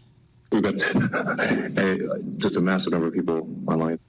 But critics say the number of listeners should not have been a problem for the audio-only format. So let's bring in ABC News business reporter Alexis Christoforous for more on this. Alexis, what do we know so far about what happened here? Well, this was supposed to be a crowning moment for the billionaire Musk and his Twitter platform, sort of a political coming out, if you will. Instead, it was plagued by these technical glitches and in some ways really was something of an embarrassment for Musk. And it really exposed the platform's weaknesses. So we know that Musk is blaming the glitches on the fact that he says too many people were trying to access the platform at once. When that event started with DeSantis, about 600,000 people were trying to access that audio-only platform. And there were so many stops and starts that when they really got going, just about 275,000 people stuck around to listen to it. And you have to wonder, Diane, if some of these problems is because he just doesn't have enough people working on the platform right now. Remember, when he took it over back in the fall, he reduced his staff by 75%. Now, Musk is clearly trying to do new things with Twitter. Hosting this announcement is just one of them. So what are his goals for the platform? What are you watching for? You know, still to be seen. It's going to certainly be a very big year and a half for Musk and his Twitter platform. He's always referred to the platform as a town square, a place where he thinks. It's crazy, man. It's almost like, yeah, when you fucking fire 75% of your staff, you know, you got to suffer the consequences of it. I don't know. I cannot understand how people square away Elon Musk's like genuine failures over and over again and just go, nah, he's still rich though. It's like, bro, but you're not. Like you're not him. You know, you have every capacity to look at the situation like a normal human being and not like a human being who's barely sentient with like the IQ of a fucking sea cucumber. Like it doesn't, oh God, it just doesn't make sense. It doesn't make sense. It's so stupid. Thinks there could be an exchange of ideas and a politically neutral platform. But this event with DeSantis sort of undermines the claim of that impartiality. Critics are saying it looks like Musk is trying to mold the social platform into his own agendas. We know that he has aligned himself with some right-wing accounts in the past. So it's yet to be seen whether or not this is going to be the impartial platform during the 2024 presidential race that Musk is promising. All right, Alexis Christoforous, thank you. Hi, everyone. Like, if you want to understand how fucking stupid this was, not only is the news coverage more so focusing on how much of a failure this is, but also focusing on Elon Musk's individual failures here instead of Ron DeSantis. Understand something. Ron DeSantis' very own campaign, War Room, put out a fucking clip. Okay? Where the fuck is it? Does anyone have the clip? The War Room clip is the stupidest, worst fucking campaign footage I've ever seen in my entire life, dude, okay? I'm not even kidding. When I, like, brace yourself for the DeSantis War Room clip. Right. We watched it briefly yesterday, and I had to, like, basically click away from it because it was so fucking stupid at the time. But I just need you to understand. The DeSantis War Room, is it real? Yes, of course it is. It's like it's you know it's like Trump War Room, MAGA War Room. They have a lot of these. These are packs. This is what they released. I'd reverse what Biden's doing. You need to shut the border down. You should not be entertaining these asylum claims for people crossing illegally. You know, asylum is a legitimate thing, but these are people that when they come, I mean, they're being persecuted. These people coming overwhelmingly are. The audio is dog shit. It's mostly footage of Elon Musk, which is weird. The audio sounds like a shitty Zoom call. Okay. Like, you didn't have someone in the room fucking miking you up and, like, actually, you know, you didn't have a backup audio? Like, what the fuck? You didn't. No, this is not a fan edit, chat. This is not a fan edit. This is literally his team put this out. Economic migrants that are coming across many other different countries. They should be applying for asylum there if they were, you know, truly qualifying for that. But they're not. They know that if they just show up at the southern border, and these are people all over the world that are coming illegally, they know that they will get a sheet. What the fuck is that? He keeps talking about these are people coming across the border illegally and then showing Elon Musk dancing like he came across illegally too. That is the audio from his announcement, Lamau. I know, man. I know. There's no music. They just put the audio from his announcement with like photos of Elon Musk dancing and shit. It's so fucking stupid. It is literally the worst thing I've ever seen a campaign put out. They know that they will get a sheet of paper saying, okay, come back for a court date in 3 years, and they get released to the interior of our country. It's an absolutely insane system. So we'll stop that. We will move on day one by declaring a national emergency. We will construct a border wall. We will make sure we have remain in Mexico and that we're not entertaining those claims in that way. And we really need to hold the Mexican drug cartels accountable because they're facilitating a lot of this migration. They obviously make money off of it. They treat a lot of these people very horribly as they're trafficking them through Mexico and into the United States. And of course, the cartels have been responsible for moving massive amounts of fentanyl into this country. And that's killing tens of thousands of Americans every year now. And what they're doing is they lace the other types of drugs with the fentanyl. So you may have like a teenage kid doing something they probably shouldn't do, but in prior generations would not have. Bro, it's so bad I can't even focus on the dumbass shit that he's saying.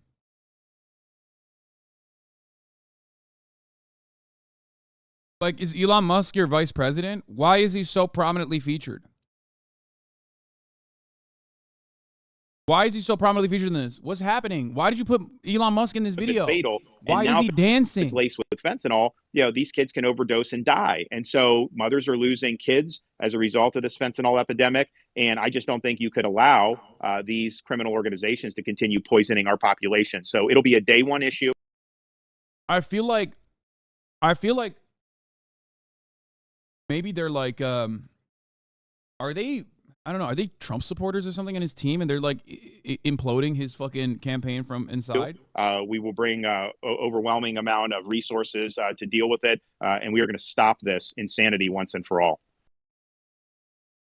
Yeah, someone in the chat said this, but like, it looks like Elon is bringing in a truckload of fentanyl and he's the undocumented immigrant here. Like, when you put this footage...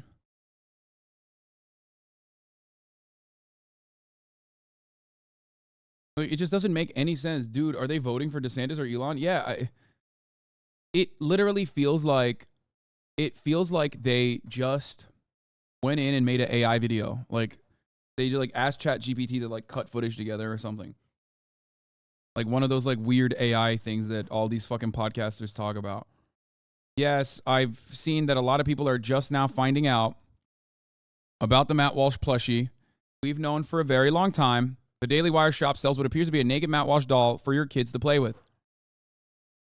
Yeah. We knew about this for a long-ass fucking time. Talked about this before and how creepy it is and how weird it is. Matt Walsh actually put the baby... Matt Walsh actually hid the baby for a duration, which is why I thought maybe he heard us criticizing it. But no, I guess they were putting the baby in production. That's what they were doing.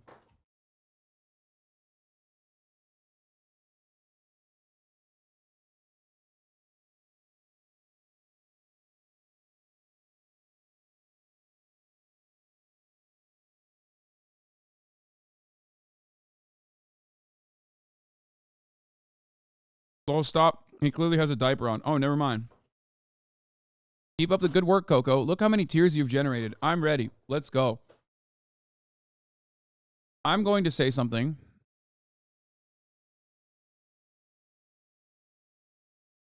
I'm going. Oh, fucking Tim Waltz, major L for Minnesota. Hold on. We'll get to that in a second. I'm going to say something that I've repeated time and time again. If your entire worldview revolves around thinking that you've owned the libs, then those libs own you, okay? Live your life. Be your own person. Have a backbone. Develop an understanding of the world that is independent from these supposed libs that you're owning, okay? You are the one who is owned if you think that if you do everything in accordance to how liberals are going to receive you, then you're owned by them. I am running for president of the United States to lead our great American comeback. Look, we know our country's going in the wrong direction. We see it with our eyes, and we feel it in our bones. We begin this hour with Ron DeSantis' bid for the White House. The Florida governor officially launching his campaign for president. But the initial rollout wasn't so smooth. That's right, Ainsley. Glitches on Twitter Spaces. The land of big announcement hosted by Elon Musk. DeSantis taking the technical difficulties in strides. We had a huge audience. It was the biggest they'd ever had. It did break the Twitter space. And so we're really excited with the enthusiasm. But ultimately, it's about the future of our country. But other presidential candidates seizing on the stumble. Former President Trump's campaign saying, quote, Ron, he actually said Rob DeSantis' botched campaign announcement is another example of why he is just not ready for the job. The stakes are too high and the fight to save America is too critical to gamble on a first-timer who clearly is not ready for prime time. President Biden also taking a swipe at DeSantis, tweeting his re-election donation page with this caption. This link works. Rob Despite DeSantis. the shades, DeSantis has officially announced his campaign tour with his first stop set for Iowa next Tuesday. Keep in mind, he had a great interview and a 1 hour with Trey Gowdy at 8 p.m. last night. So it's not like he just went on Twitter Spaces. He went on elsewhere. Plus, I don't know if you could do whatever you want. I guess if you make a mistake, you're open. But you got to blame, if anyone, you got to blame. This guy's a big Ron DeSantis dick rider, by the way. If you remember, didn't he literally play ball with him? Didn't he like play fucking, or was that Sean Hannity who did? No, he did, right? He is like he is as much as a Rob DeSantis dick rider as you can be at Fox News. Because when you're at Fox News, you have to fucking ride for Trump because Trump is the guy that your audience wants to hear about in a positive way. So he tried like to ease the. Oh yeah, this was so funny. Yeah, populism updates. 2024 Trump GOP debate. Well, I'll tell you something. Rob has been here. Well, I'll tell you something. Rob here has been very weak. He's been weak. He's been weak on crime, weak on drugs, really a weak man. DeSantis, my name is not Rob. It is Mr. Trump's time, Rob. Rob is one of the rudest people I've ever met. Yep.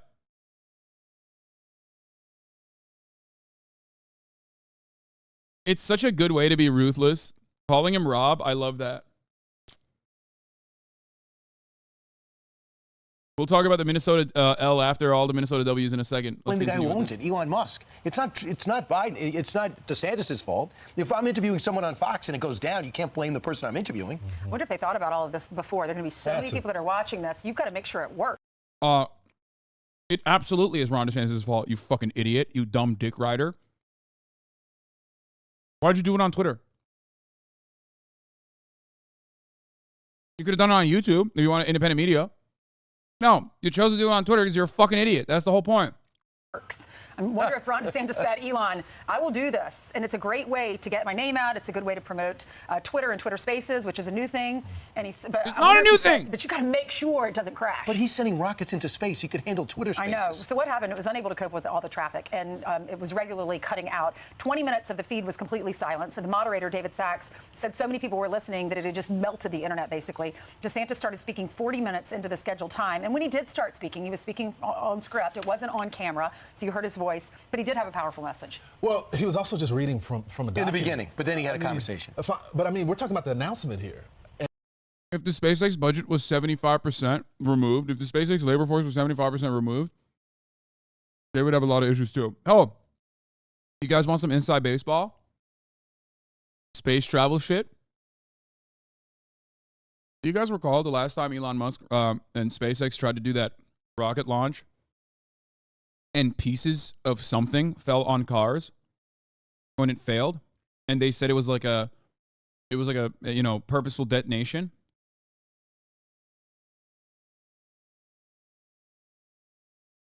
Fun fact: the debris that fell on that vehicle wasn't actually the rocket itself. The debris that fell on the vehicles in the vicinity were from the launch pad. It wasn't the payload. It was the launch pad. You want to know why? Because they did not fucking make adequate, like the adequate adjustments for the fucking launch pad that was supposed to displace the heat. So the launch pad was being melted into the fucking ground with a tremendous amount of force that's supposed to literally lift up a fat ass fucking rocket. And in that process, it scattered. It flew into the sky and fell on top of fucking cars and shit. They cooked the Earth's ground because they did not make the mathematical adjustments. And it could have killed people, 100%. We knew this right afterwards, Law. Oh, I did not know that everybody knew this. I didn't realize. I thought it was like, yeah, it was chunks of fucking reinforced concrete that fell on cars.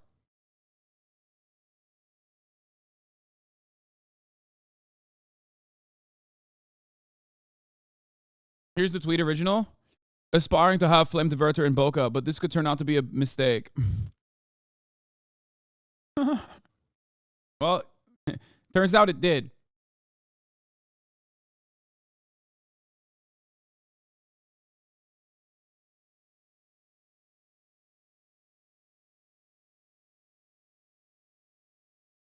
And this is what happens to your launch pad when you think it would be funny to launch on the world's largest rocket on 420 instead of when it's ready. It will probably be at least a year before the FAA will approve another Starship launch.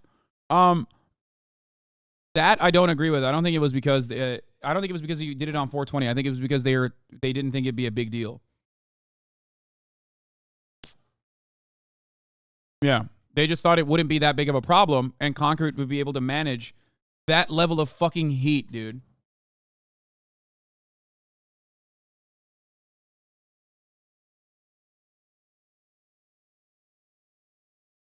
The failure of the SpaceX launch yesterday can be directly linked to a personal decision that Elon Musk made 3 years ago to not install flame diverters on the Starship launch pad. He overruled his own engineers on this design flaw and admitted publicly it's his fault. This is true. And because of this decision, the launch pad was blasted apart and debris slammed into the engines of the bottom of the booster, damaging them, ultimately resulting in this spectacular cartwheels and explosion that we saw just moments later.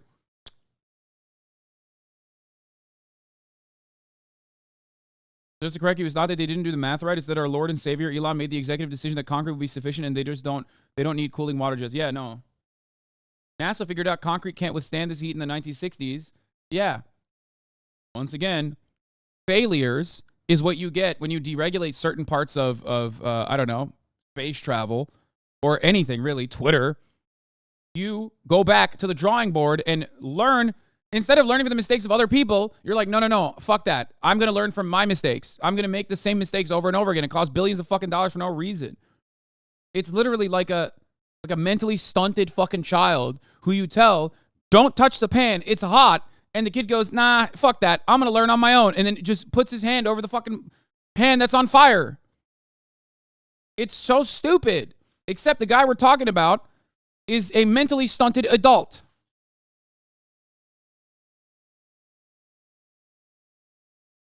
Incredible stuff, man. Blows my fucking mind.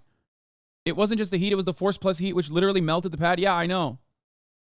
I found out about this last night from Murat.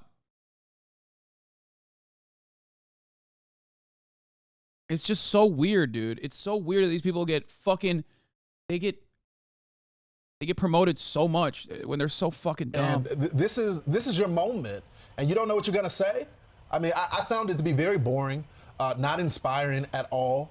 But maybe that was the goal. Maybe he wanted to tone down the temperature. Maybe he didn't want the normal, rah speech. But again, you're talking with someone that is going against the former president of the United States, that is rah, that has over 50% of the polling right now when it comes to approval rating amongst Republicans is very high. I guess I was just expecting him to come out swinging at the former president or saying what he was going to do better than Donald Trump. Now, there's sources are saying that when he had the private call with his donors as well as some of the local media, he took on Donald Trump then. But I think if you want to win this primary, and again, for all those people that say you know, this is over. I'm not saying that it's over yet. Everyone is going to have to earn this, and Republicans, they don't want Joe Biden at the end of the day. But there is the Republicans that I talk to that are in the Trump camp say that there's this opinion that the donor class is pushing Ron DeSantis, that a lot of the people that want to tone down the rhetoric. Well, people are concerned that Trump can't win. Well, that's the case that Ron DeSantis made. Yeah. He's that person, by the way. That's him.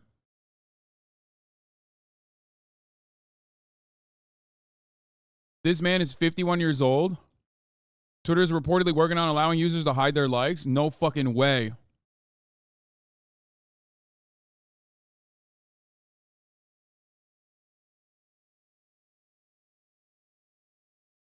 It is pretty funny. It is pretty funny to see like how much, like in any other circumstance, I'd be like, oh God, we are so self-important. Like, of course we're not leading a multi-billion-dollar company to make decisions that in an erratic manner because they saw a post. Elon Musk is the only exception to this rule because we've seen it time and time again.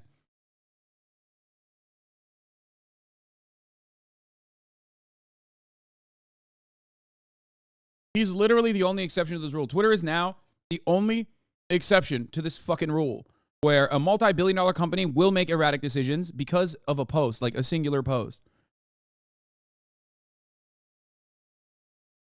Buying everybody Twitter Blue, for like constantly going back and forth on like hiding Twitter Blue, claiming that like no verified account will ever have Twitter Blue unless they pay for it, then literally paying for other people's Twitter Blue because you realize that like because someone said, Anne.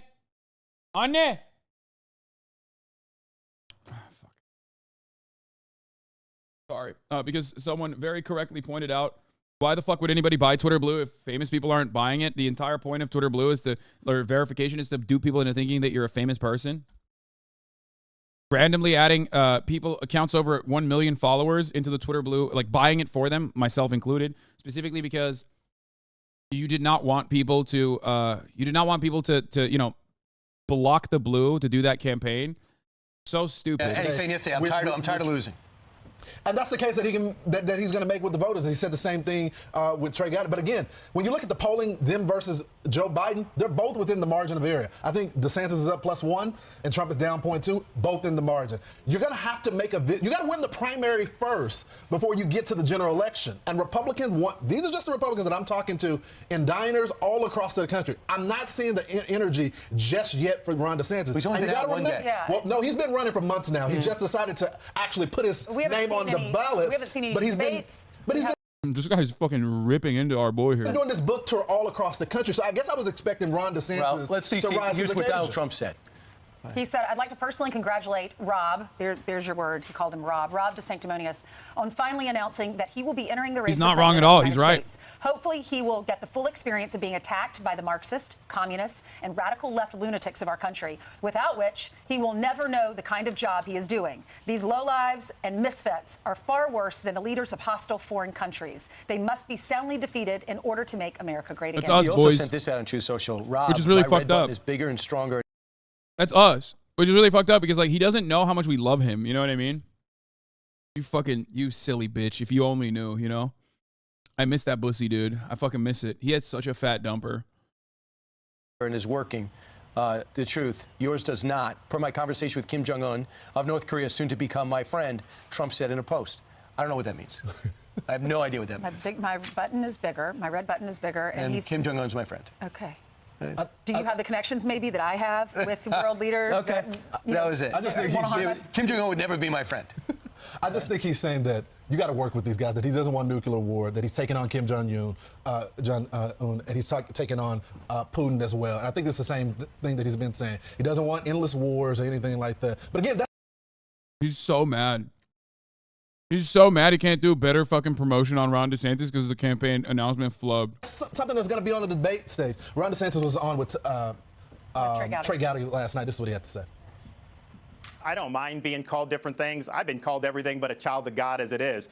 So that doesn't faze me. You can call me whatever you want. Just make sure you call me a winner, because that's what we've done in the state of Florida. And that's exactly what we would do nationally, not only in the election, but actually bringing all these great policies to bear. There'll be slings and arrows, but I'm a big boy. I can take it. You know, there's a lot of people that have given a lot more than that so that this country can be free. Bro, he's such a fucking loser. He has no charisma. Like,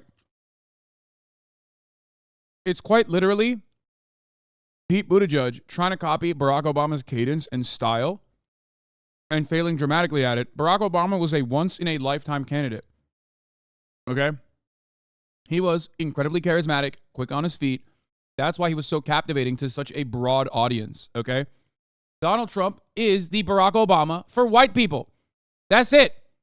Barack Obama was the Barack Obama for liberals.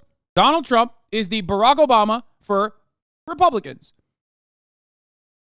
He emanates the same loser energy in the sassiest fucking ways possible. Okay? You cannot do what he's doing if you don't have the same like incredible amount of like of name recognition that he had starting off, many years in fucking television that he had starting off before he even started his fucking campaign. You can't do that.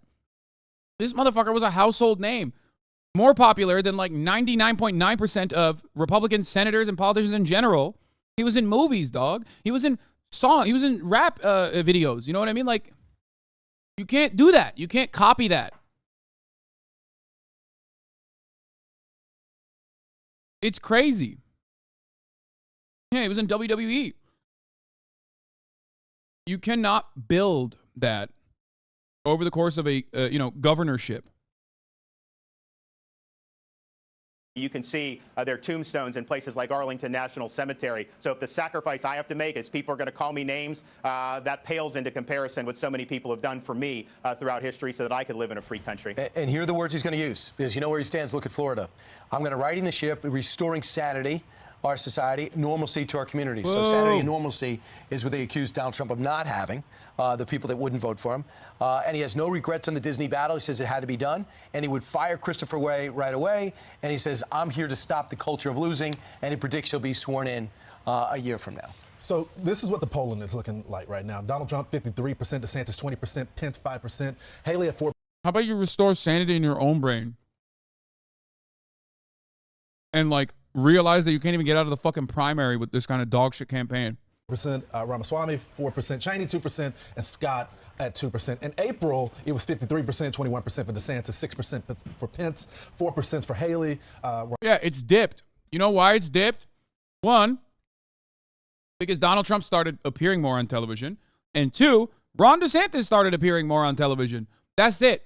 That's the difference. When one appears more in front of people, his approval rating goes up.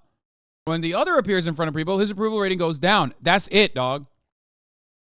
That's it. Ron DeSantis is horrible at being a retail politician, okay?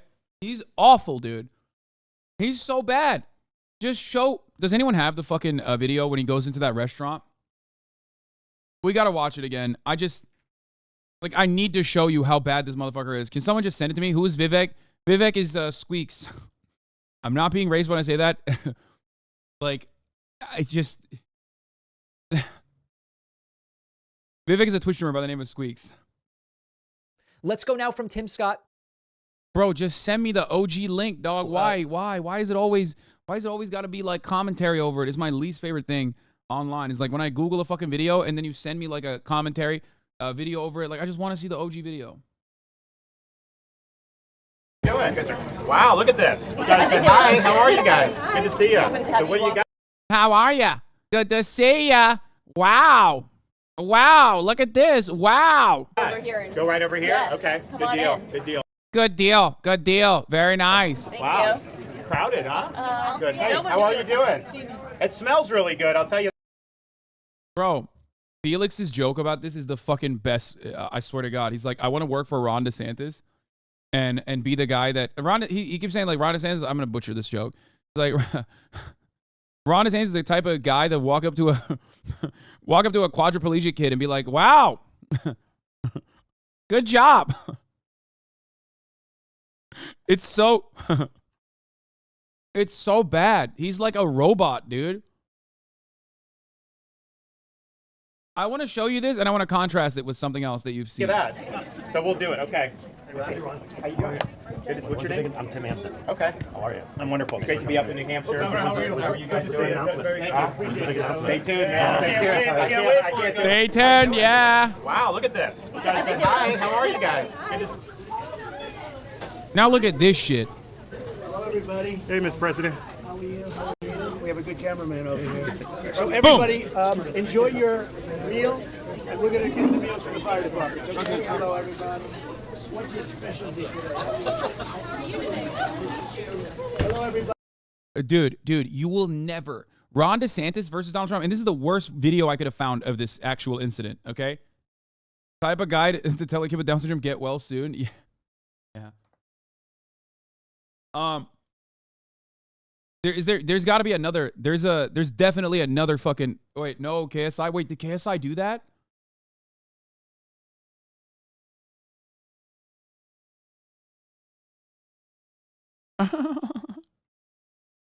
To be honest, he didn't butcher it too much. I work for Governor DeSantis and specifically instruct him on retail politics. If you ever see him meet a triple amputee child and hear him say something bizarre like, okay, rock on, great job, it's almost guaranteed that I specifically wrote that line for him. Exactly. I mean, he did a much better job with that joke.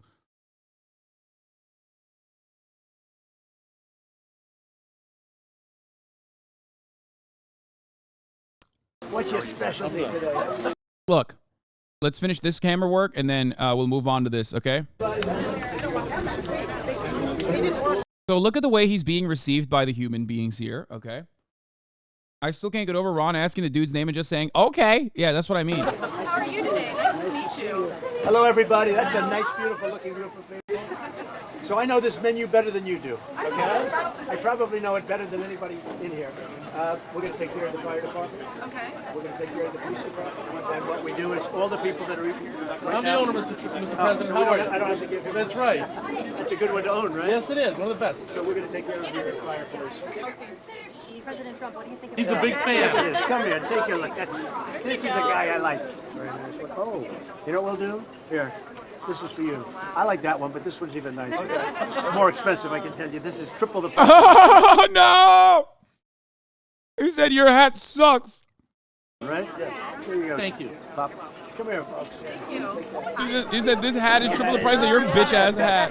That's the best. Oh, look at those boxes of food. That's the difference between little Rhonda and Donald, okay? You don't have it. He's a showman. You don't have it. You don't have the showmanship. Like, he's fucking so good at this shit. Video of DeSantis coaching children. He's such a natural. You didn't have to cut me off.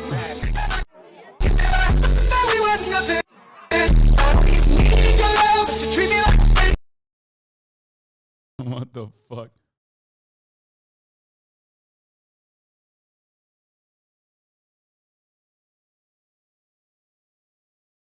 Anyway, meanwhile, when Trump was doing that in East Palestine, I think Joe Biden was in Ukraine.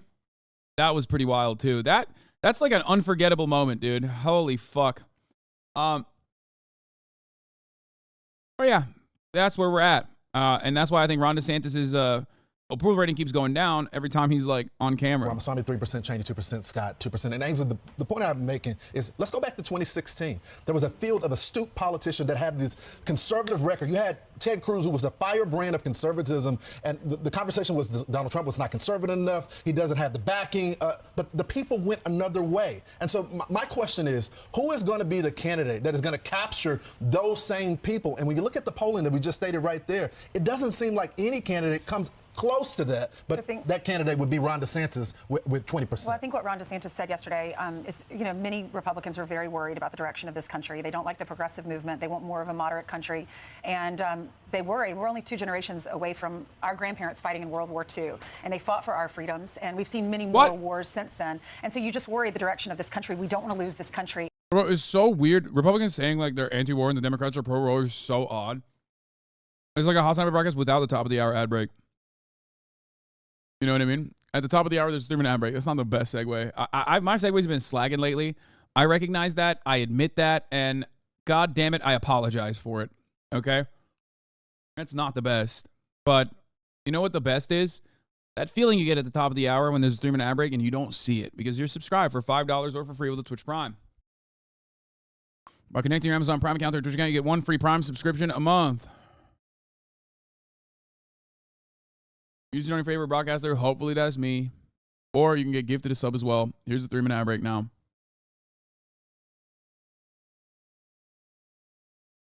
And if you talk to citizens that have just moved here or just become citizens, they say all of my dreams have come true here. I was talking to a guy the other day who they knocked on his door in Kosovo during the war, and they set his house on fire. His entire family had to move and leave.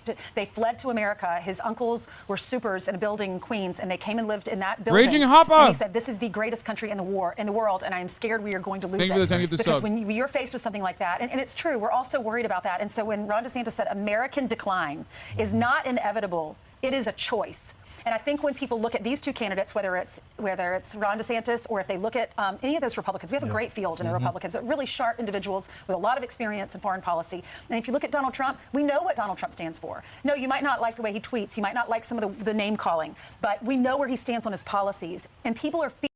Ron DeSantis has zero foreign policy experience. Ron DeSantis' foreign policy experience is going to Japan, and that's it.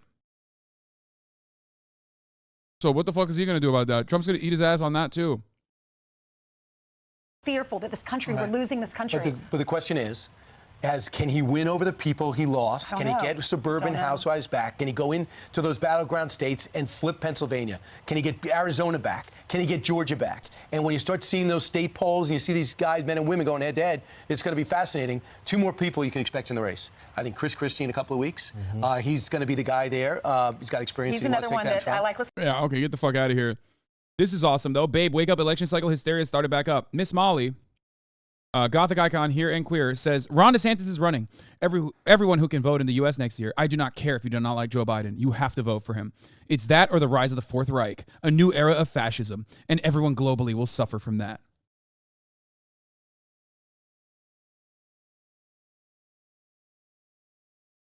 It's just like, it's the same cycle over and over again. It's the same cycle over and over again. Most important election of our lifetimes. I mean, I've overseen 2 of these professionally, okay? Let me tell you.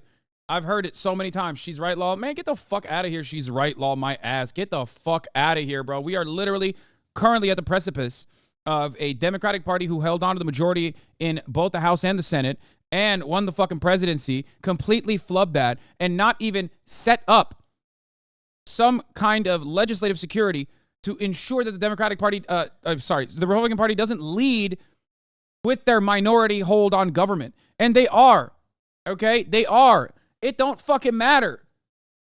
It don't matter. You have to realize at a certain point the Democratic Party and the Republican Party are playing the same fucking game, dude. Stop. I don't think you recognize the existential fear trans people have. Yeah? That's really interesting you fucking say that. Because right now, the president is a Democrat. And we've had worse trans legislation pass through state legislatures, and the president, who is a Democrat, hasn't done dick all. If anything, he basically fucking restored, like, or not restored, he basically solidified some aspects of, like, trans athletes fucking competing K through 12, okay? So what happened? What do you mean? You're currently existing as a trans person under the fucking Biden administration, and you're literally going, but dude, next time it's going to be different. Next time it's going to be different. The fuck do you mean, man? What do you mean? It's happening right now. The expectation from you should be to say, Biden, we fucking voted for you, dog. What are you doing? Offer some protections. The fuck's wrong with you? Like, it's not like we're under the Trump administration and, like, you're saying this, okay? We're under the Biden administration. Kids are still in cages. We're still doing horrific shit to asylum seekers, literally continuing Donald Trump's policies at the border. Biden basically promoted this idea already. He said nothing will fundamentally change. And he's keeping up with that promise. The Supreme Court is gutting the EPA. So don't vote? No, fuck no. I did not say that. How many times have I talked about the importance of voting? Okay? There's a difference between voting for change and holding your lower level local legislators and your local officials to account after being able to, like, fucking vote for them and voting for ballot measures versus voting for the president because fascism is coming. Like, get the fuck out of here. Fascism is here. If you're the type of person who thinks, like, this is fascist, that is fascist, then yeah, what do you mean? It's here. It's here. What the fuck are you talking about? Okay?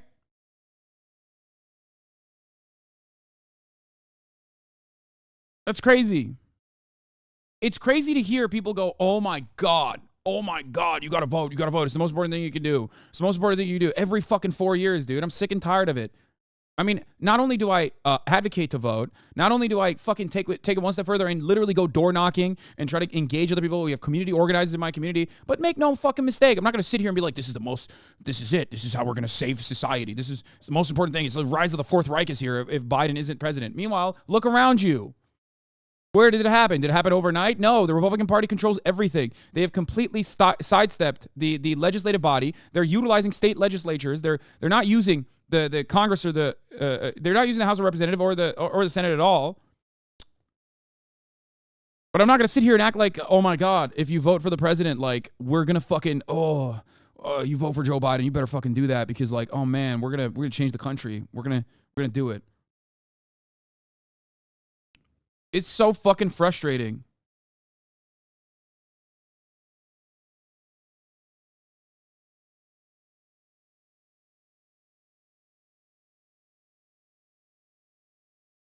That's literally not what she's saying, though, Lamau. She said, I do not care if you don't like Joe Biden. You have to vote for him. It's that or the rise of the Fourth Reich. This is specifically a vote about voting for the president, okay? Shut the fuck up. Like, this is the most hysterical, oh my God, you have to vote or else all hell breaks loose type shit that we've heard time and time again. That's exactly what she said. I just repeated what this person said.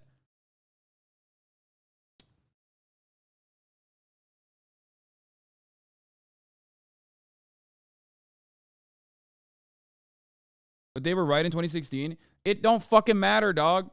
Every time they've said this. Okay, were they wrong in 2020 then? Because we did this and we voted for Joe Biden. I voted for Joe Biden. I voted for Hillary Clinton. I'll probably vote for Joe Biden again. It don't do nothing to me. I'm in fucking California. I could write in my own goddamn name and it wouldn't matter, okay? But even if it did fucking matter, it doesn't still matter. Do you understand? I vote for the presidency because I'm already there, okay? I'm not going in there because I want to vote for Joe Biden. I'm going in there because I care about the down ballot voting, the local positions like council district members. I care about the ballot measures. Those are the things that genuinely and tangibly improve people's lives or have the capacity to make their lives worse. I vote for the judges. Okay? That's why I'm there. And while I'm there, am I going to scribble in the presidency? Sure. Who gives a fuck? That's my argument for voting. Because everything underneath the president and the senators and the fucking congresspersons, or even even the congresspersons are relatively more important than the president. The president is the least important part of that fucking ballot, dude.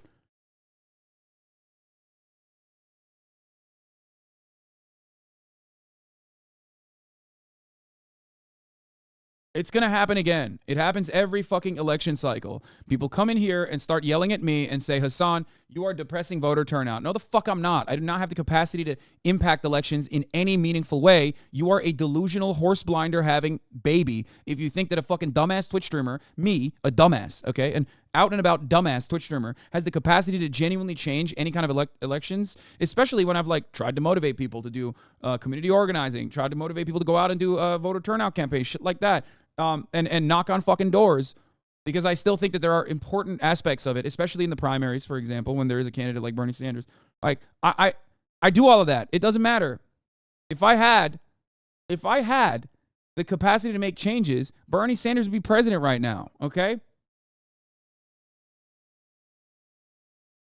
If you think that a Twitch streamer has the capacity to depress voter turnout, think about what the National Democratic Party does all the goddamn time. We just covered what Minnesota did, the Minnesota Democratic Party, and the importance of like voting for state legislators. Minnesota utilized a tiny sliver of a fucking margin, one vote in the Senate, majority, to pass tremendous amounts of progressive policies over the course of the past 5-6 months in their legislative session. Okay? Now, Tim Walz, who is the fucking governor and a Democrat, turned around and vetoed a bill to give rideshare drivers minimum pay rates after Uber threatened to withdraw from most of the state if the bill was signed into law. This was the reaction when the bill passed, by the way.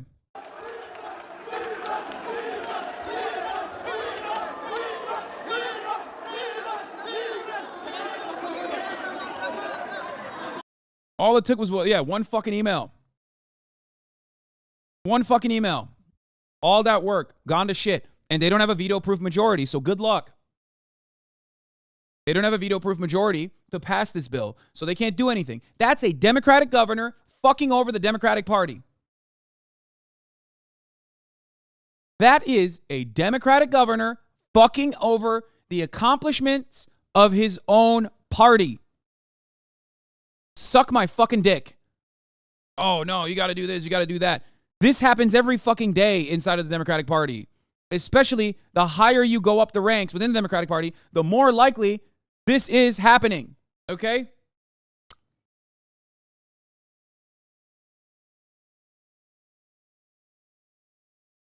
Go ahead. Keep yelling about how fucking, we got to stop fascism through votes. Like, it's going to take more, man. Not defending Tim Walsh, but what should he do? Doesn't he risk Uber pulling out now that all the drivers are unemployed? What did he do here? Dude, are you kidding me? Why is it so fucking quick? Why are you so quick to immediately go to the corporation and be like, oh, they're saying the truth? When has a corporation ever told you the truth? Think. Do you legitimately think Uber is going to pull out? Why the fuck would they do that? There's still money to be made there, okay? What are you, crazy? What are you talking about? Come on, man. Corporations lie to you every fucking day. Target is literally lying to you right now. Target's like, oh, we love you, gay people. Please, come here. Buy our panties. That's a lie. They don't give a fuck, okay? Walgreens lied to you and they said, oh, we're pulling our brick and mortar retail stores off of the streets in San Francisco because of too much theft happening. Oh, yeah, that's why. Oh.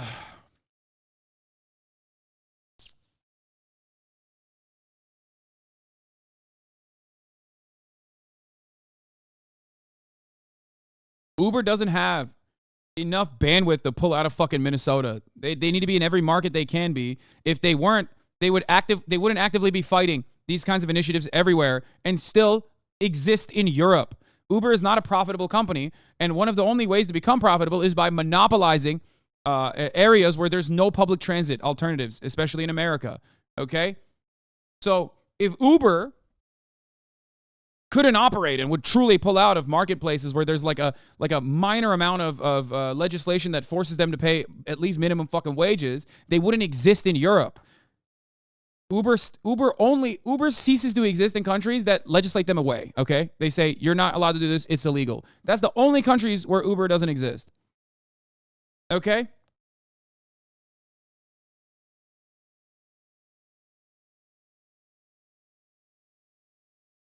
The only time Uber won't exist, which, by the way, isn't even that fucking bad of a thing. Let's be real. As someone who uses Uber and Uber Eats every day, all day, let me tell you something.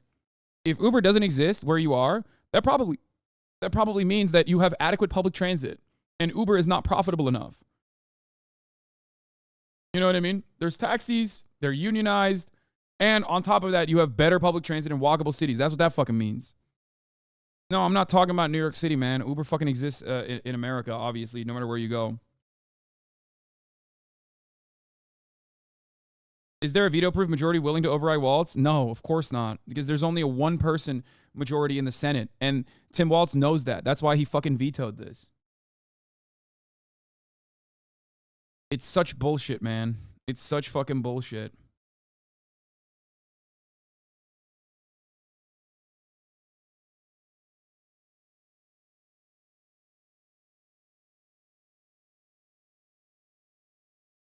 There's nothing you can do about that, too. He's just single-handedly destroyed so much momentum. Fucking piece of shit. Listening to him because he will say what's on his mind. Right. And Vice President Mike Pence. I think they're both going to get in. Solid guy. And who does that hurt? That hurts Ron DeSantis. I mean, they're taking away from that same voter pool. It seems like the Republican base is with one guy. Yeah. And, I mean, everyone says the more that get in, the better it is for Trump. But just something to think about. There are 17 states with winner take all. So you go in there and you lose by 2 percentage points, you get nothing. You get nothing. So they wanted to, on the Republican side, send a message, as Governor Sununu said, get out. If you do not have a shot and you go to New Hampshire, you have zero, you got to get out. Don't drag this out. Some of them want to be, like they did with Joe Biden. Some of them want to be vice presidents or cabinet, so they want traction before they get out. Yeah, absolutely. Yeah. They want a chance to debate and be on the stage and go out. It's going to be interesting.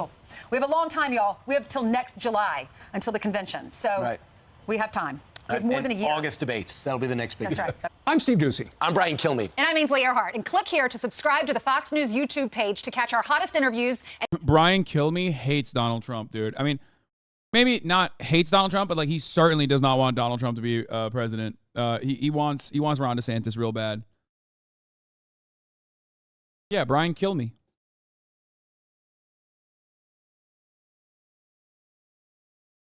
That's his name, man. I'm not. What do you mean? To the latest on the debt ceiling showdown. At this hour, still no deal as concerns grow in Washington and on Wall Street. Let's go to our senior congressional correspondent, Rachel Scott, who's tracking the latest from Capitol Hill. Good morning, Rachel.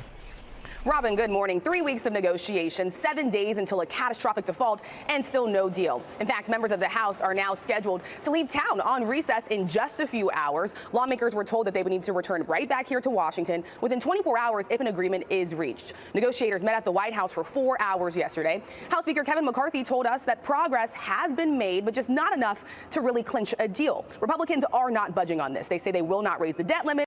Like, this is insane to me, bro. They don't run the country. They're the minority. Like, you have tools at your fucking tool belt. They're not going to use it, by the way. They're absolutely going to. I don't think it'll go to a default. Obviously, they're always going to agree ultimately. But understand this. Cuts are coming to social programs. They're not going to touch the discretionary spending for the military. They're going to cut social programs, okay? The Biden administration is not going to use the 14th Amendment. They're not going to mint the coin. They're not going to do any of that shit. The Biden administration or the Democrats internally have already openly talked about this. Tim Kaine did. Tim Kaine in the membrane, Tim Kaine in the brain even came out and fucking said, why didn't we do this when we had the majority? And you know why they didn't do it. They're not going to do it. I guess like part of them is worried that like the Supreme Court will throw this out if he and act like the interpretation of the 14th Amendment is like completely ridiculous if the Biden administration uses the 14th Amendment. But the real fear, in my opinion, that the Democrats have is that if they do any of those things, if they sidestep the back and forth conversation that they're having right now, the negotiations that they're having right now with the Republican Party, that means they can do it again. And Democrats hate doing things. They hate doing things because, you know, they're supposed to not do things because the same corporate benefactors that are juicing up these fucking donkeys are the ones who are also juicing the Democrats, and the Chamber of Commerce and the corporate interests. They don't want the Democrats to eliminate a weapon in the arsenal of the minority government, okay, in the minority party's tool belt, which is always debt ceiling negotiations. It's so fucking stupid. Like I've said a million times over, we are the only country other than Denmark in the OECD nations that has an artificial debt ceiling, okay? It's so fucking dumb. No other country has it. And Denmark's debt ceiling is like unimaginably high. We only have this like the filibuster. It's just a way to like break the system and get the minority party to like use your bargaining power. Except Democrats never really use their bargaining power when they have it. It's fucking bullshit. They don't get anything in the same way that Republicans do.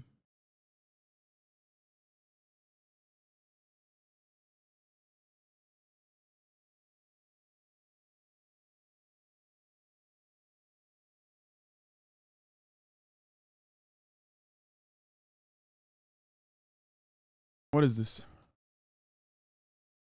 This guy is way too many. He talks too much about the fucking TikTok. He talks too much on TikTok about this shit. In about 6 weeks, the federal government will run out of money. We won't be able to pay our bills. If that happens, we will go into default for the first time in our history. It would cause a major recession, millions of jobs would be lost, and it could trigger a global financial crisis. That's what happens this summer if we don't fix this. There is a proposal that will let us pay our bills that passed out of the House last week, but it's dead on arrival in the Senate because it cut things like veterans health care and law enforcement and education. By the way, it almost didn't pass, but at the last second, George Santos ran out and cast the deciding vote. Pretty wild that it all came down to him. So now the Senate will come up with its proposal. Why? Which leads a homophobe. A lot of people to see this as a negotiation between Republicans and Democrats, and it kind of is, but there's a tougher negotiation behind that one. It's between Speaker McCarthy and his right flank. Those are the 30 or so hardline. What? No, it's not. Dude, what the fuck are you saying? Oh my God. Yeah, dude, there's always some guy out there ruining the fucking deals, man. Look, you know what it really is? It's special interest groups, okay? All of these fucking corporate donors need to go to their goddamn legislators and say, what the fuck are you guys doing? Fix it. Come on. But I guess the uncertainty of whether or not the United States government is going to default has shocked the market enough for them to actually make any kind of decision on this, because everyone is operating under the same assumption that I am, that the Democrats are going to capitulate to the fucking Republicans and allow cuts to happen to safety nets. Okay? It's fucking bullshit, dog. This is insane. It's insane. I hate it so much. I don't want to talk about it ever. I don't want to talk about politics ever. When stuff like this happens, it's just so stupid. Majority Report talked about how government... Oh, yeah, that's another thing. Government workers are currently suing to enforce the 14th Amendment, and the Biden administration is coming out against those workers. So they know what kind of tools they have in the tool belt, but they don't want to use them. Conservatives who are calling for the biggest cuts. My sense is there could be plenty of deals on this between Republicans and Democrats, but the real sticking point is that there might not be a deal that lets McCarthy keep his job as Speaker. Here's why. If his right flank isn't on board with a deal, that deal can still pass. We can find the votes without them, but they can retaliate. They can immediately turn around and punish McCarthy by calling a vote to end his speakership, and if they do, all it takes is 5 of them to vote against him, and he's done. And the thing about McCarthy is that he very much wants to remain Speaker, which means a lot of what this boils down to is one man trying to keep his job.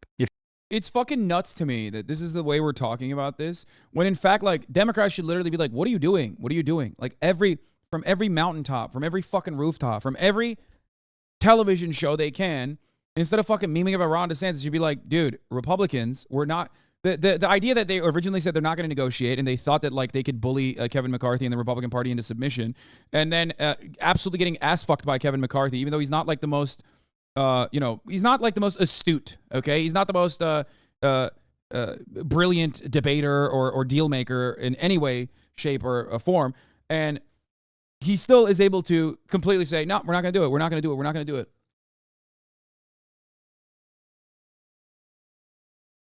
Yeah, here. Biden saves McCarthy by using the 14th Amendment. It's the only institutionalist move. Biden is actually being a terrible president objectively. Exactly. Why are they doing this? To salvage the reputation of the Supreme Court? Like, I don't really understand. Sam Cedar says this all the time, and I agree with him. I say it as well. Institutionalists within the Democratic Party, who are true institutionalists, are the ones who allow institutions to crumble. I myself am not an institutionalist. I could see it all burn, okay? I would watch it all burn, and I'd take a shit on the fucking pile of ashes that is the remainder of these institutions, okay? These institutions can suck me from the back. Fuck these institutions. Fuck all the politicians inside these institutions. Fuck all the staffers that work for these politicians inside the institutions. Fuck all the special interest groups in these institutions. Fuck the Supreme Court. They could all literally get launched into fucking orbit on a spaceship on a one-way trip to Mars, and the world would be better if that happened, okay? But on the Democratic Party side, there are people who care about the institution. They say, oh my God, I care about the institution. We got to defend them. We got to do civility. We got to care about the sanctity of the fucking Supreme Court. The fuck are you doing? Use the 14th Amendment then. And then you give the Supreme Court an opportunity to make itself look better, more legitimate.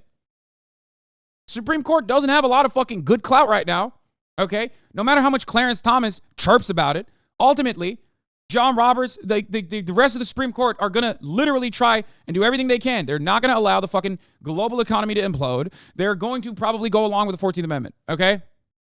They're going to do that. It's win-win. You preserve the sanctity and safety of the Supreme Court. The institutions are saved. You're doing it through the institutional way. Yeah, the Supreme Court would look moderate by supporting Biden and using the 14th Amendment. Exactly. And they already said they're not going to do it. You know why? Because their goal isn't to actually stop anything. Their goal is not to stop austerity. They love austerity. They fucking love it.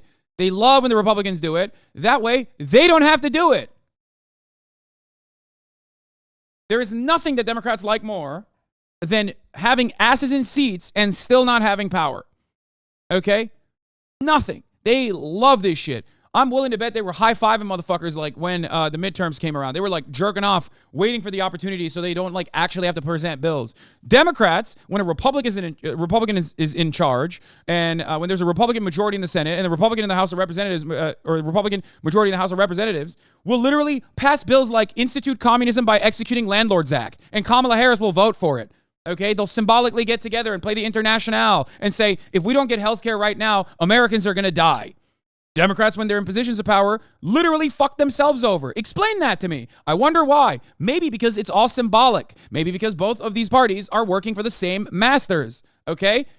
It's the same corporations. They don't give a fuck about compromise. They don't give a fuck about policy that will genuinely improve people's lives. Their goal is to just basically do the same shit, ultimately, that Republicans are doing. Republicans can get away with being awful. Okay? They can get away with being awful because their entire policy revolves around awfulness. Okay? Democrats can't because they have to like get the gay libtards to fucking vote for them. They need people like the person we were looking at earlier who's like, oh, if we don't vote for Biden again, the Fourth Reich is going to happen. Yeah, dude. That's how you got to get them. That's how the Democrats do get them, by fucking being literal losers whenever the Republicans are being monsters. Fuck. So many of you motherfuckers eat that shit up.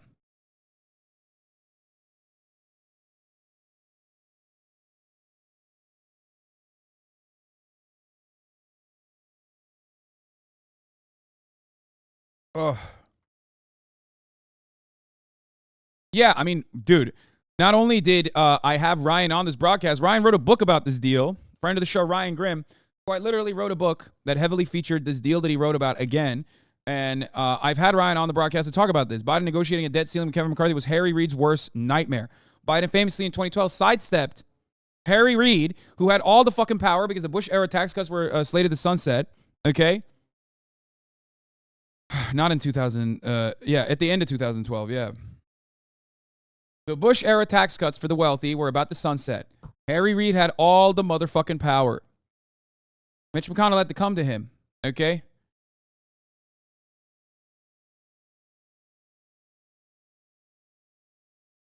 Biden pushed Harry Reid aside and said, hold on, Jack, I got this. Why do you say sunset instead of expire? I've never heard that. Just, I don't know. That's just poli-sci. I don't know. That's how they call it. That's what they call it. They say bills are slated to sunset. It's just the word that they use. The technical term for it.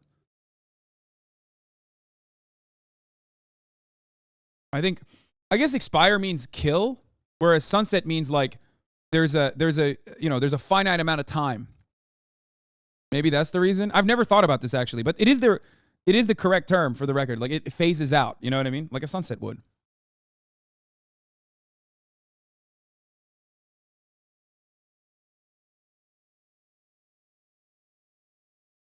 Until the president agrees to deep spending cuts. The two sides do appear to be on the same page about clawing back unspent COVID funds, but remain far apart of just how much to limit spending overall. What is clear, if a deal is reached, they would have to move quickly. It would need to be written, read, and then voted on by both chambers of Congress, all before June 1st. This is down to the wire, George. It's so funny that, like, straight up, I'm going to be as honest as possible here. The difference between voting for Democrats to be in positions of power versus not voting for Democrats and then having the Republicans win is basically you cut out a middleman.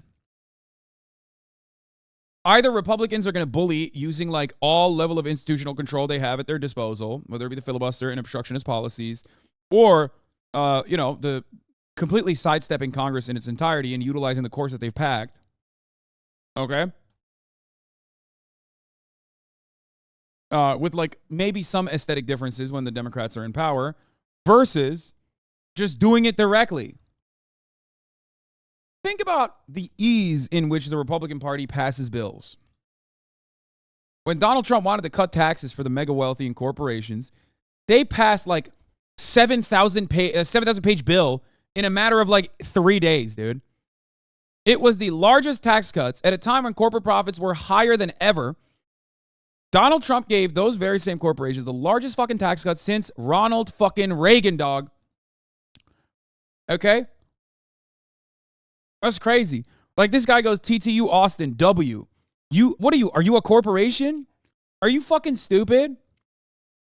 Between you and I, you know who that's a W for? Me, you jackass. Me. How does that make you feel? Donald Trump gave me a permanent tax cut. You like that? I saved so much fucking money at the end of the year. But you're the one celebrating it. Let me tell you, I'm a CPA. Okay. Wait. Once again, exactly what I just said. Okay? Exactly what I just said. If you're a CPA, which by the way, I'm always shocked at how little fucking CPAs sometimes know taxes. You're a CPA, W for Donald Trump. You should know better than anybody else that your tax breaks that you got sunsetted already. Okay? You know that already. You know that. The only tax cuts that were permanent were for the top marginal tax rate and also corporations. So how do you look at that as an accountant and not go, this shit is fucked, dog?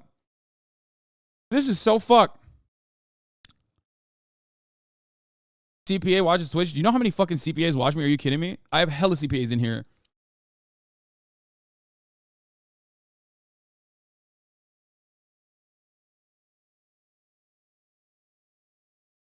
I'm a real CPA. The Trump tax cuts made less work for us, not more.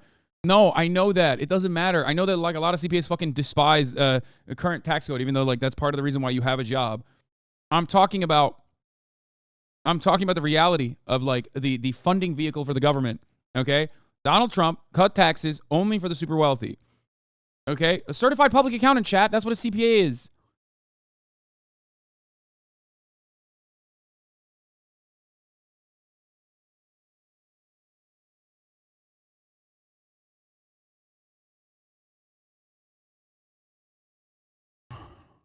Anyway,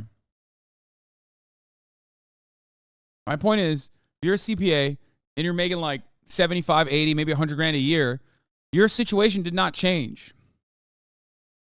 If anything, you got like a small tax break, a small tax cut originally for a couple years, and you're fucked now.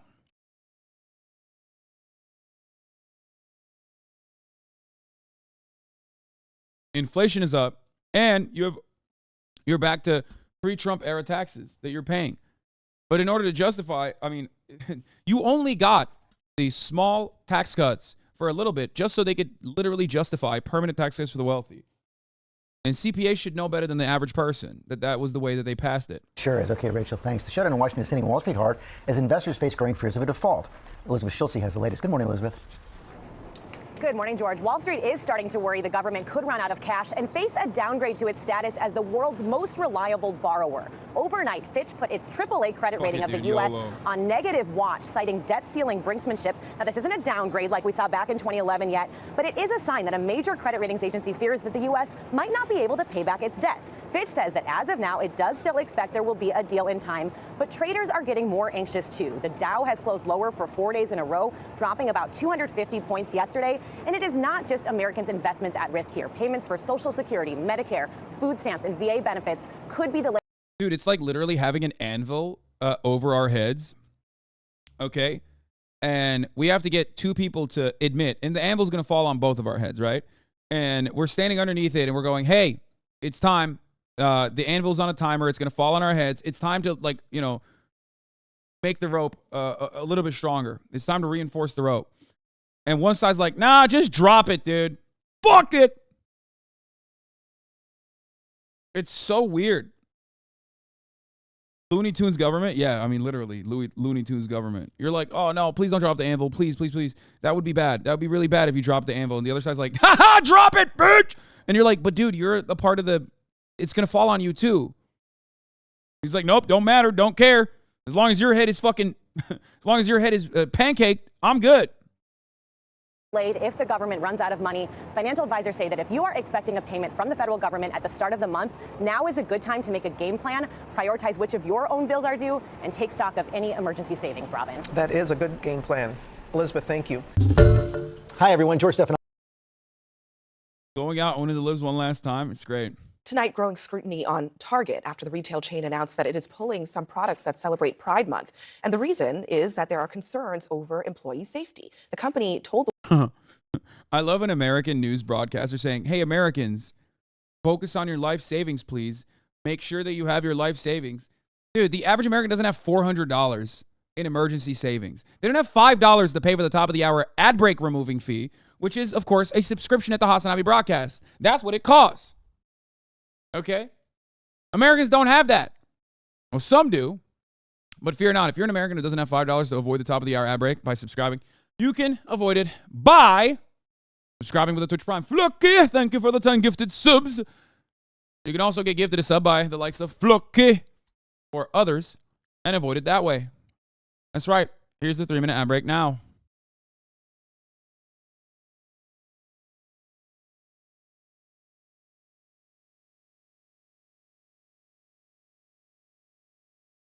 All wheat, no chap. Thank you for the 5 gifted. The Wall Street Journal that over the past decade of selling Pride products around the month of June, it has always received some criticism, but it's taken a more aggressive turn this year. Quote, people have confronted workers in stores, knocked down Pride merchandise displays, and put threatening posts on social media. So what are we going to do? We're going to fucking we're going to cave. We're going to capitulate. We're not going to fucking, I don't know, talk to like local law enforcement. You collaborate with them to make sure that you have like asset prevention and loss prevention.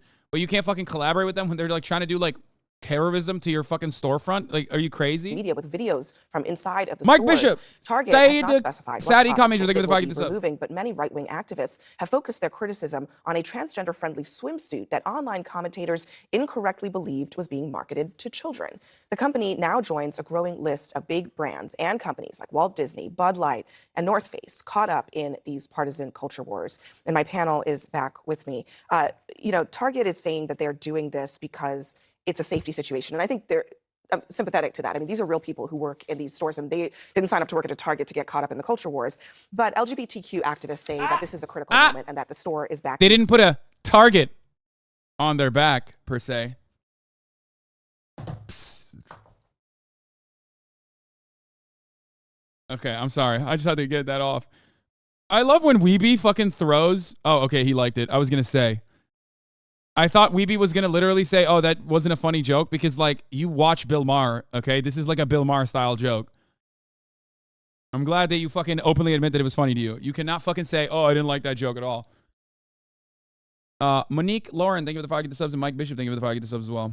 Down. Here's a comment from Sarah Kate Ellis, the president and CEO of GLAAD. She says, anti-LGBTQ violence and hate should not be winning in America, but it will continue until corporate leaders step up as the heroes for their LGBTQ employees and consumers and do not cave to fringe activists calling for censorship. What do you say? I think that she's right. You can't let the haters win this kind of thing. They also represent a minority, a very smaller minority of American public.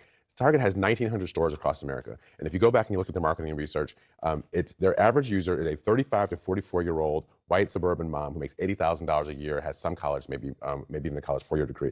70% of Americans support marriage equality. Those Americans tend to align with Democrats, tend to align with more progressive causes. So for them to take this position, I think they don't understand their market, and they're going to pay a cost on the other side, because particularly with a lot of voters now. I do love the idea that like even corporate America, which is significantly more powerful than like the legislative body, is capitulating to the whims of like delusional freaks and their misunderstanding too. Sometimes purposeful misunderstanding. Like that's crazy that someone could just be like, yeah, I don't like that. I think that's satanic pedophilia. So now it's your problem and you're going to have to fucking change it. And they're like, okay, fine. Please don't kill me. That's crazy, man. That's crazy. How is that in any way, shape, or form to run anything, okay? You can't run a government like that. You can't run a corporation like that. Why is bro on the left-wing Yakuza-style family pin? Oh, my God.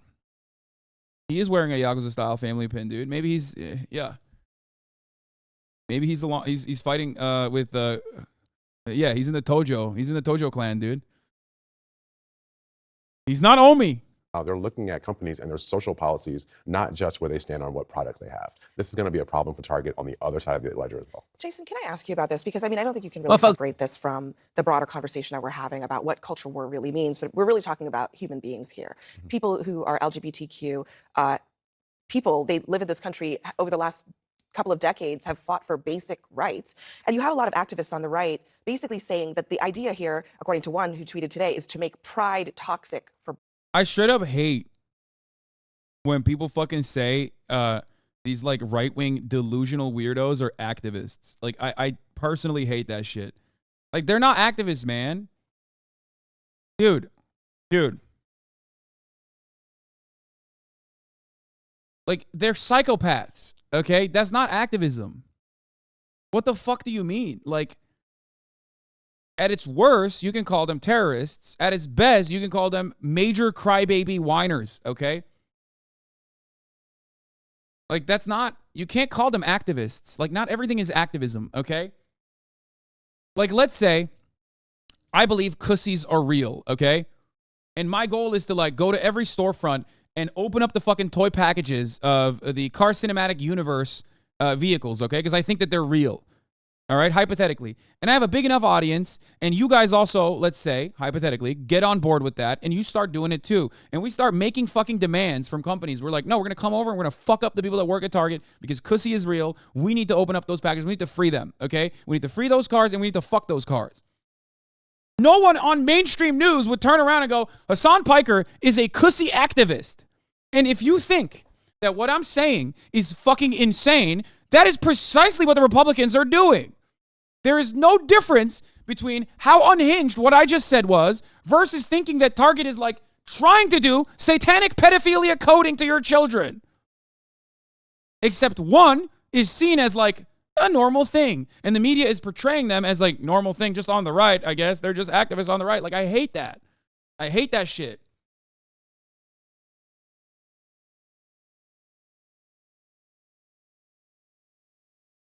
Brands to make cultural acceptance for LGBTQ people unacceptable. Is that where this is headed on the right?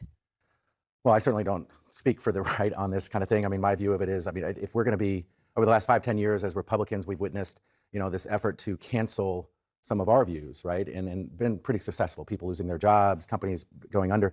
I think it's a mistake for us to then turn around and then try and do the same to the other side, right? And I think what's happening here is that there was, with the Bud Light situation, is that was successful, but I think it was successful in a vacuum because Bud Light, their target market are folks that are not necessarily aligned with a Dylan Mulvaney, et cetera.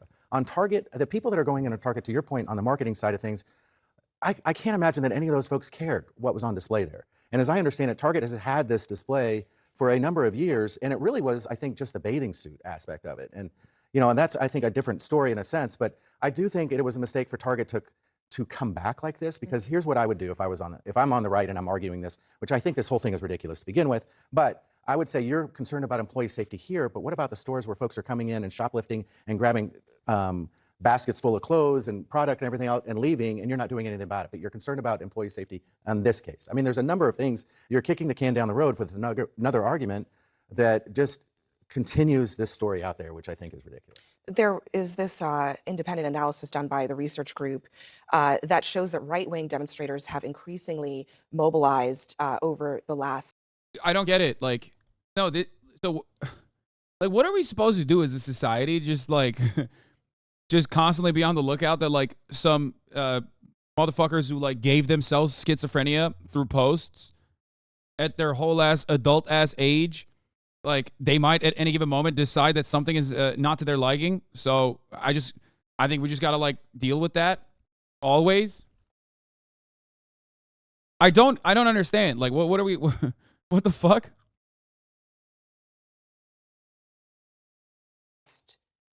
Year. I mean, I don't think we even need a bar graph to know that that's happened. Incidentally, I think Ron DeSantis would claim credit for some of this too, right? I mean, you spent some time digging really deep into the kind of origin story of this push against LGBTQ individuals, which has been really centered around trans people, but is not just about trans people. Yeah, and I think there's also a larger story about the divorce between the Republican Party and the business community. You know, a lot of these companies feel like they are caught in the middle and they would just like to serve their customers and not get involved in politics, but increasingly they do have to choose. You know, with so many school shootings, maybe we should just cancel schooling entirely. Not like we can expect the shooters to stop. That's actually a really interesting take that you said, because Republicans do want to do that. I mean, this is not a secret, by the way. Like, a fundamental plank of the national Republican strategy is to undermine public schools, to destroy public teachers' unions, okay? It's a huge problem for them. That's why they constantly talk about school choice. School choice is a profoundly important policy for the Republican Party. There is now a giant homeschooling industry as a consequence of that. And actually, what you just described is something that even I had not thought about. That could unironically be a reason. That could be part of what the Republicans are going to start saying in the future, where they're like, well, school shooting is a big problem. We should probably homeschool our children. That's why we're doing it, because school shootings are huge. This way, when a school shooting happens, my son or daughter, my son Braden, Caden, and Aiden can kill me instead of others with my AR-15 in arsenal. Nice. Sides. There is not a middle ground. It is either, you're sort of with them or against them, and the pressure is coming from customers, it's coming from employees to take sides in some of these important issues that are about, for a lot of people, basic human rights. And that means that the companies are sort of in this no-win situation where, I think from the point of view of the right, to Jason's point, there is a feeling like they have been the victims of this culture war coming from the coming from the dominant culture, coming from corporations, coming from all of the institutions outside of government. And so you've seen, politicians like Ron DeSantis, a lot of activists, whether it's on Twitter or elsewhere, saying they want to go on offense and take on these corporations that have, in their view, gone woke. And so it leads to this situation where everybody is picking sides and where companies have become alienated from the sort of traditional party of capital because Republicans are the ones saying if. Wait, what? Wait, what do you mean? This entire conversation is happening because companies only care about profit. They are the traditional party of capital. That's it. The fuck do you mean? No company puts forward Pride products because they want to put out a statement, okay? The statement is we want money from the gays, okay? A lot of them have disposable incomes, okay? They live in big cities. They have marketing jobs, okay?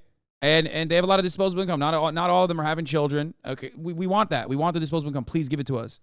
This is a safe space for you. You got no kids. Give me the money. That's it. That's literally the fucking statement that they're putting out. No, it's not the rainbow shit. The rainbow shit doesn't sell, chatter. The gay shit doesn't sell. Bro, how many... Dude, come on. Rainbow products are for the first year of your Pride. Maybe the second year, maybe the third year, max.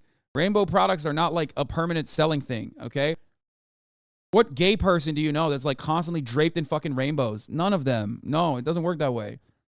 The gay shit is there to show queer people like, hey, this is a place that you can shop at comfortably. Know that like we care about you.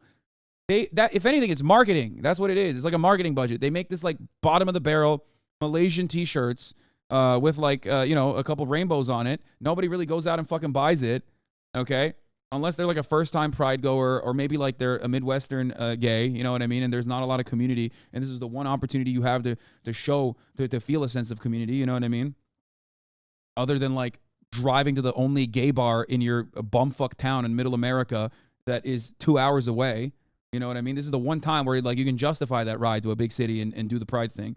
That's the only time you go out and you fucking buy this merchandise. The rainbows are not to directly make money off of the rainbow product itself. The rainbows are there so that people with a lot of disposable income know that this is a good place to go to. I feel like more straight people I know rep the rainbows. Yeah. Bro, just shit on every Midwestern gay. I mean, I'm not shitting on every Midwestern gay. I'm just saying it like it is. The unfortunate reality is that like if you're living in a lot of other places, like there's only one area where you can get like a physical sense of community. It's not an accident that trans people are constantly posting. They're online because they don't have a sense of community in their in their backyard. Okay?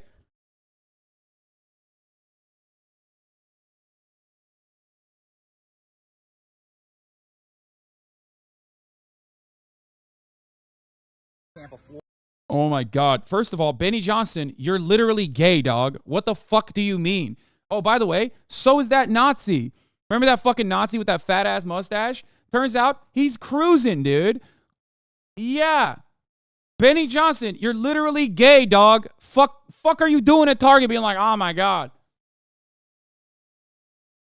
Benny, Mr. Gay Cruise Ads on my Military Times article, Johnson, dude. The fuck is he doing?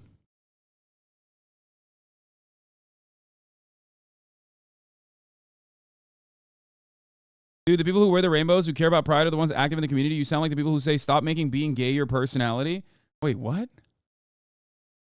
Oh my God, dude. Two Punch Two Furious, you have actively been the most annoying person in this, out of the sea of like long-term community members. You are quite literally the most annoying. You chirp every fucking time, dude. Every single time I talk about anything, you got to come in and be like, dude, you don't understand. Actually, purchasing rainbow material means that you're a fucking solid ally. Like, why are you taking the fucking Target marketing hook, line, and sinker? Huh? What's wrong with you? Is there ever like a moment that you don't have to be contentious and maybe think about it, take a breather and go, maybe Hasan is right on this. Maybe Target doesn't really give a shit and they're selling the rainbow products, not necessarily because a lot of people are going to purchase it. It's not a real thing. They're not selling the rainbow products because people are going to go out and buy it, dumbass. Never said buying shit. Okay, what is it then? How do they How do they wear the rainbow clothes if they don't buy it? Does it materialize out of thin air? Are they making their own rainbow shit then? What are you talking about? And if you're not talking about buying the rainbow shit, the fuck are you talking about? Because that's what I'm talking about.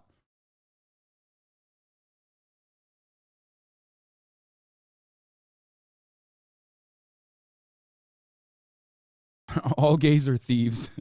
Yeah. Queer people can manifest rainbow shit on all of our clothes. Keep up. Yeah.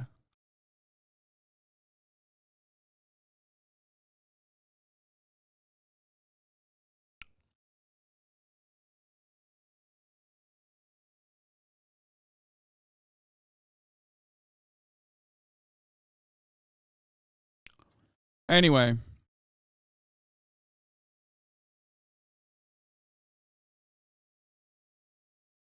Let's continue. So I am here at Target in Tampa, Florida. Just walked into the door. You've heard that there's a backlash and that Target's made some real changes to their very aggressive. Dude, you are such a fucking sweaty loser, dog. Bro, that's crazy to me. You went to a Target to look at the rainbow stuff and if it's still there or not. Like, that's crazy, dude. Pride display this year, and you have been lied to, actually. Because right here at the very front. Oh! Ah! There you go. What? Little toddler mannequin, and it gets better. Check this out. It gets better? No. They've also have plenty of toddler gear, plenty of no for literally 12 months. That's what that is. What? You mean to tell me that they're selling? Wait, they're selling onesies for toddlers? What? They have rainbow colors on toddler onesies? Dude, what? How many toddler onesies did Benny Johnson wear when he was a baby that he's constantly fantasizing about sucking cock? I wonder. Is that why he has such a strong anger towards seeing, toddler gear that has rainbows on it? Is that why? Is that how you got gay, Benny?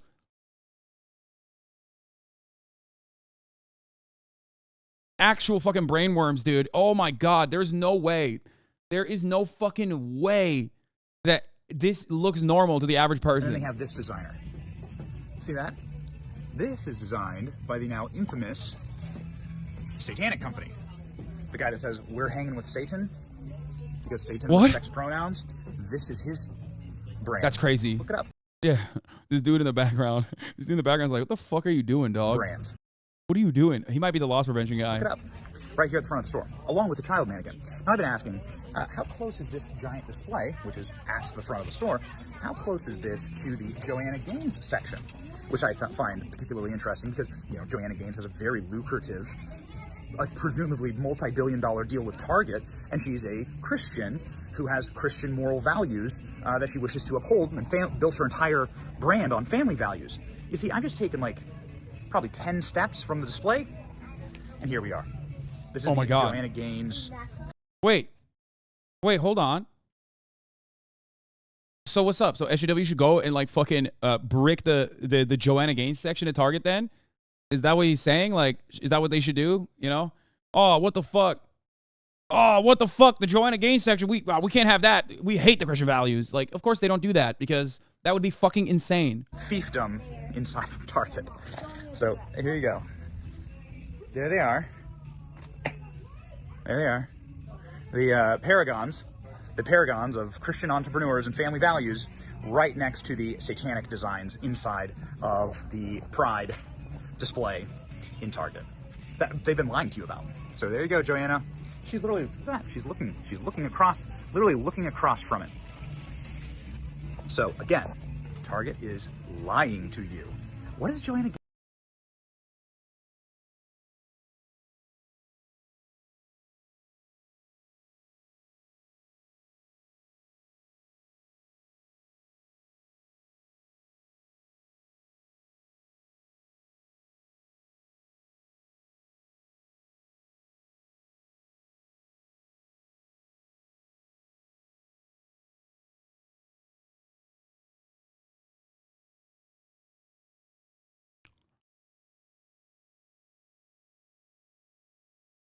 It's true.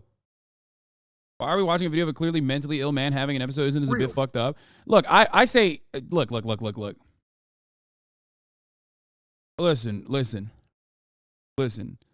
I don't think Benny Johnson is mentally ill. Okay, I think he's a charlatan.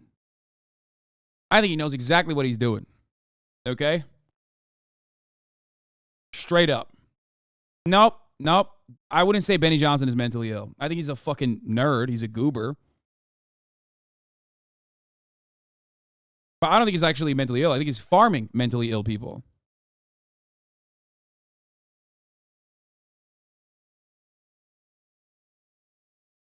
In the South Nashville area, I promise you, this is literally the average conservative. You hear folks talk like this every single day. I promise you, it's more common than you think. This is what like most Republicans I've talked to think, though. Like, this is in the mainstream. They're literally all insane. I'm in Nashville. No, they're not. You're in Nashville. Maybe Republicans that are like interacting with a Democrat. No, I don't even agree with that. Nope. No, I don't agree. Studies don't agree. I don't agree, and studies don't agree. I will never believe you when you tell me. Like, do they have a disdain for like gay shit? Fine, whatever. Okay? Especially because, let me tell you something.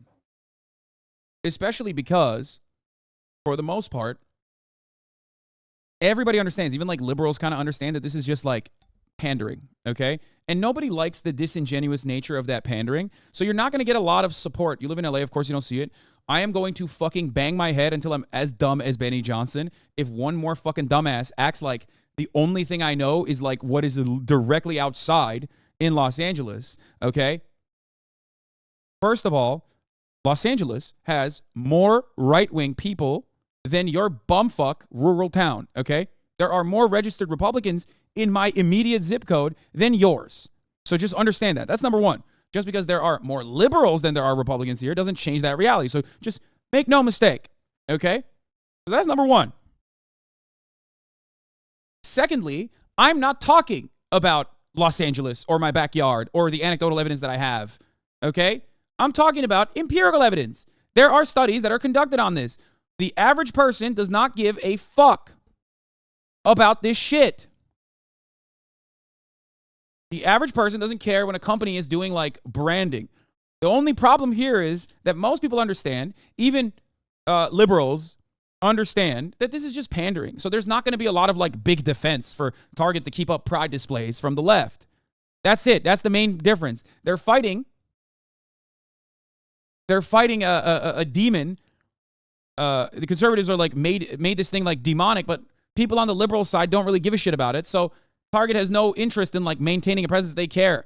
But once they actually do cave to the right, all of a sudden, you've created a system, you've created a situation where like Target is now saying, fuck the gay people. Okay?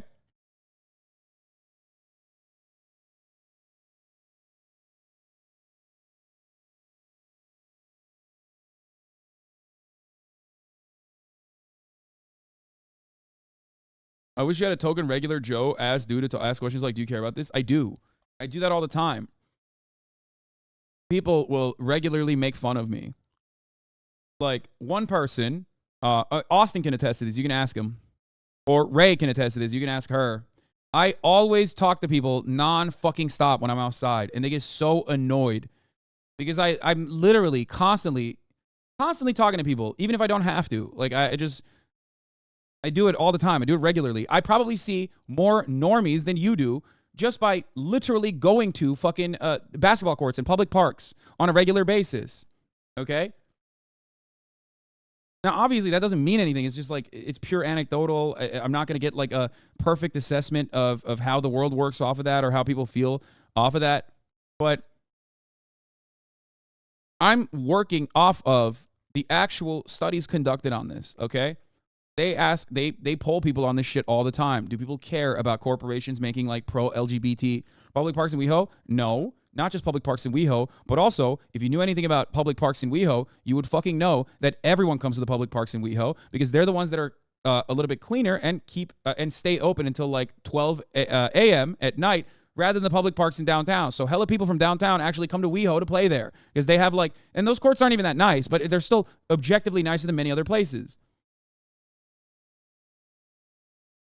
So when you're playing basketball, when you're playing pickup basketball in any courts in the West Hollywood region, you're playing basketball with hella fucking people. that are from all around Los Angeles, not just West Hollywood. I slept in WeHo Parks when I was homeless there. Yeah, I mean, there's a lot of homeless people that use the WeHo Parks as well. But it's at least it's like open. They stay open until late in the night.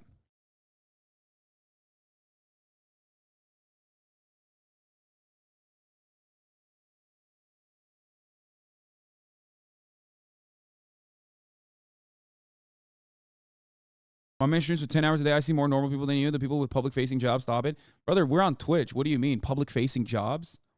Like, yeah, there's a lot of people in the service sector that, like, you know, come in and out of this, but the broad majority of chatters probably are NEETs or literally fucking work from home, so, or studying, and rarely ever encounter people outside of their, like, immediate vicinity.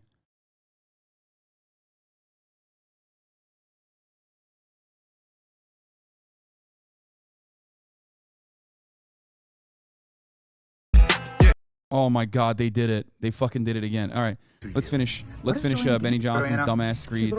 She's looking across, literally looking across from it.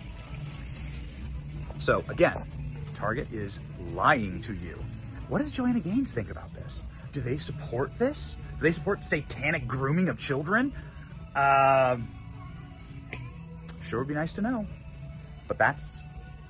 Benny Johnson is the most lib-coded conservative out there. Brother, he worked at BuzzFeed and was fired because he did plagiarism. Imagine getting fired from BuzzFeed for plagiarism. It's like getting arrested for campaign finance violations in the United States of America. It's like, it's almost impossible. That's what BuzzFeed does. They do plagiarism. And Benny Johnson did it so stupidly that he got fired from BuzzFeed for plagiarism. He actually got fired from another place for plagiarism as well after BuzzFeed. I forget which one it was. Confirmed now. Don't believe the lies. Target has gotten rid of nothing. And if anything, it's worse than I could have possibly imagined. I mean, listen, guys. You have a right to run a business. You have a right to make your own choices as a store. And we, the consumers, also have our own rights. And so if you support this, the literal using of child mannequins in your displays, that's on you. This brand, this Target brand, needs to be toxic. Yes, he is the Twitter gay. He's the Military Times is serving gay ads to me guy. Okay, he needs to be toxic among people that gay cruise ads, believe in common sense, and then people that are just basic anti-grooming, anti-sex cult, and anti-Satanism.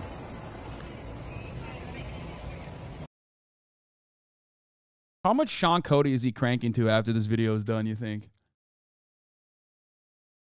Those are the like honestly. All facts of it. From your boy Benny. My man has encyclopedic knowledge of Sean Cody's entire lineup. Okay? And he's over here being like, homosexuals are grooming your children.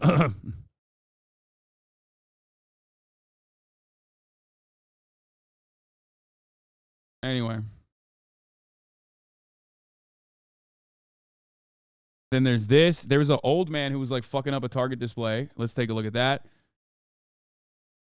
Let's finish this first though, and then I gotta go pee-pee, and then we'll do that. If you're, Disney and you want to promote gay rights in your movies or on your campuses, they're going to protest. I mean, look, these are businesses. They are concerned about their employees and their customers. And if you're Disney, you're doing these things because your employees and your customers are in a place of acceptance when it comes to LGBTQ people. So it's really It's a really tough choice for the businesses. Poor businesses, man. They're having such a hard time. Target, that's the... Anyway, angry white guy destroys a pride display at a Target in Missoula after verbally accosting a trans person just going about their day. Homophobes emboldened by the radical state legislature are a dangerous blight on Montana.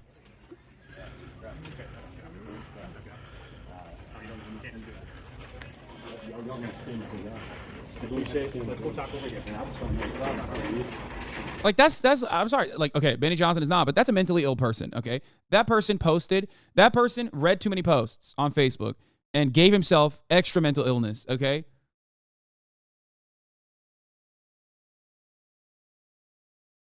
That's it. Like, that's the difference. Imagine Target literally looks at that guy and goes, hey, man, sorry, we can't do nothing about this. Let's look at some more mental illness. Yeah. Digital shoppers. Yeah. There's a cleanup on every aisle. Yeah. Target is targeting your kids. Yeah. They put a target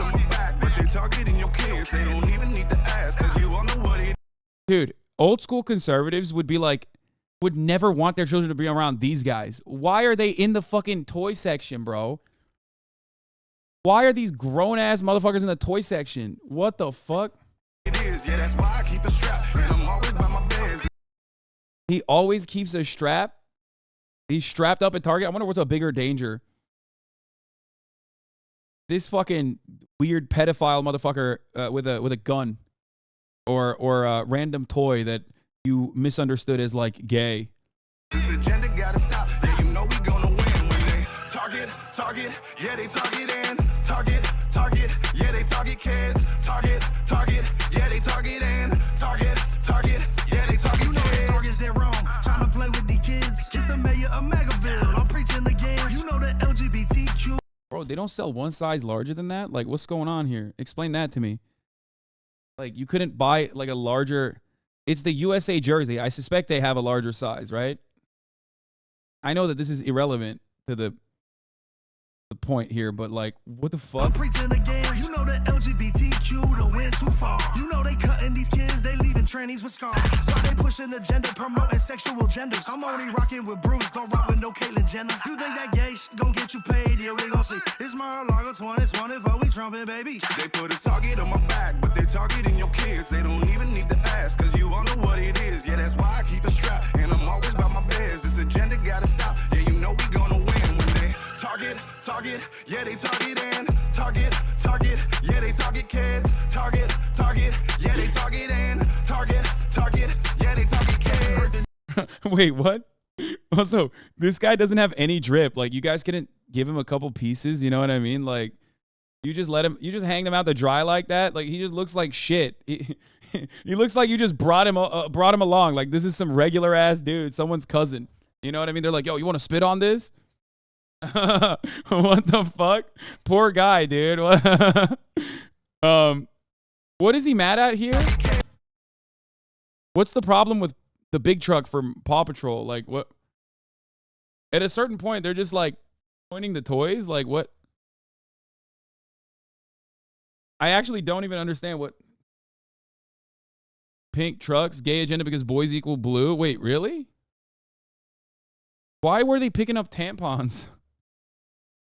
He's like, I got it from my mom while I'm here. Heard the news story, targeting kids. They going after our youth, and yeah, they do it like this. If you ain't mad yet, then you better. Dude, I'm sorry. I love how fucking fat they are. They all have the exact same body type. What is going on, dude? Why do they all have the exact... They all have the fucking beer belly body type, dude. Is so good. Yeah, they look like the skibbity bop bop bop bop guy, who is a legend, by the way. He's an iconic Turk, okay? So I would never compare these fucking clowns to that incredible beacon of prosperity and all things good in the world. But they do have the same body type. Let's protest until they closing, they ain't gonna be missed. Why they got pride shirts in the kids' clothing section? Why they trying to mess with the kids and give misconceptions? They manipulating minds and making evil impressions. Got the boys tucking out by the time their kids got depression. Dude, that's gross, man. Like, you're talking about kids' genitals. Why is nobody stopping them? Like, why does nobody in the creation process of this fucking song go, hey, man, maybe you should take out the part about, like, children's genitals because that's kind of too gross? That's very odd to me that they just, like, kind of keep that going.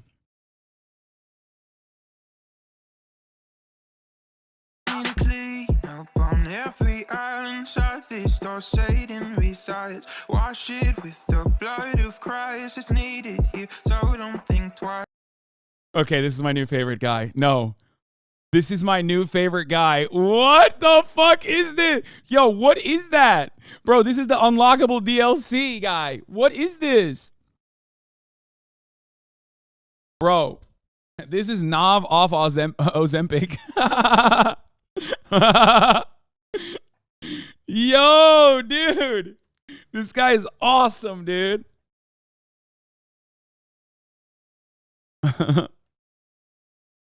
Okay. I love this. This dude's fire. This song is actually my favorite now. Because of him. On every island side, this door Satan resides. Wash it with the blood of Christ. Yeah, that's actually, yeah, what you should do is take bottles of wine and just like douse the entire Pride section with that. You can get a beard. You can get that beard at the Dominican stylist. Bro, this is the guy. He said a revolution is happening in China right now. Over 1 billion people are standing up to fight for their freedom. We must take down the CCP. Miles Guo stood his ground, and now they're trying to silence him and his movement. And that's him. He's #1 charting artist, 15 times Billboard recording artist, songwriter, international voice of the revolution. That's him. Wait. Fugitive Chinese billionaire advertised. Wait, what? Billionaire advertised to Steve Bannon, arrested on federal charges out of New York this morning. Fire coincidentally. What? Bro, this has 1.6 thousand views. What?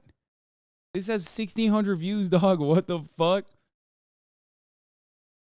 Yo, this is so sick. Okay. Okay, I gotta say something here. Thank you very much. Meeting my barber after he gave me the worst motherfucking haircut the world has ever seen. Oh no.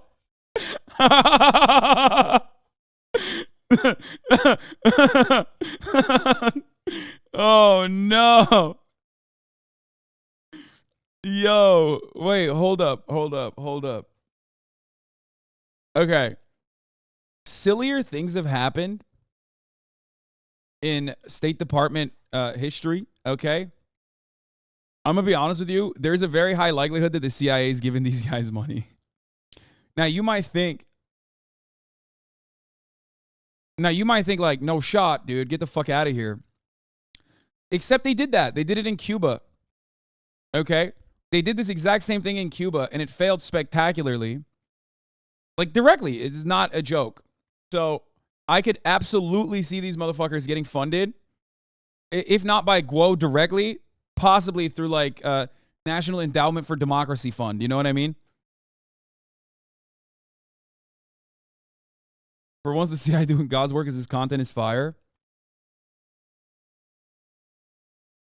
What? Skeet the Boat guy with Putin? No. That's not actually Putin, dude. What are you, fucking stupid? I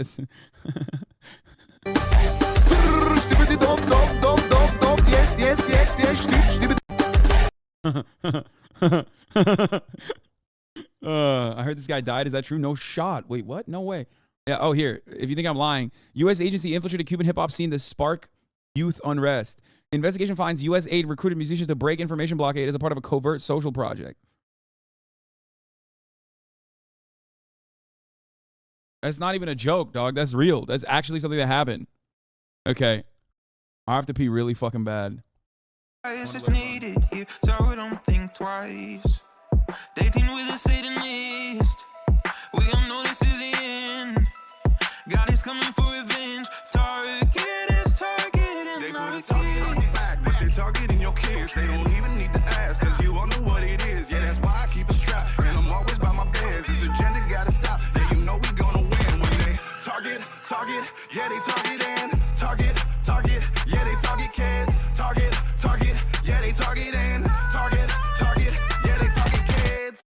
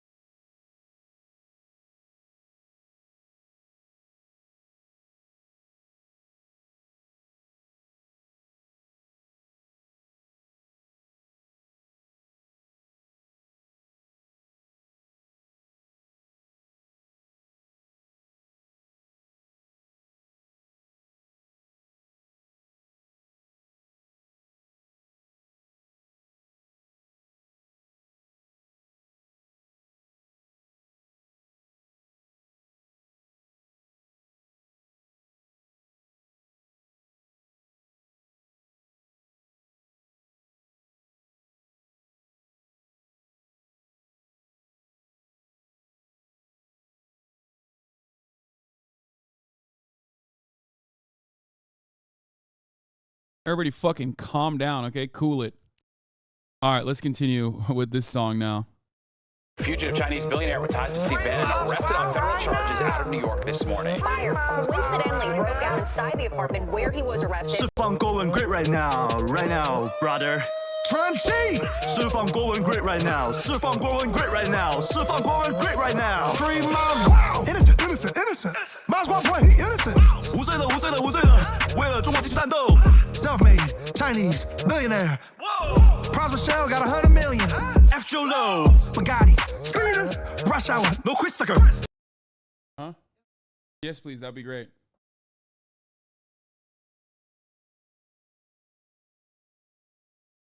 This is the worst song I've ever seen. Big house, big yacht, Jackie Chan, big stunner, a freedom fighter, sitting in jail, the land of the free.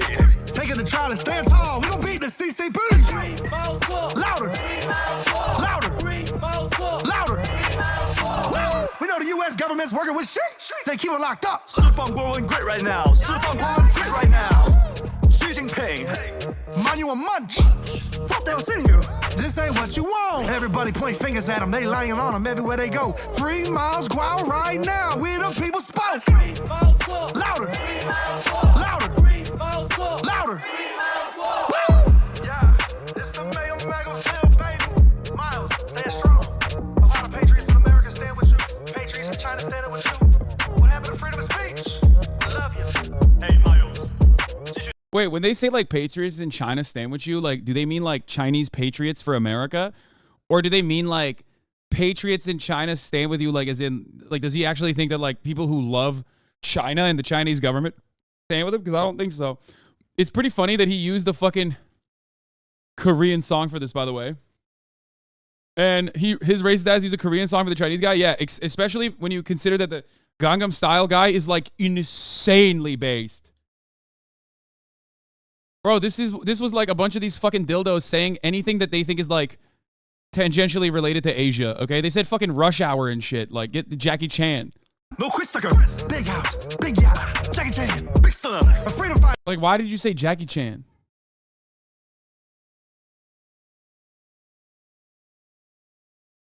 Why is he using a Korean song to sample rap about a Chinese man? Because this is for the American audience.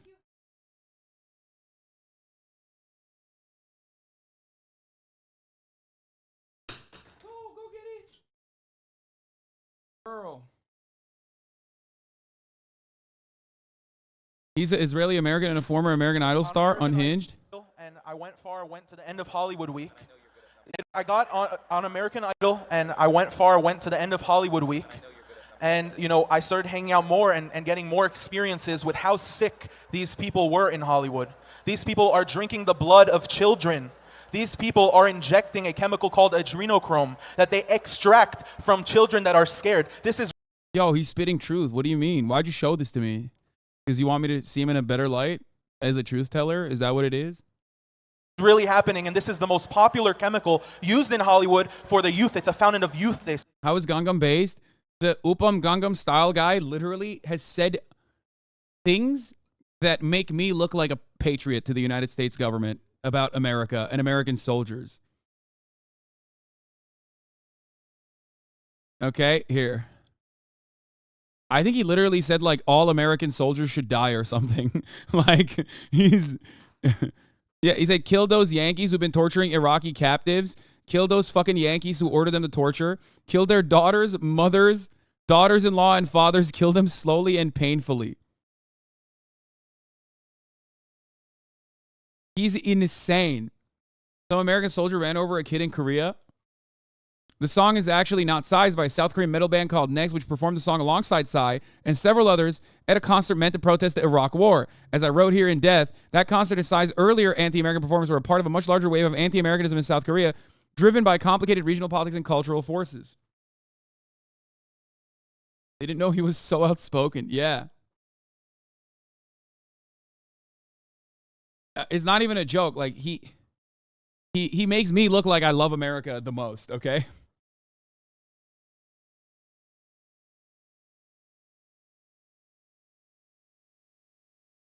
Next is overtly political in a way that Psy is not. One of their songs is called, titled Comerican Blues, the lyrics for which are here. They're in Korean. Let me know if you want to volunteer translation. Wait, they wouldn't even fucking post the translation? That's so stupid. This was the song?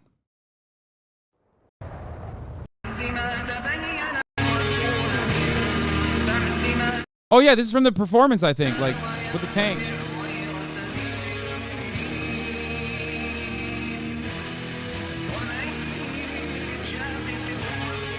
This is kind of awesome.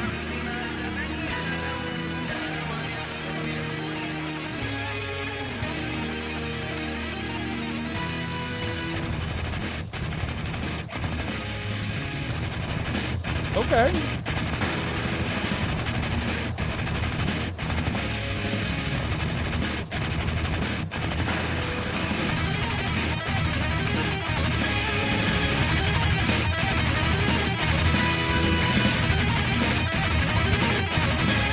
Okay. Okay.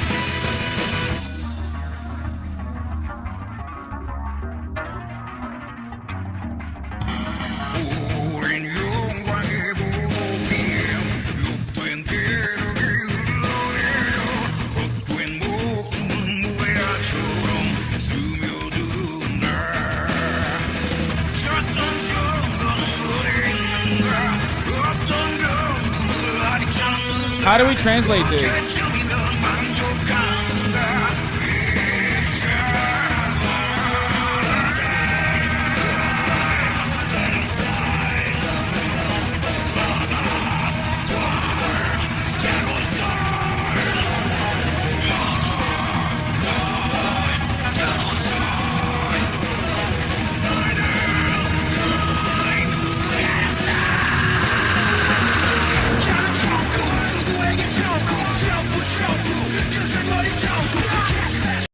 Okay, hold on. It's not the world you thought it was once upon a time. Even while I'm sorry, buildings are built on one street corner. Women's clothes change according to the season. Men's hair is getting longer and shorter, more and more quickly. The 1990s, really? Why? What is this? Mara, you can't get out of the old town for the rest of your life after going back and forth. These days, young kids say they really don't know, but the world you thought of in the distant past is already past. Okay, let's see. Put mousse on top of your messy hair, brand from head to toe. Is it the world or people that can change? Comedican Blues, London, LA, Boston, Paris, Tokyo, Rome, Berlin. Yes, all of these are lined up in the street. And your name is Cosmopolitan Comerican. Who is the Comerican Blues? Stories on the social side. People who have nothing to do with me. I've never been to Namdaemun in my entire life. Don't even pay attention to what it say. Put mousse on top of your messy hair. Is it the world or the people that change it so fast I only share dizziness? Okay, I don't really understand this.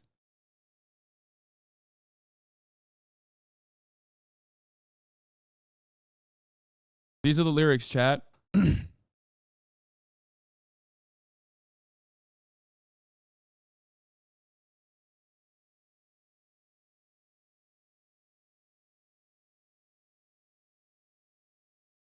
No, that wasn't the song that we're listening to. This is a different song from the same metal band. Anyway. It's disgusting, and it needs to be exposed. Jim Caviezel tried to expose it and was called crazy, but it's the truth. This is what is being used. These people worship the devil. I got on American Idol, and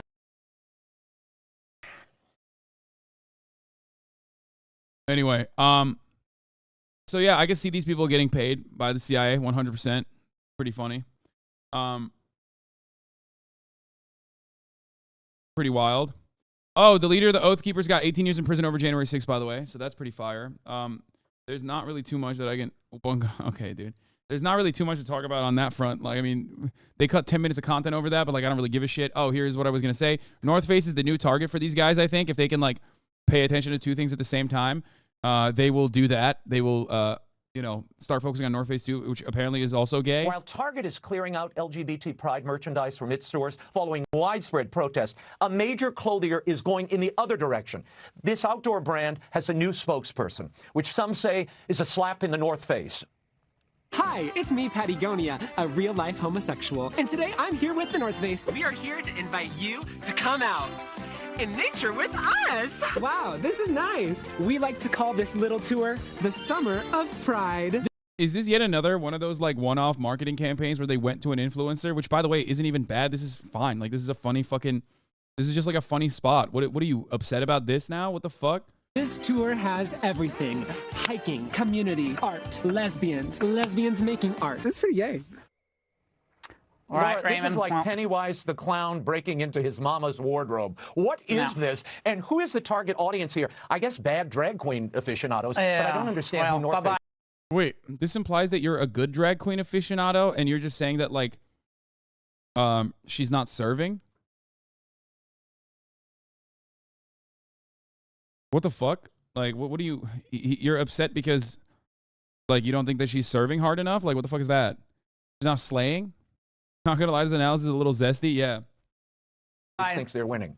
Yeah, but buy North Face. While Target is clearing out LGBT pride. Here's part of the North Face ad.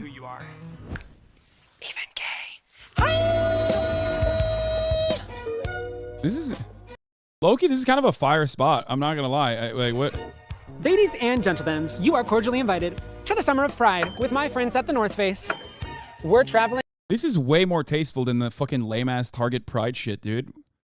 Actually, like, it's kind of funny. It's tasteful. All the gay across America and everyone. I mean, it's obviously camp because it's drag. It's supposed to be. And you? Hello. And you? Wow.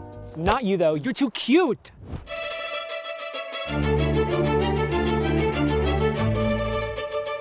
Okay, just kidding. You can come. You get it, right? Like, it's camping. She's a tent. Like, I think everybody understood it, right? Like, that's the double entendre. Put on your boots and come out. Side with us. See you there, besties. Oh, it's from last year.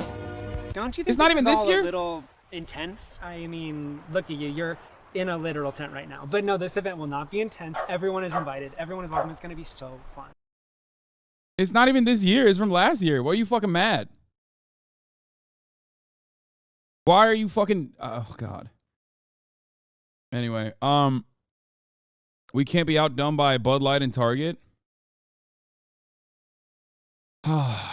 These guys are so fucking bored, dude. This is what you do when you're bored out of your goddamn mind. This YouTuber's in big drama. Who's the YouTuber? Who the fuck's he talking about? I found a breakdown on translated Korean article. Yeah, I don't care. We moved on from the Korean thing.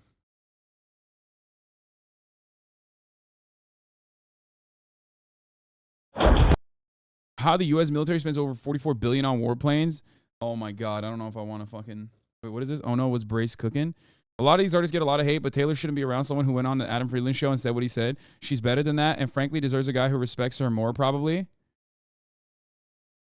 I don't know. Wouldn't your past with Taylor be a conflict of interest? Who gives a fuck if I did gay shit with Taylor Sheridan? Not Jermaine, bro. Not defending Taylor at all. But why is it only her that needs to be perfect and a clean slate and successful superstars like Ariana, Abel, Katie, Gaga, Beyonce, Rihanna, Bieber, etc. all done questionable things, hung out with their dated and questionable people?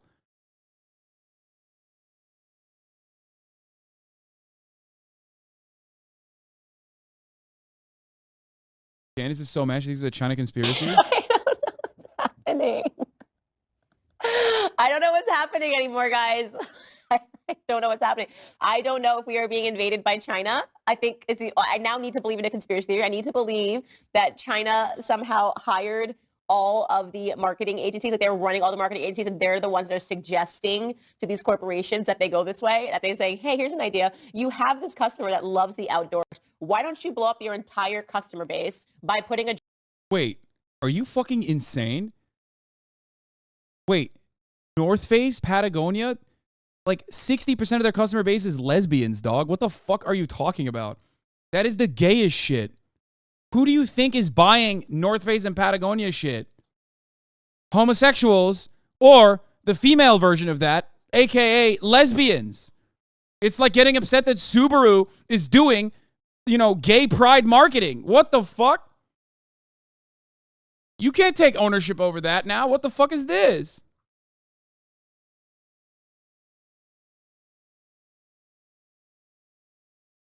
Wait, I'm so shocked about this. Like what?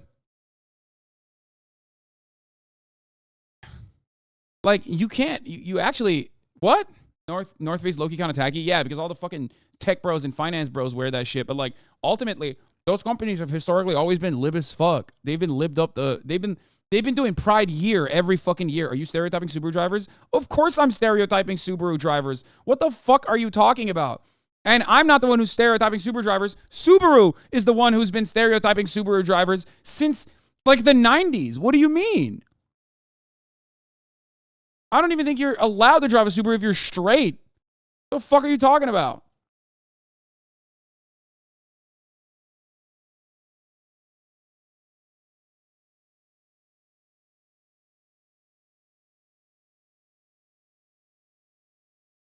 Dude.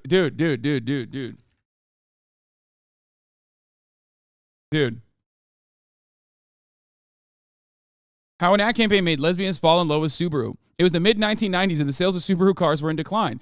To reverse the company's fortune, Subaru of America had created its first luxury car. They were plain and dependable and hired a trendy advertising agency to introduce it to the public. You are what you drive. How do you advertise a car that journalists describe as sturdy if drab? The question was faced by Subaru of America executives in the 90s.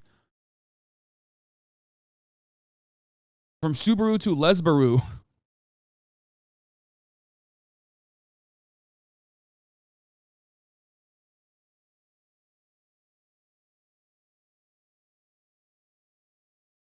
It's an art for them. Truly conservatives don't care about research, brother. Yeah, I mean, it's just like there are brands that have like notoriously purposely marketed to like the LGBT community. Yeah. It loves camping, dogs, and long-term commitment. Too bad it's only a car.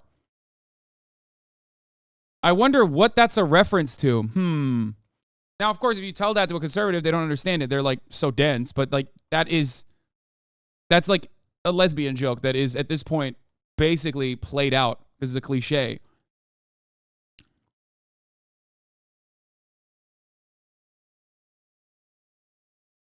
It's not a choice. It's the way we're built. It's not a choice. It's the way we're built. Yeah.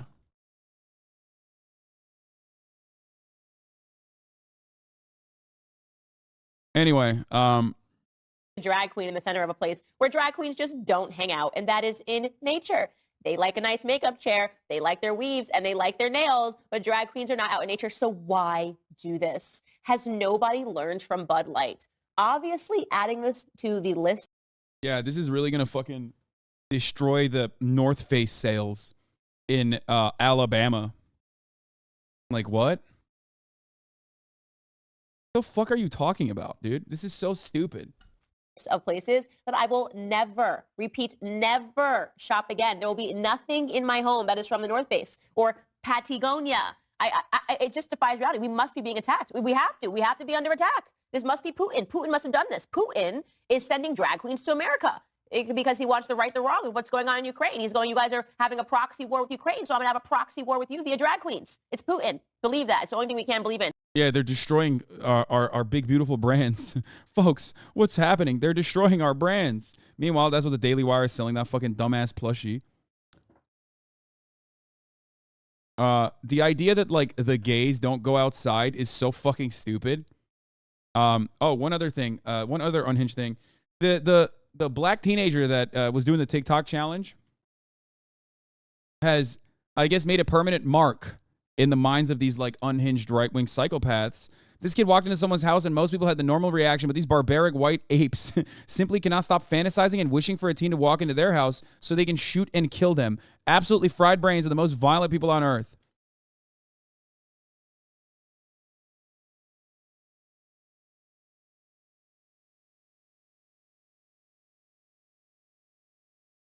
Like, I made a joke about this originally, and these motherfuckers have been talking about it since they saw that video. Like, Charlie Kirk literally did. This is my least favorite account because I do think that he actually has like really interesting art style, which is why like you hate to see it. You know what I mean? You hate to see a motherfucker who's like kind of talented be like such a right-wing freak. No, it's not AI art. No, this isn't AI. No, this is a like a conservative weirdo who does this shit all the time. I've seen a lot of his stuff. He's a massive fucking racist piece of shit, but I mean he is talented.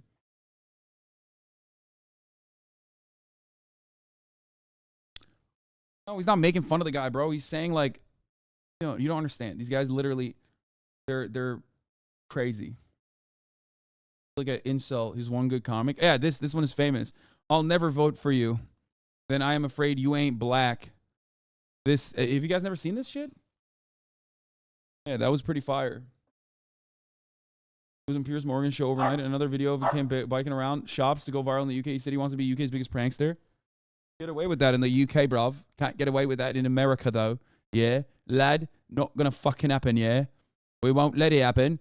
All right, this is the last gay shit we're going to be looking at, and then we're moving on to fun stuff. I used to go to Target. You used to go to Target. We all used to go to Target. I say used to because they've decided to full-on join the LGBTQ plus. Okay, fuck it. A lot of people said enough. All right, let's move on to this. Right? Moist Critical made a big mistake. Charlie made a big mistake, and I don't think enough people are talking about it. Now, he's known as YouTuber Jesus. He posts a bunch of commentary videos, and Charlie's also a good friend of mine. But I'm not going to let this one slide. And it has nothing to do with what you might be thinking about.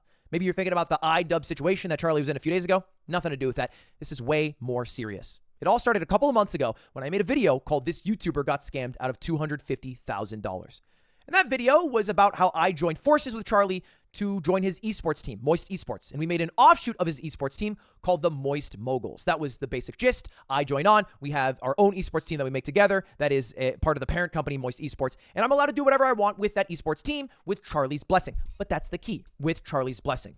And one of the first things that I wanted to do was make my own Valorant team. Now, Charlie was a little bit on the fence about this. I don't think he played the game that much at the time. Oh, dude, I thought this was... Yo, you guys got to send me this... Stop sending me this fucking right-wingers, like, clips, dude. I thought it was going to be about some interesting shit. Okay? Not a fucking...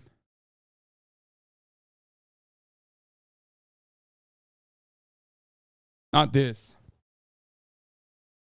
I do not agree with being... I do not agree with the assessment that I got clickbaited. I'm not the one who clicked on this, okay? This is fire. Elon Musk Neuralink gets FDA approval to study for brain implants in humans. That's sick. Love that. That's going to be great. I kind of want to watch some of these videos. I've never seen this before. Apparently, there's an entire genre of YouTube videos that the algo really, really thinks I'd like of pretty white Christian women who say things like, gosh, oh my goodness, no, while reacting to action and war movies. I've never seen one of these, but I kind of want to.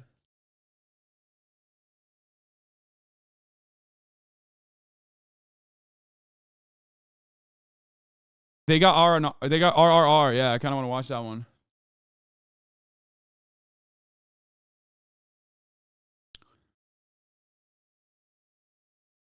I feel like this could be crack for you. I kind of want to look at it, but what? There's a more. When was the last time you heard about the metaverse outside of it being the punch? I don't care. I don't want to watch this. Okay. The lib moms on Fear End. Oh shit. I missed this, but such a funny thread of stuff. Oh, this guy's awesome. Dude, this guy is so sexual. It's crazy. More backwards. Huh? Back. Remember, sink those hips. Is it this arm that is like what I'm supposed to do though? So move your right arm off the table. And then, yeah, but hold the peg. Move it off. Like this. Slide it off, now sink down. Yeah, spout up. Yes. That's it. Good. This one is not that sexy. This is the sexy one. If Christian beats me at arm wrestling, I'll buy him anything in the store. Any one item. You ready? That's a good deal. Okay. Let go. Yeah, you just call it ready, go. Ready? Go. Good. Backwards. Pull backwards. That's too much rotating. Good. That's beautiful. Backwards to your face. Good. Careful now. You're in a dangerous position right there. Yeah, bring that left shoulder forward. Good. Make sure you're breathing. Good. Sink your body. Good. Bro, look at his fucking hand, dog. That shit is disgusting. Fuck, you're really strong, man. Fuck, you're really strong, man. Okay, follow it with your body.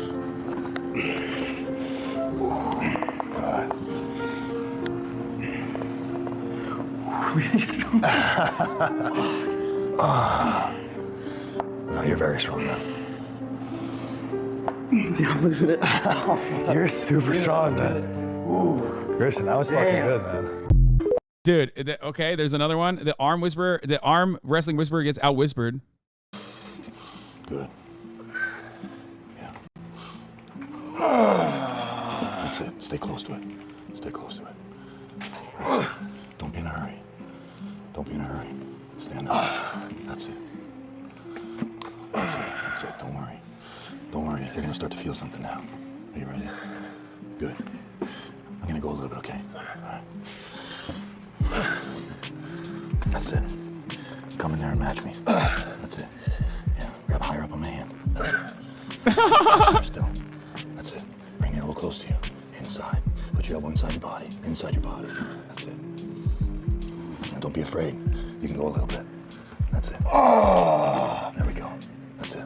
Release that. Fight me. That's it. That's it. That's what you're here for. Fight it. Beat it. Beat it. Beat it up. That's it. What? Don't give up now. Okay, this is deliberate. This is on purpose. He said beat it up. Get the fuck out of here. I'm gonna go a little bit, okay? You ready? Go. That's a lot. That's a lot to take. Okay? They're laughing. Okay, they know what they're doing. Okay. No, that's not what I'm here. I'm not here to finish you. There's only one thing. I'm here for you. When you're finished, I'll be finished too. That's it. That's it. If you had enough. Some people like to be hurt. Pin me. Are you sure? Pin me. I'm gonna hurt you, little guy. I'm gonna hurt you. Just be careful now. I'm gonna finish. Ready?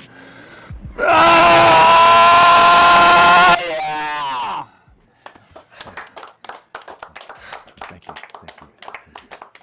2 weeks in an ice bucket. Right. That was good.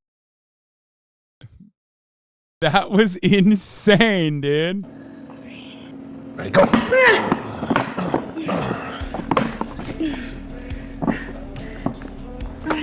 Is this like an arm wrestling?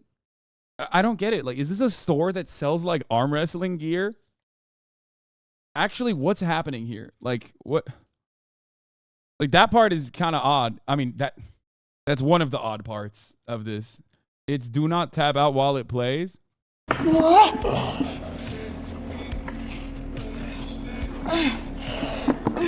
you're thinking about buying one of these, don't. My cousin snapped his arm and have like a celery stick. Yeah, I would. Dude, arm wrestling is so fucking stupid. Straight up. Like, so incredibly stupid. I would never do this shit. Okay? Don't buy this. Buy a $5 a month subscription instead. Or buy gifted subscriptions for everyone else, because at the top of the hour, there's a 3-minute ad break. Yeah. And if you no longer want to see those ads, well, then all you need to do is subscribe. Fuck yeah. For $5 or for free with a Twitch Prime. Be a good girl, not a bad girl. And subscribe at the top of the hour.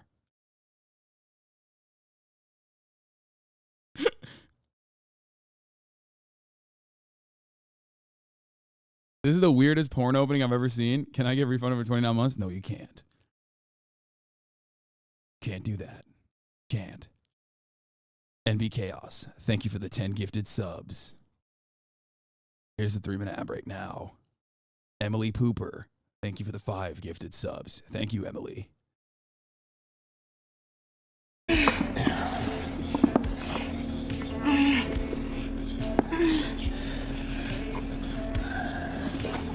What the fuck?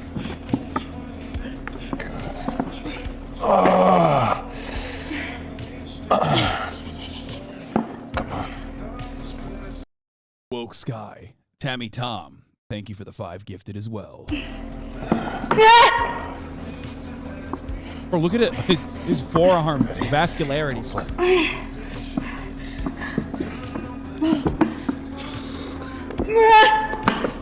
You guys, wait, you guys skipped this part? That's crazy. The foreplay is the best part, dude. What do you mean? Otacon.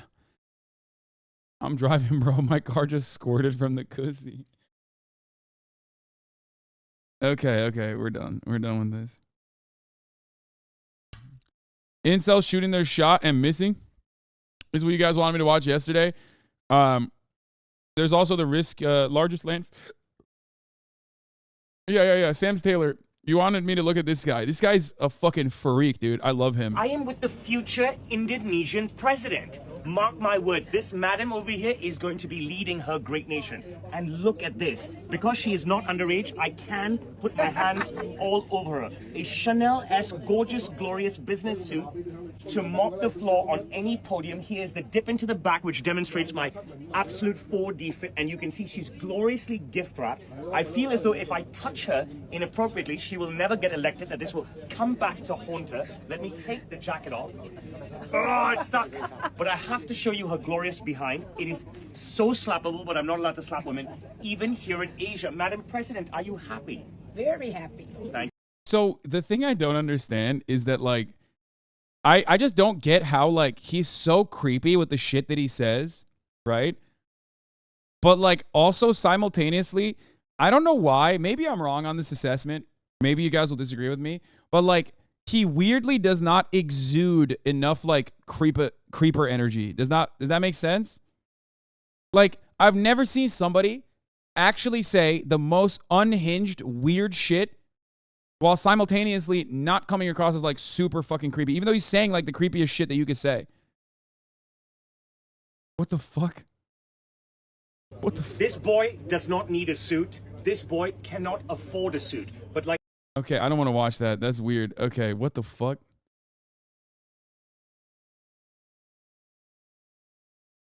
Yeah, you know what? Let's not watch this guy. It's fucking, I take it back. That's weird as fuck.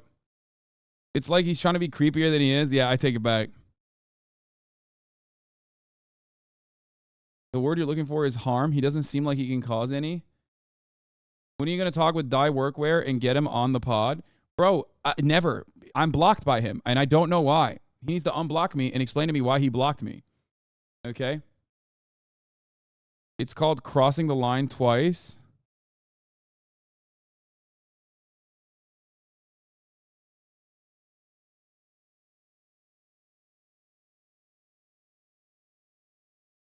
He used to make memes about your god-awful drip way long ago. So why did he fucking... Your fits were just so horrendous?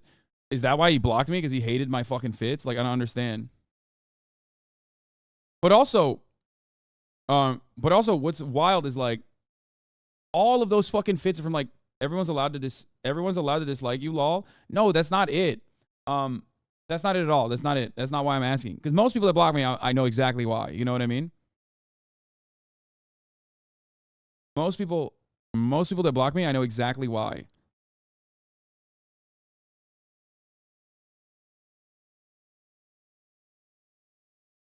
This dude, I don't know. My guess is that he's in circles that probably hate retweeted you a lot. Yeah, probably. Also, like, he's an annoying ass, oh, cool for school New York City creative dude, so don't be surprised by it. Oh, I mean, that makes sense. Still, though, I like his posts. Your fit's so good, he has to unblock you. Yeah.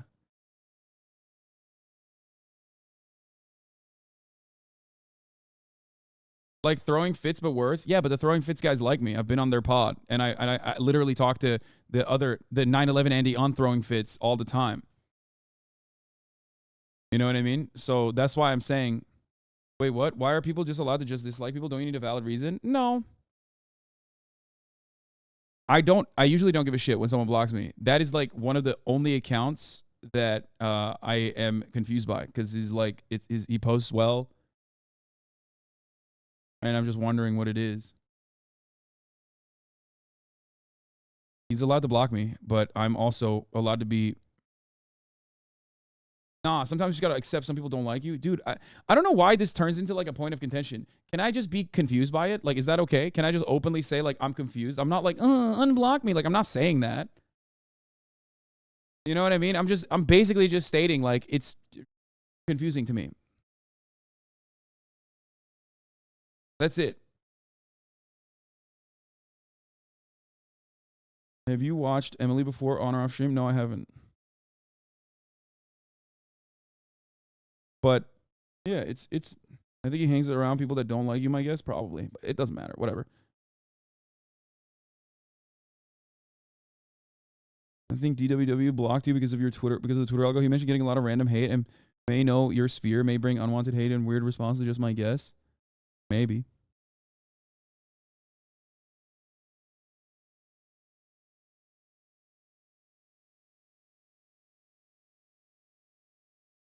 Chatters normally are the CIA. They immediately find the answer. That's why I asked this question. You know what I mean? In chat. Because usually you're the fucking CIA. You immediately find the post where they're like, oh, he posted this about you. And that's why it happened. That's why I asked this question, but you don't have it. New watcher in your chat literally makes everything a point of contention. Is wild. Yeah.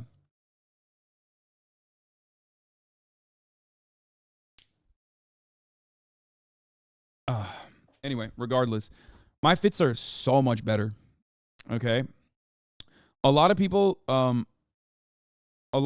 off the OG fits that I had from like 2014, 2013, 2015, and they post it all the time. Like I literally was wearing it last week or something.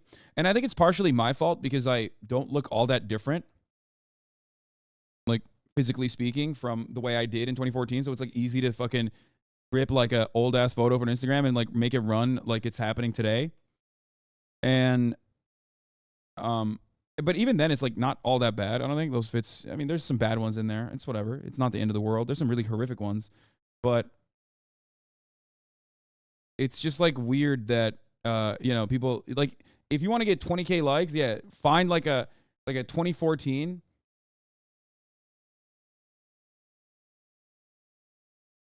This is worth opening up in an incognito tab. Yeah, he has really good fashion posts. That's why I'm like wondering, because I like fashion. I know I've said this before, but it continues to amaze me how many anti-LGBTQ crusaders wear things such as tight jeans and work boots, a style that was shaped by the LGBTQ fashion in the early 2000s. It was a revival of flagging styles such as the Castro clone look of the 1970s. Yeah.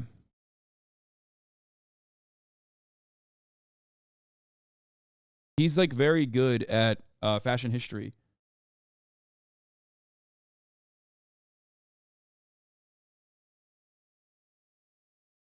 But there's LGBTQ fashion. Yeah, also known as just fashion.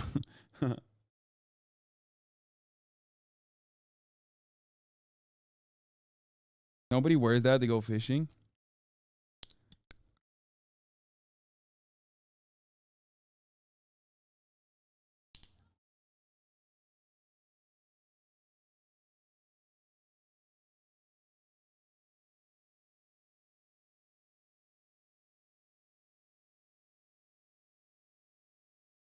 I got the I watched the train conductor holographic card video.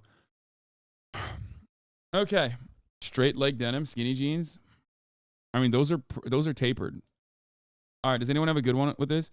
Dude, I'm not going to watch Tim Pool's dad. I don't care. You've been posting it non-fucking stop.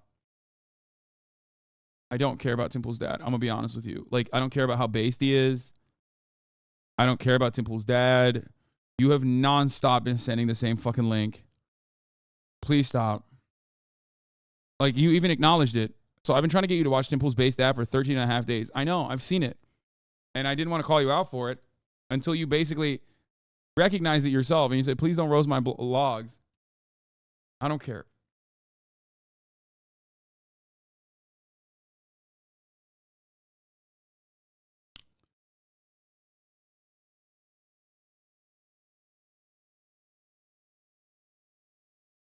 Anyway, let's watch this landfill video. For almost 2 decades, this man has climbed a mountain of trash. This is 56 minutes long. He scavenges for anything he can sell or bring to his family. Yang dipikirin ya begitu, ketakutan aja, takut longsor, takut ya alat berat lah. Bagaimana alat berat bawa sampah sih. Kadang-kadang yang bawa alatnya nggak ketahuan orang gitu. Rasidin and thousands of others are one of the main ways trash gets sorted, sold, reused, and sometimes recycled here in Indonesia. Capitalism, baby. Many like Indan used to be rice farmers, but found they can make twice as much picking trash. Sampah itu alhamdulillah berkah. Kalau yang sering yang buang makanan itu seperti orang kaya, orang-orang seperti orang-orang tengah gitu. So what's it like for the thousands of Indonesians who live off of other people's garbage? And how did this informal recycling industry become such a risky business? I wonder how it became a risky business. The Bantar Gebang landfill near Jakarta is the size of 200 football fields. Jesus fuck. It's one of the largest in the world. Around 6,000 people live in slums at its base.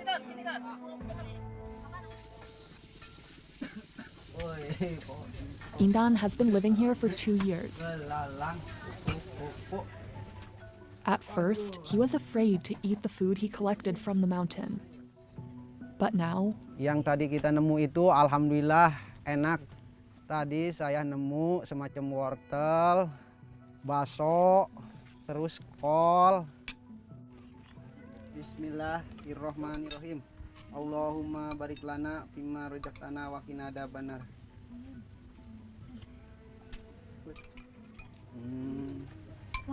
Dulu pada makan dulu. Enak dari Sony juga. Ini dapat mungut. Pernah sekali saya bawa makanan nyampe sini, tahu-taunya makanan udah nggak layak dimakan. Saya umpetin, ketemu sama anak, langsung dimakan, jadinya mencret. A few houses away, Rasidin is getting ready to go out for the day. Halo, Kaos kaki. Tolong sepatunya, Bu.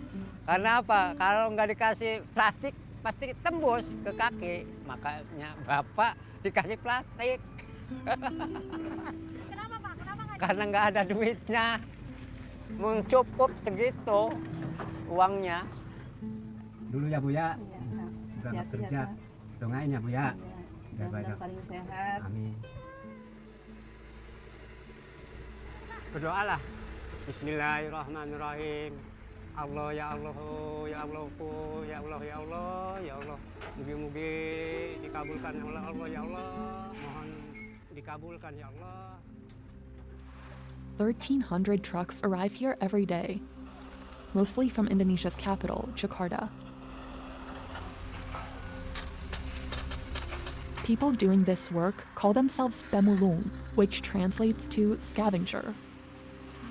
They work independently, but need permission from the government to enter the landfill. The biggest dangers on the job are the excavators. They are owned and operated by the Jakarta provincial government.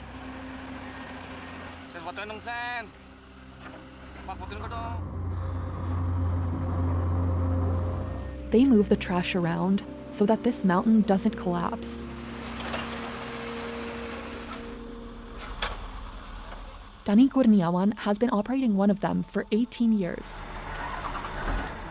Jadi dengan adanya pemulung lumayan juga sih banyak fungsinya. Banyak semacam kayak plastik kan dikumpul sama mereka. Jadi mengurangi volume sampah ya dari dia orang. Makanya kita sebagai pekerja di sini ya biasa aja. Karena posisinya kita di sini udah tahunan ya. Jadi sama pemulung udah kayak keluarga aja. Kita nggak bisa apalagi posisi malam nih ya. Begitu kita garuk, ada kayu, apa beling, apa batu, ya kan. Kita garuk, kita angkat, tiba-tiba jatuh kena pemulung. Itu resiko saya. Rasidin had a close call once. Cara ngindarnya Bapak ke bawah, didorong sama baket.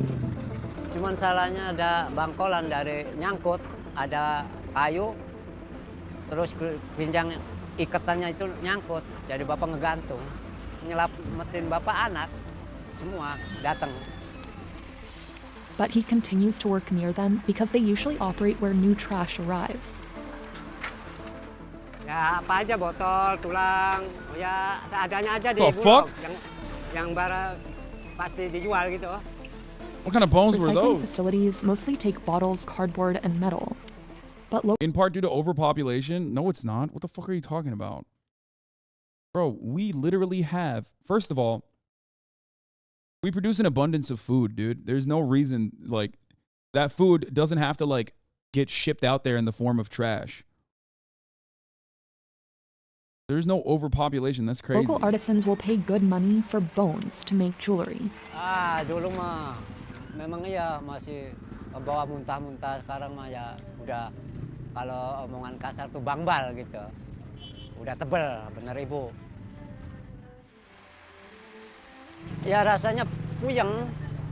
Ya paling kalau udah puyeng ya pengen pulang. Methane's an invisible threat at Bantar Gebang. The gas comes from rotting food, wood, and paper. When there's too much of it, people can suffocate.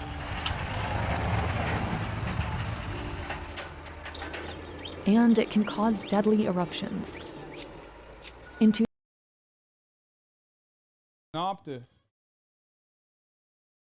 Rich countries will purchase, or rich countries will ship their trash. Rich countries will ship their fucking trash to places like Indonesia. They do it to the Philippines as well. So that these guys can pick at it. 2005, trapped methane exploded at a dump site in Java and triggered an avalanche that buried dozens of homes and killed 143 people. Crazy. Most of them were scavengers living near the landfill. But nothing stops Rasidin from coming to work. Ya pernah kehujanan, keanginan.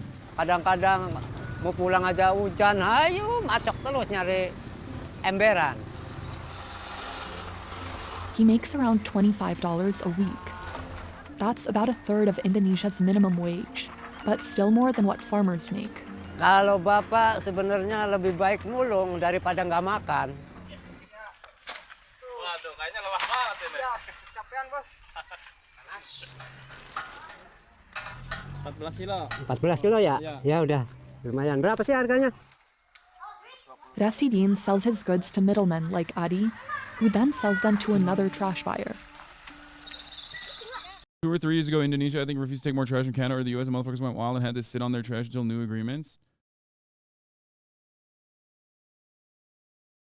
Since 2019, they stopped taking on more trash. Bangun, Indonesia. A few Americans have heard of this village wedged between peanut farms and paper mill on the islands of Java. But the people here have gained an intimate familiarity with the United States by rooting around its trash. For the record, they they get it. I mean, they pay for it. Like the governments pay for it. The governments are like, yeah, send it to us and we'll take care of it.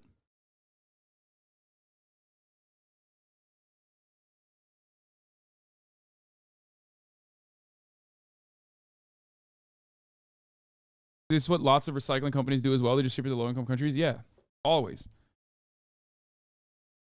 Oh, are you the Vincent Bevins article from the man who wrote the Jakarta Method, showing how Indonesia got to this position.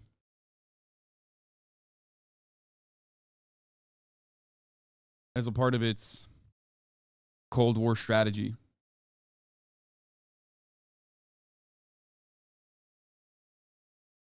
Like, if you think that a country like this gets to this position on its own, you're wrong. As many as 20,000 families here depend on Bantar Gebang to make a living. This land used to be mostly forest and rice fields until the 1980s. Trash has been piling up ever since. How does their government benefit? Or I guess, why do they insist on buying it? What do you mean? They buy it for money. They like the money that America is giving them. That's why they take it. They get contracted. What kind of, did you just say, why do corrupt leadership in third world hyper-exploited countries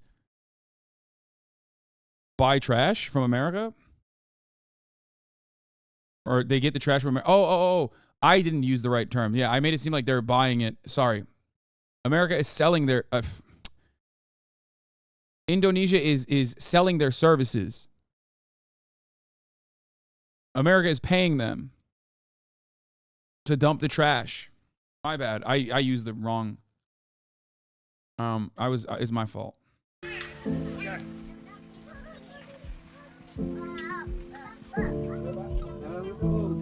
Ya bagaimana berhentinya kalau masih begini ceritanya mah nggak ada berhentinya.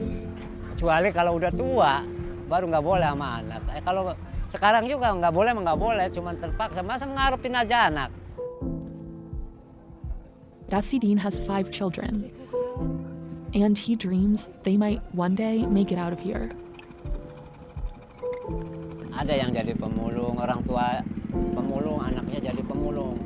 Ada yang bawa alat berat, ada yang bawa alat nyupir sampah, ada alat berat, ada yang masih sekolah, ada 2 yang udah kerja, ada belum pada sukses. Ya doain aja Bu, biar Bapak biar selamat usahanya. Ya udah masuk. And Indan has a message for the wealthy. Maaf sama orang-orang kaya ini, kalau beli makanan jangan banyak-banyak. Secukupnya aja buat anaknya. Jangan dibuang, sayang. Jangan dibuang dulu, kasih orang-orang. That's you, Hasan. What are you, fucking crazy? Dude, my biggest problem, you think I got fat on accident? I always finish my food, weirdos. That's like I'm a big boy in the Finnish plate club. That's literally why I'm so fucking fat and how I've been fat my whole life. Yeah, clean plate club.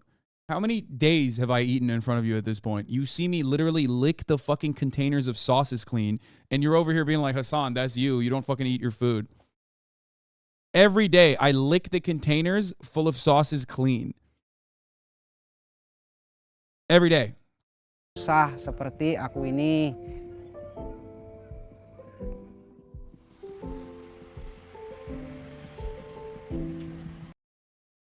This was awful, but Insider News has a lot of these videos, and they're very good.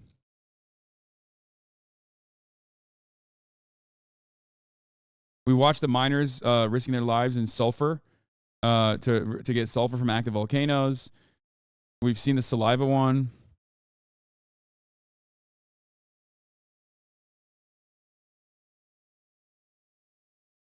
How millions are trapped in modern-day slavery at brick kilns in Pakistan.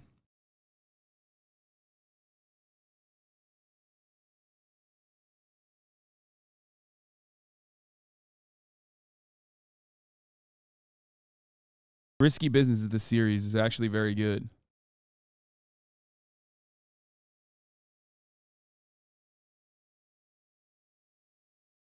How sewer diving became one of the most dangerous jobs in India and Pakistan. Oof.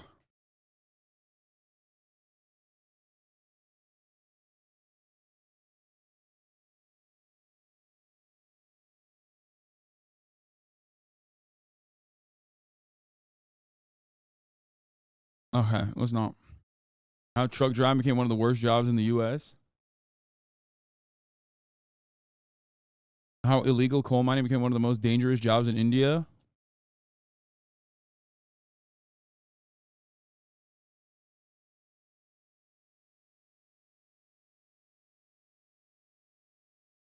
You're leaving out one vital detail. Even though these poorer countries sell their services, the effects on the health of their populations last generations, and though they get paid, they still don't have five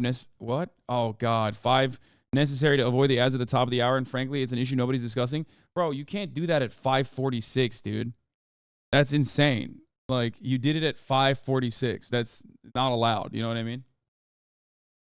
That's insane. At least, like, put it in the 4-minute marker or something. Inside Poland's LGBT free zone? What the fuck?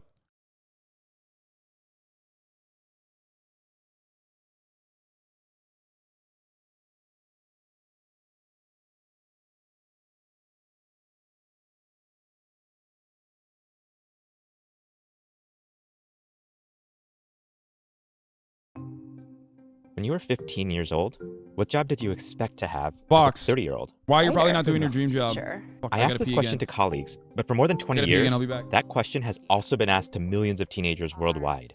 What job do you expect to be doing at 30? Lawyer, journalist. Managing like a production company. This question is important because over time, it can tell us how a generation of young people thinks about the future. So how do actual 15-year-olds answer? Let's find out. This visualization shows all the jobs 15-year-olds listed in the year 2000. The top job was medical doctor, but there's also athlete, decorator, military officer. Way lower on the list, there are jobs like pharmacist and real estate agent. There are so many jobs listed that researchers tried to simplify it by clustering the jobs into even broader categories. Here's the top 10 list for girls. Nearly half of all kids expected to do the same 10 jobs. That was more than 20 years ago, so these kids are now in their mid-30s. Did their expectations come true? Not really. For example, about 11% of girls and about 5% of boys expected to be doctors. But these days, less than 0.5% of working-age people in the countries where they did this survey are actually doctors. In 2018, this question was asked again to 15-year-olds, and this time to a much bigger group. Again, the top answers were doctor, lawyer, athlete. And there were a bunch of other interesting jobs too. When researchers simplified this list, half of all kids expected to do the same 10 jobs, again. But from 2000 to 2018, one thing did change. In 2000, a portion of kids didn't actually name a job, about 14%. In 2018, that group jumped to 25%. Here's why that's a problem. There's a great piece of research that tracked thousands of 8th graders starting in 1988. They specifically focused on kids who had science-related ambitions, but were just average in math. They compared that group to kids who had no science-related ambitions, but they were high-achieving in math. Turns out the kids with science-related ambitions were far more likely to get a science or engineering degree, even though they weren't as good at math. What this study showed was that ambition, even at an early age, plays a huge part in people's professional outcomes. Part of why it's so important is that it helps them plan for the future. For example, if they expect to have a job that requires a college degree, then they should make plans to go to college. For that reason, the PISA survey also asks if kids expect to attend college. And it found something interesting. Among the kids who expect to have a job that requires a college degree, 1 in 5 had no plans to attend college, which means they probably won't be doing the job they expect to do. When teens expect to have a certain job, but they don't plan on getting the required education or experience, researchers who study career paths call that misalignment. One study of Australian teenagers found that kids who are misaligned at 15 were twice as likely to be unemployed or not in school at age 25. Another study tracked American 15-year-olds. They found that the students who were aligned or over-aligned, which means they plan to get more than enough education for their expected job, these kids had higher wages throughout their career compared to misaligned kids. Everyone in the chat, like, I'm misaligned as fuck. But researchers who study these career pathways have a pretty good idea of things we can do to help students think more clearly about their future. For one, young people need to explore various careers, maybe by visiting workplaces. And it's useful if they've experienced a workplace by working part-time or volunteering. Those experiences should help them think about what job they expect to do and make plans accordingly. But most students don't get these opportunities. Only about 40% of students in this survey said they participated in job shadowing or worksite visits, and a similar percentage of kids said they participated in job fairs. In other words, 15-year-olds aren't getting the support they need to answer this question.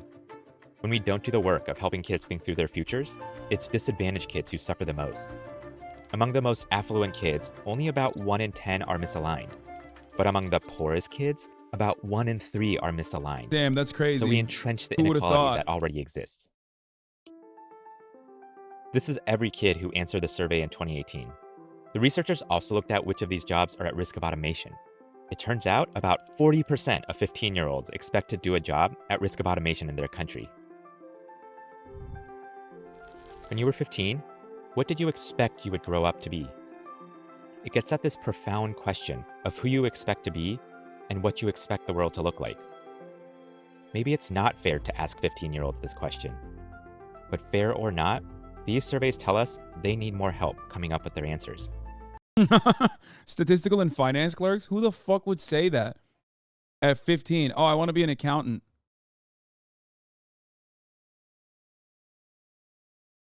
At 15, someone said that they want to be a sweeper's laborer.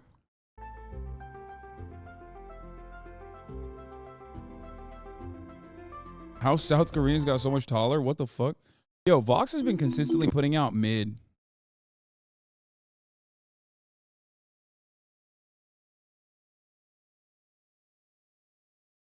I feel like they used to make better shit. What happened? Next to go bankrupt? I hope not. Do you use the N-word? What does the N-word mean to you? I hate that word, but have I used it with the A sound before? Yeah, with my close friends. I don't like I don't like when Africans say it. I'm sorry, what?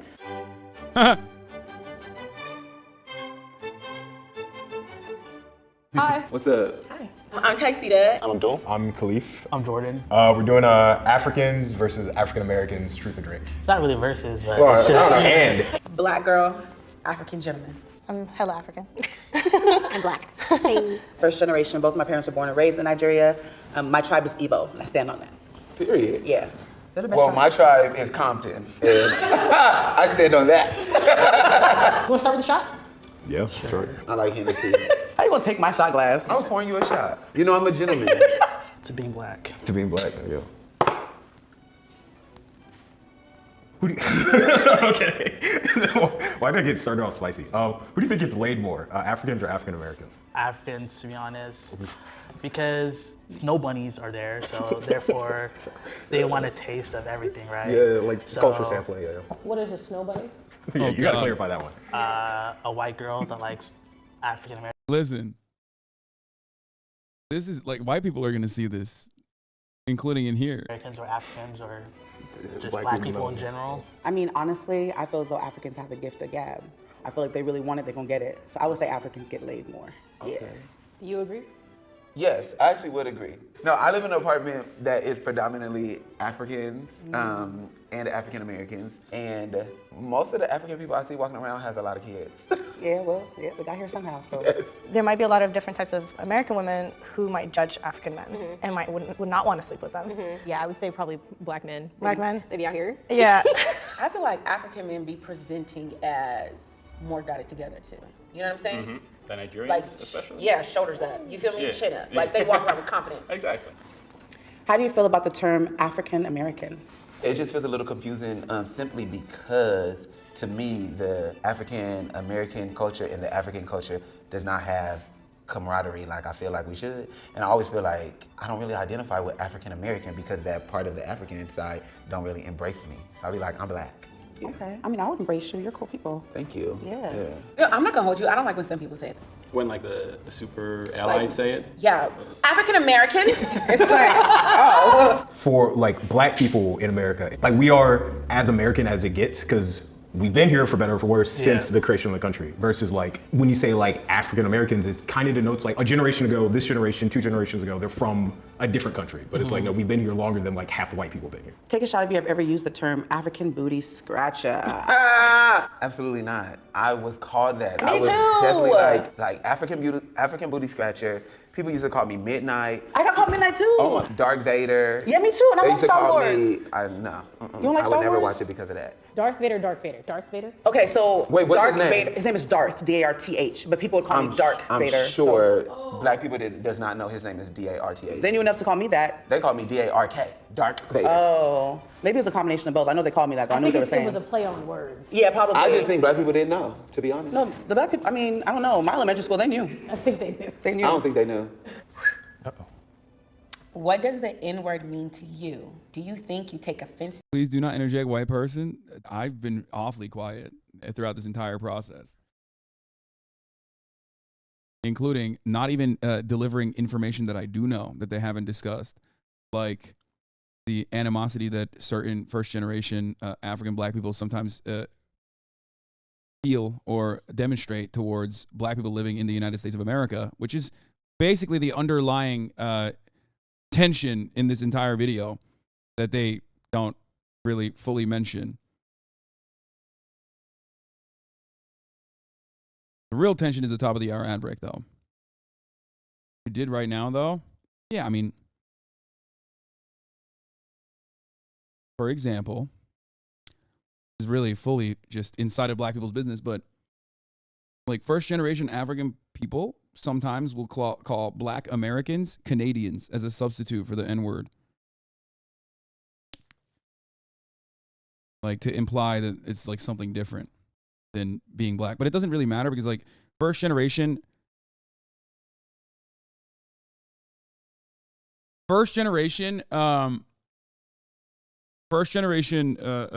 African people, regardless though, will come to terms with, you know, the fact that the reality that it doesn't matter because white people and racist people in general do not make that distinction between someone who's like a first generation African person versus a black person.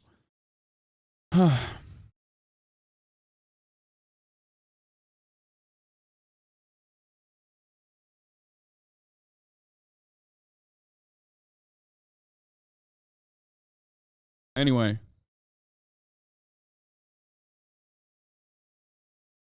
Top of the hour ad break is upon us, regardless. Here it is. How do you categorize turkeys? Is in that middle spot?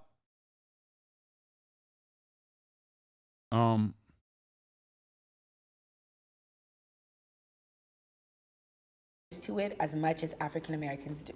Turkey's Depending turkey. on the context. I've The world seen is turkey. people consciously not say it around people that they you threatening or like, oh, that's a real black person versus like, oh, Abdul, he's fucking the They think engineer, you're, like, Abdul. unharming, they Yeah, think you're cool, I'll and- sing along with the song, and I'm like, oh, Abdul said it was cool with me. That shit pisses me off. Yeah. I hate that word, but have I used it with the A sound before? Yeah, with my close friends. Can I? I don't like. What is the difference between black Africans and black Americans? What do you mean? Think about it. Think about it. First generation, people immigrating, just like myself, okay, oftentimes come from significantly more affluent backgrounds, okay, from their individual countries. Like they come from way more affluent backgrounds because they have the capacity to be able to come from a place like Nigeria, for example, to the United States of America, meaning that like they're, you know, they're wealthy, wealthier than the average person.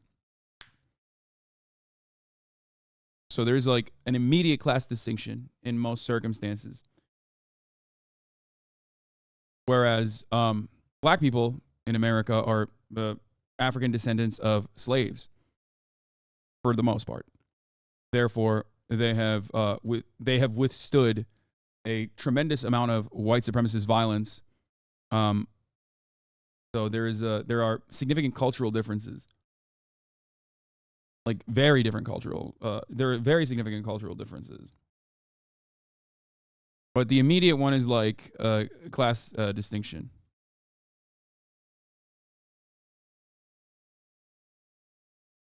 It's pretty funny, though, to think that, like, there are no cultural differences between a black person in Africa and a black person in America, like, in North America, just because they're black.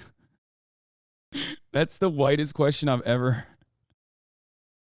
It's like, bro, wait, what do you think? You think, like...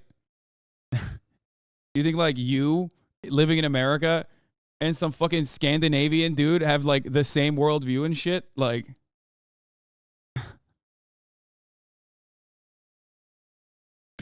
Come on, you're white. So is he. Bro, you live in Ohio. You know what I mean?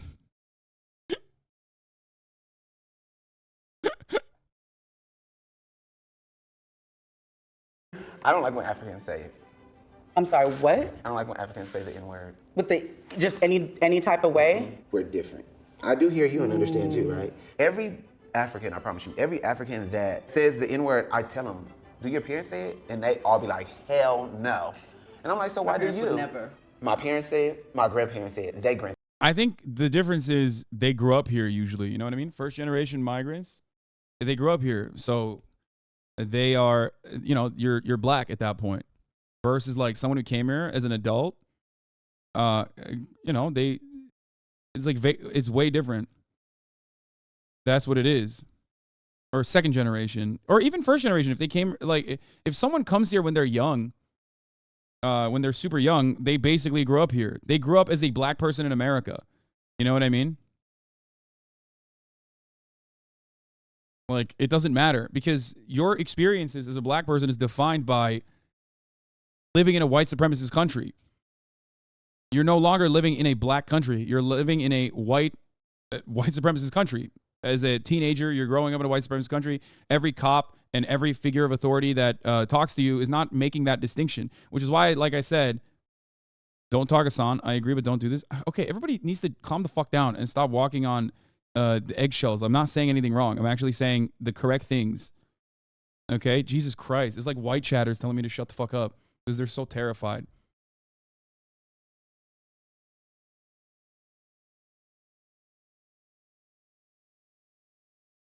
Calm down. I'm not saying anything like inappropriate or fucked up. But I mean, I've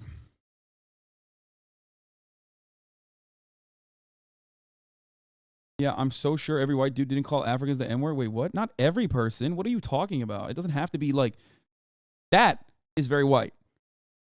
You just assume that like racism only manifests when like a white person, when you're walking down the street as a black person, a white person walks up to you and says, calls you the N-word. Like, that's not the fuck you're talking about. That's like the tip of the iceberg and the most ridiculous part of it. Oh, you're brown? Oh, shit, never mind then.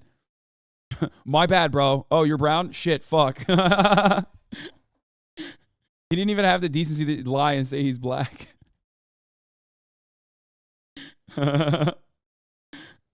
Anyway.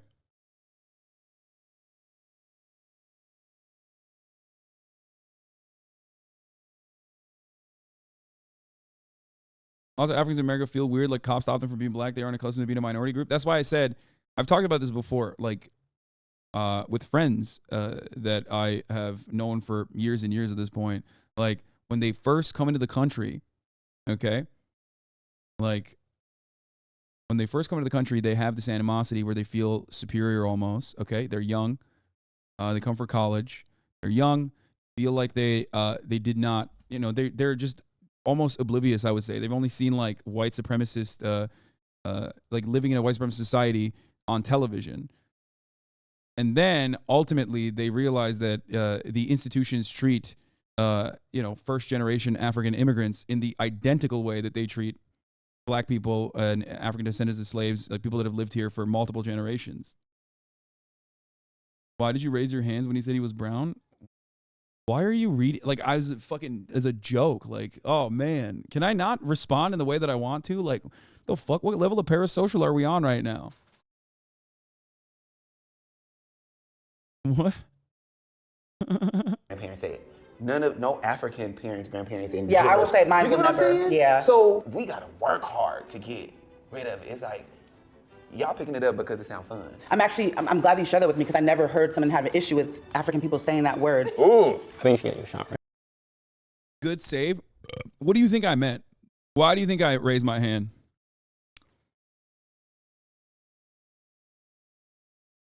This shot. This. Talk your shit, twin. Name 10 African countries in 30 seconds or take a shot. Ooh, 30 seconds? You're rude.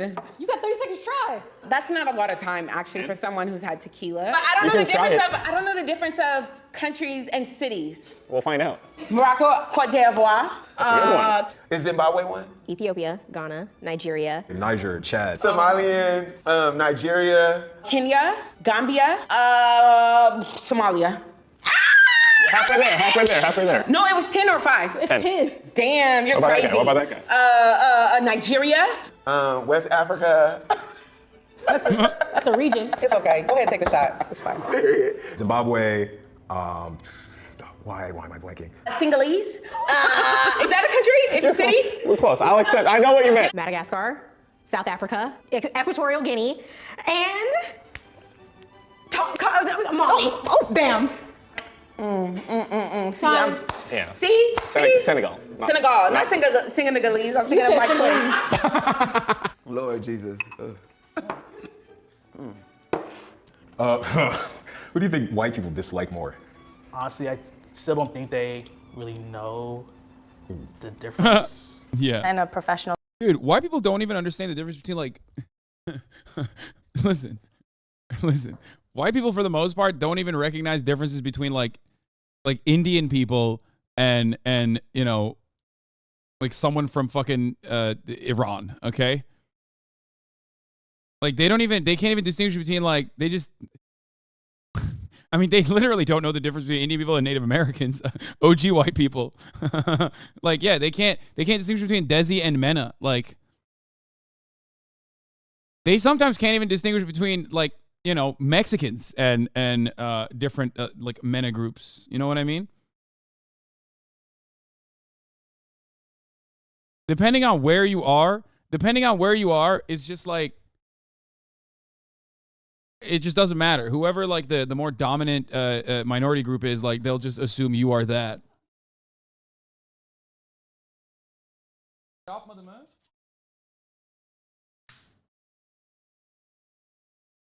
That's crazy. Setting, I hear a lot about white folks really preferring to work with Africans because we really are a lot more submissive in a way. I think they hate black people more than African people. They hate the descendants of slaves. The model minority myth exists heavily in the African community to where like they've been brainwashed to think that black is bad, everything else is good. They're the good ones. This is what you should be as a minority. Go to school, be polite, all the respectability politics. Everybody black, it doesn't matter. Anybody who's perceived as black, they just see us as black people in threat. And the more chocolates you are, the more issues you're going to. One of the things I used to talk about all the time, Twitch used to be like, I mean, Twitch probably still is a way more racist place, but even this community had like way more racist interlocutors that would come in here all the time. And one of the things I used to love bringing up always is the education statistics for Nigerians. As far as like immigrant populations goes, Nigerians have the highest percentage of higher learning. Like the highest the highest like graduate school degrees, percentage of, can't even talk, holy fuck.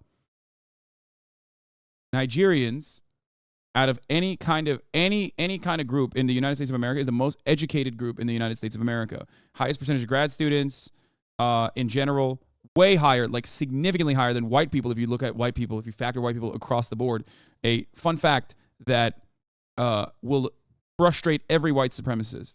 They will get very, very butthurt. Every time I bring this up, people go, "What the fuck? No shot." They used to.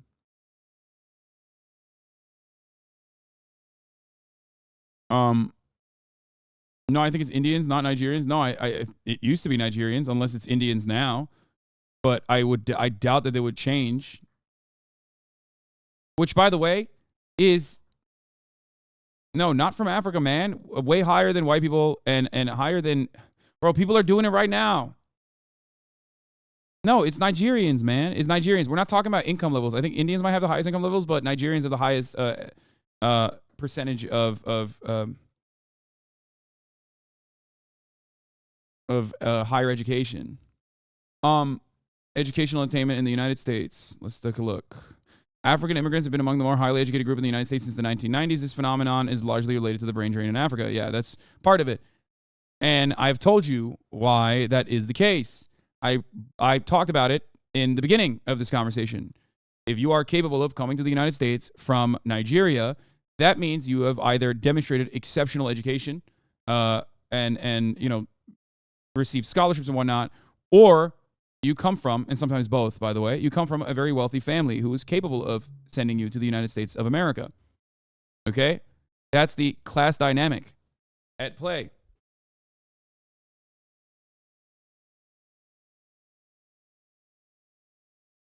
That's it. It's IQ. It is a major detractor from the bell curve, which also measured IQ. What? Did we find one? Did we find one of these guys? What are you trying to say? Clarify.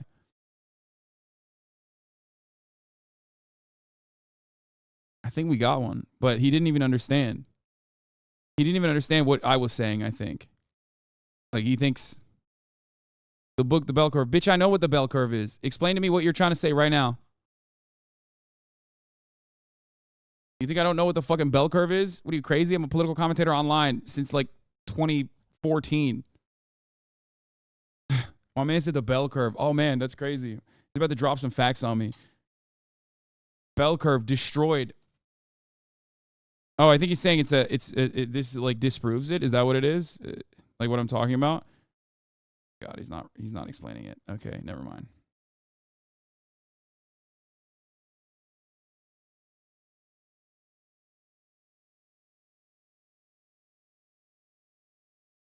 The IQ bell curve is a joke? Yeah, of course it is. It's because, one, IQ is a shitty metric for success. Like, completely. The dumbest metric for success. You can train to get a better, get a higher IQ score. And there are plenty of studies conducted on IQ that shows that even something as simple as like your diet can genuinely and dramatically change your IQ number. Studies conducted in India during famines during seasonal droughts versus on the same people during seasonal droughts versus like times when there is enough food have led to gigantic leaps in IQ points in the same people. I think he was just saying the bell curve is faulty and racist. Nigerians score high on IQ, not just educational attainment. Oh no, he is a believer in the bell curve. Never mind. Wow. We were trying to be so nice to him.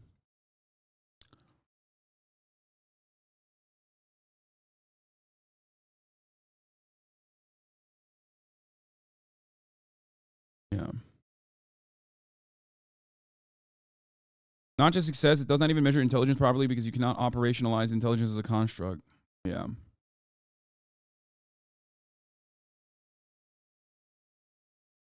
I don't understand. What is the book about?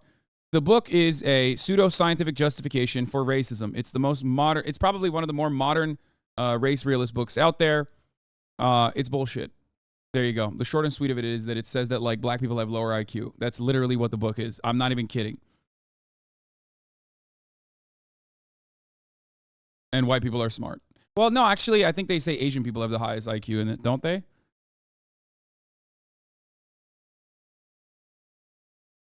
Yeah, it's bullshit. Sam Harris kind of propped that dude up. It was pretty weird. No, it wasn't. Sam Harris is a fucking gigantic piece of shit. It's only weird if you were sucked into Sam Harris's bullshit Islamophobia early on and were a bit of a Reddit atheist and like were captivated by that rhetoric and you thought he was actually an intellectual titan when in fact he was just literally a Muslim hating piece of shit who was intellectualizing all of his arguments when it was just reactionary nonsense.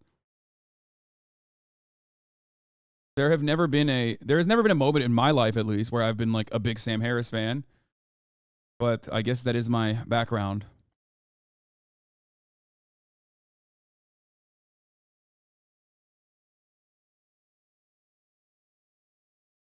I'm sure plenty of people in here have gone through their Sam Harris phase as well. I'm saying what you're saying. It's bullshit was my point. The minorities they wanted to shit on scored the highest on their own racist IQ tests. Oh.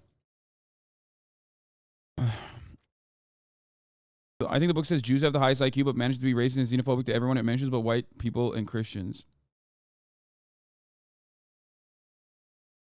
Sam Harris got absolutely fucking eviscerated by Noam Chomsky. If you guys want to read something fun and funny, look at the email correspondence between Sam Harris and Noam Chomsky. I'm not going to get into it right now. It's too long. But. Don't have, honestly. Yeah, they I don't think they can. Really? Okay, do tell. I feel like if me and another dude is standing side by side and we get approached by the police, I think that if he has an accent, it's gonna make him less dangerous. The police? Yes. Maybe I missed the question. I just saw you. Oh, you're right. Well, white people, I think of all white people as police. Period. They all, okay? White people police black people, like, for no reason. Take a shot if you've ever said Wakanda forever. Have I? I probably, like, I definitely have at some point, but like not, like at some point, yes. I might take a shot with you. To Chadwick Boseman. When the first movie came out, I took a girl to go see it. Yeah. She's African American. Yeah. She legit asked me after the movie. Oh no. She said, "Are you from Wakanda?" I was just like, okay. I've never asked that. I gotta say like, that. are you serious right now? Like, I've said Ruth Conda forever. That's right. Cause I'm that kind of live. You know what I'm saying?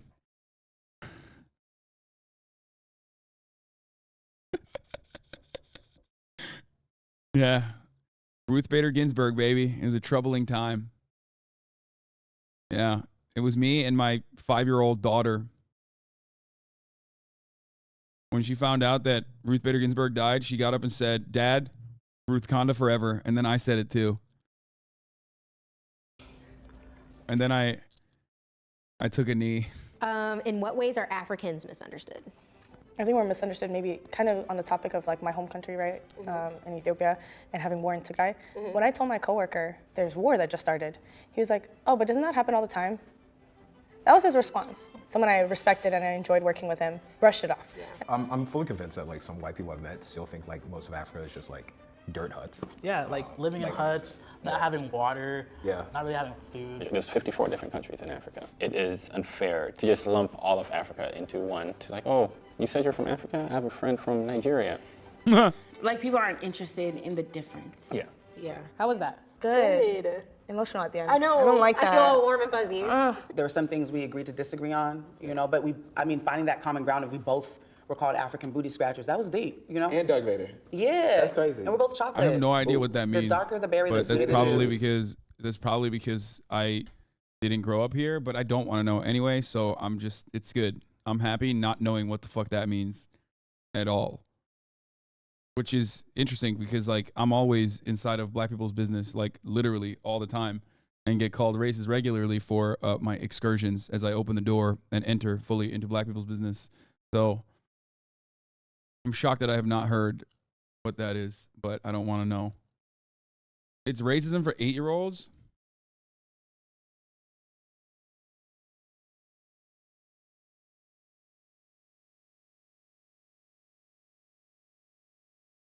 Americans firmly believe Africa is all the same like America. They believe the countries in Africa are just like the state is here, but for whatever reason, the EU is a similar state system, doesn't receive that treatment. Yeah, I wonder why Americans think that Africa is a monolith and not like insanely diverse.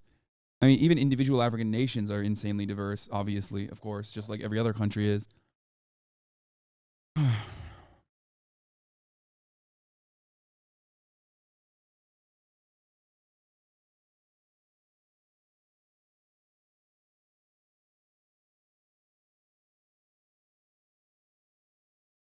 Anyway.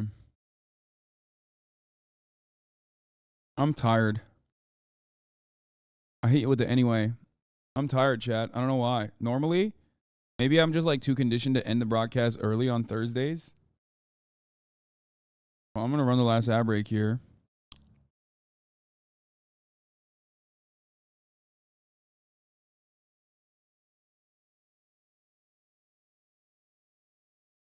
Hope you guys enjoyed it. Zelda update, you missed that? I'll look at this like white lady watches TV shit and we'll figure out if it's actually interesting. Okay? We'll figure out if I want to watch that. You're on Kaya's sleeping schedule? It doesn't even wake me up that much. I think I'm just like so conditioned to waking up at night now that like I wake up, I let her out even though I don't have to half the fucking time. Anyway, love you guys. I will see you tomorrow. David Dane's going to be on the broadcast. We're going to talk about the debt ceiling. Also, on Saturday, we're going to have Nick is Not Green on to do TikTok segment. And yeah, that's it. Love you guys. See you tomorrow. Peace. Hasan is streaming. Hasan is streaming. There he is again. Hasan is streaming. Hasan is streaming. Review in the P.O. box. Uncle Uger's face. Sudden Discord active prop. Great names take embrace. Tiny Bernie Sanders, LGBTQ Air Force. The whole left at your fingertips, Ane at your door. H3 crowded debate, the Young Turks online show. 3 full fucking years of this, plenty more to go. 90-day fiance talks of champagne bourgeoisie. A Trump rally live reaction on mass riot at DC. There he is again, Hasan is streaming. Hasan is streaming. There he is again. Hasan is streaming. Hasan is streaming. Reading live stream fair comments, Austin show chat advice. And all the ways the right-wing pipeline can suck you in alive. JCS react, Lord, frame gets broken, cover blown. A full-blown mass pandemic, months are streaming at your home.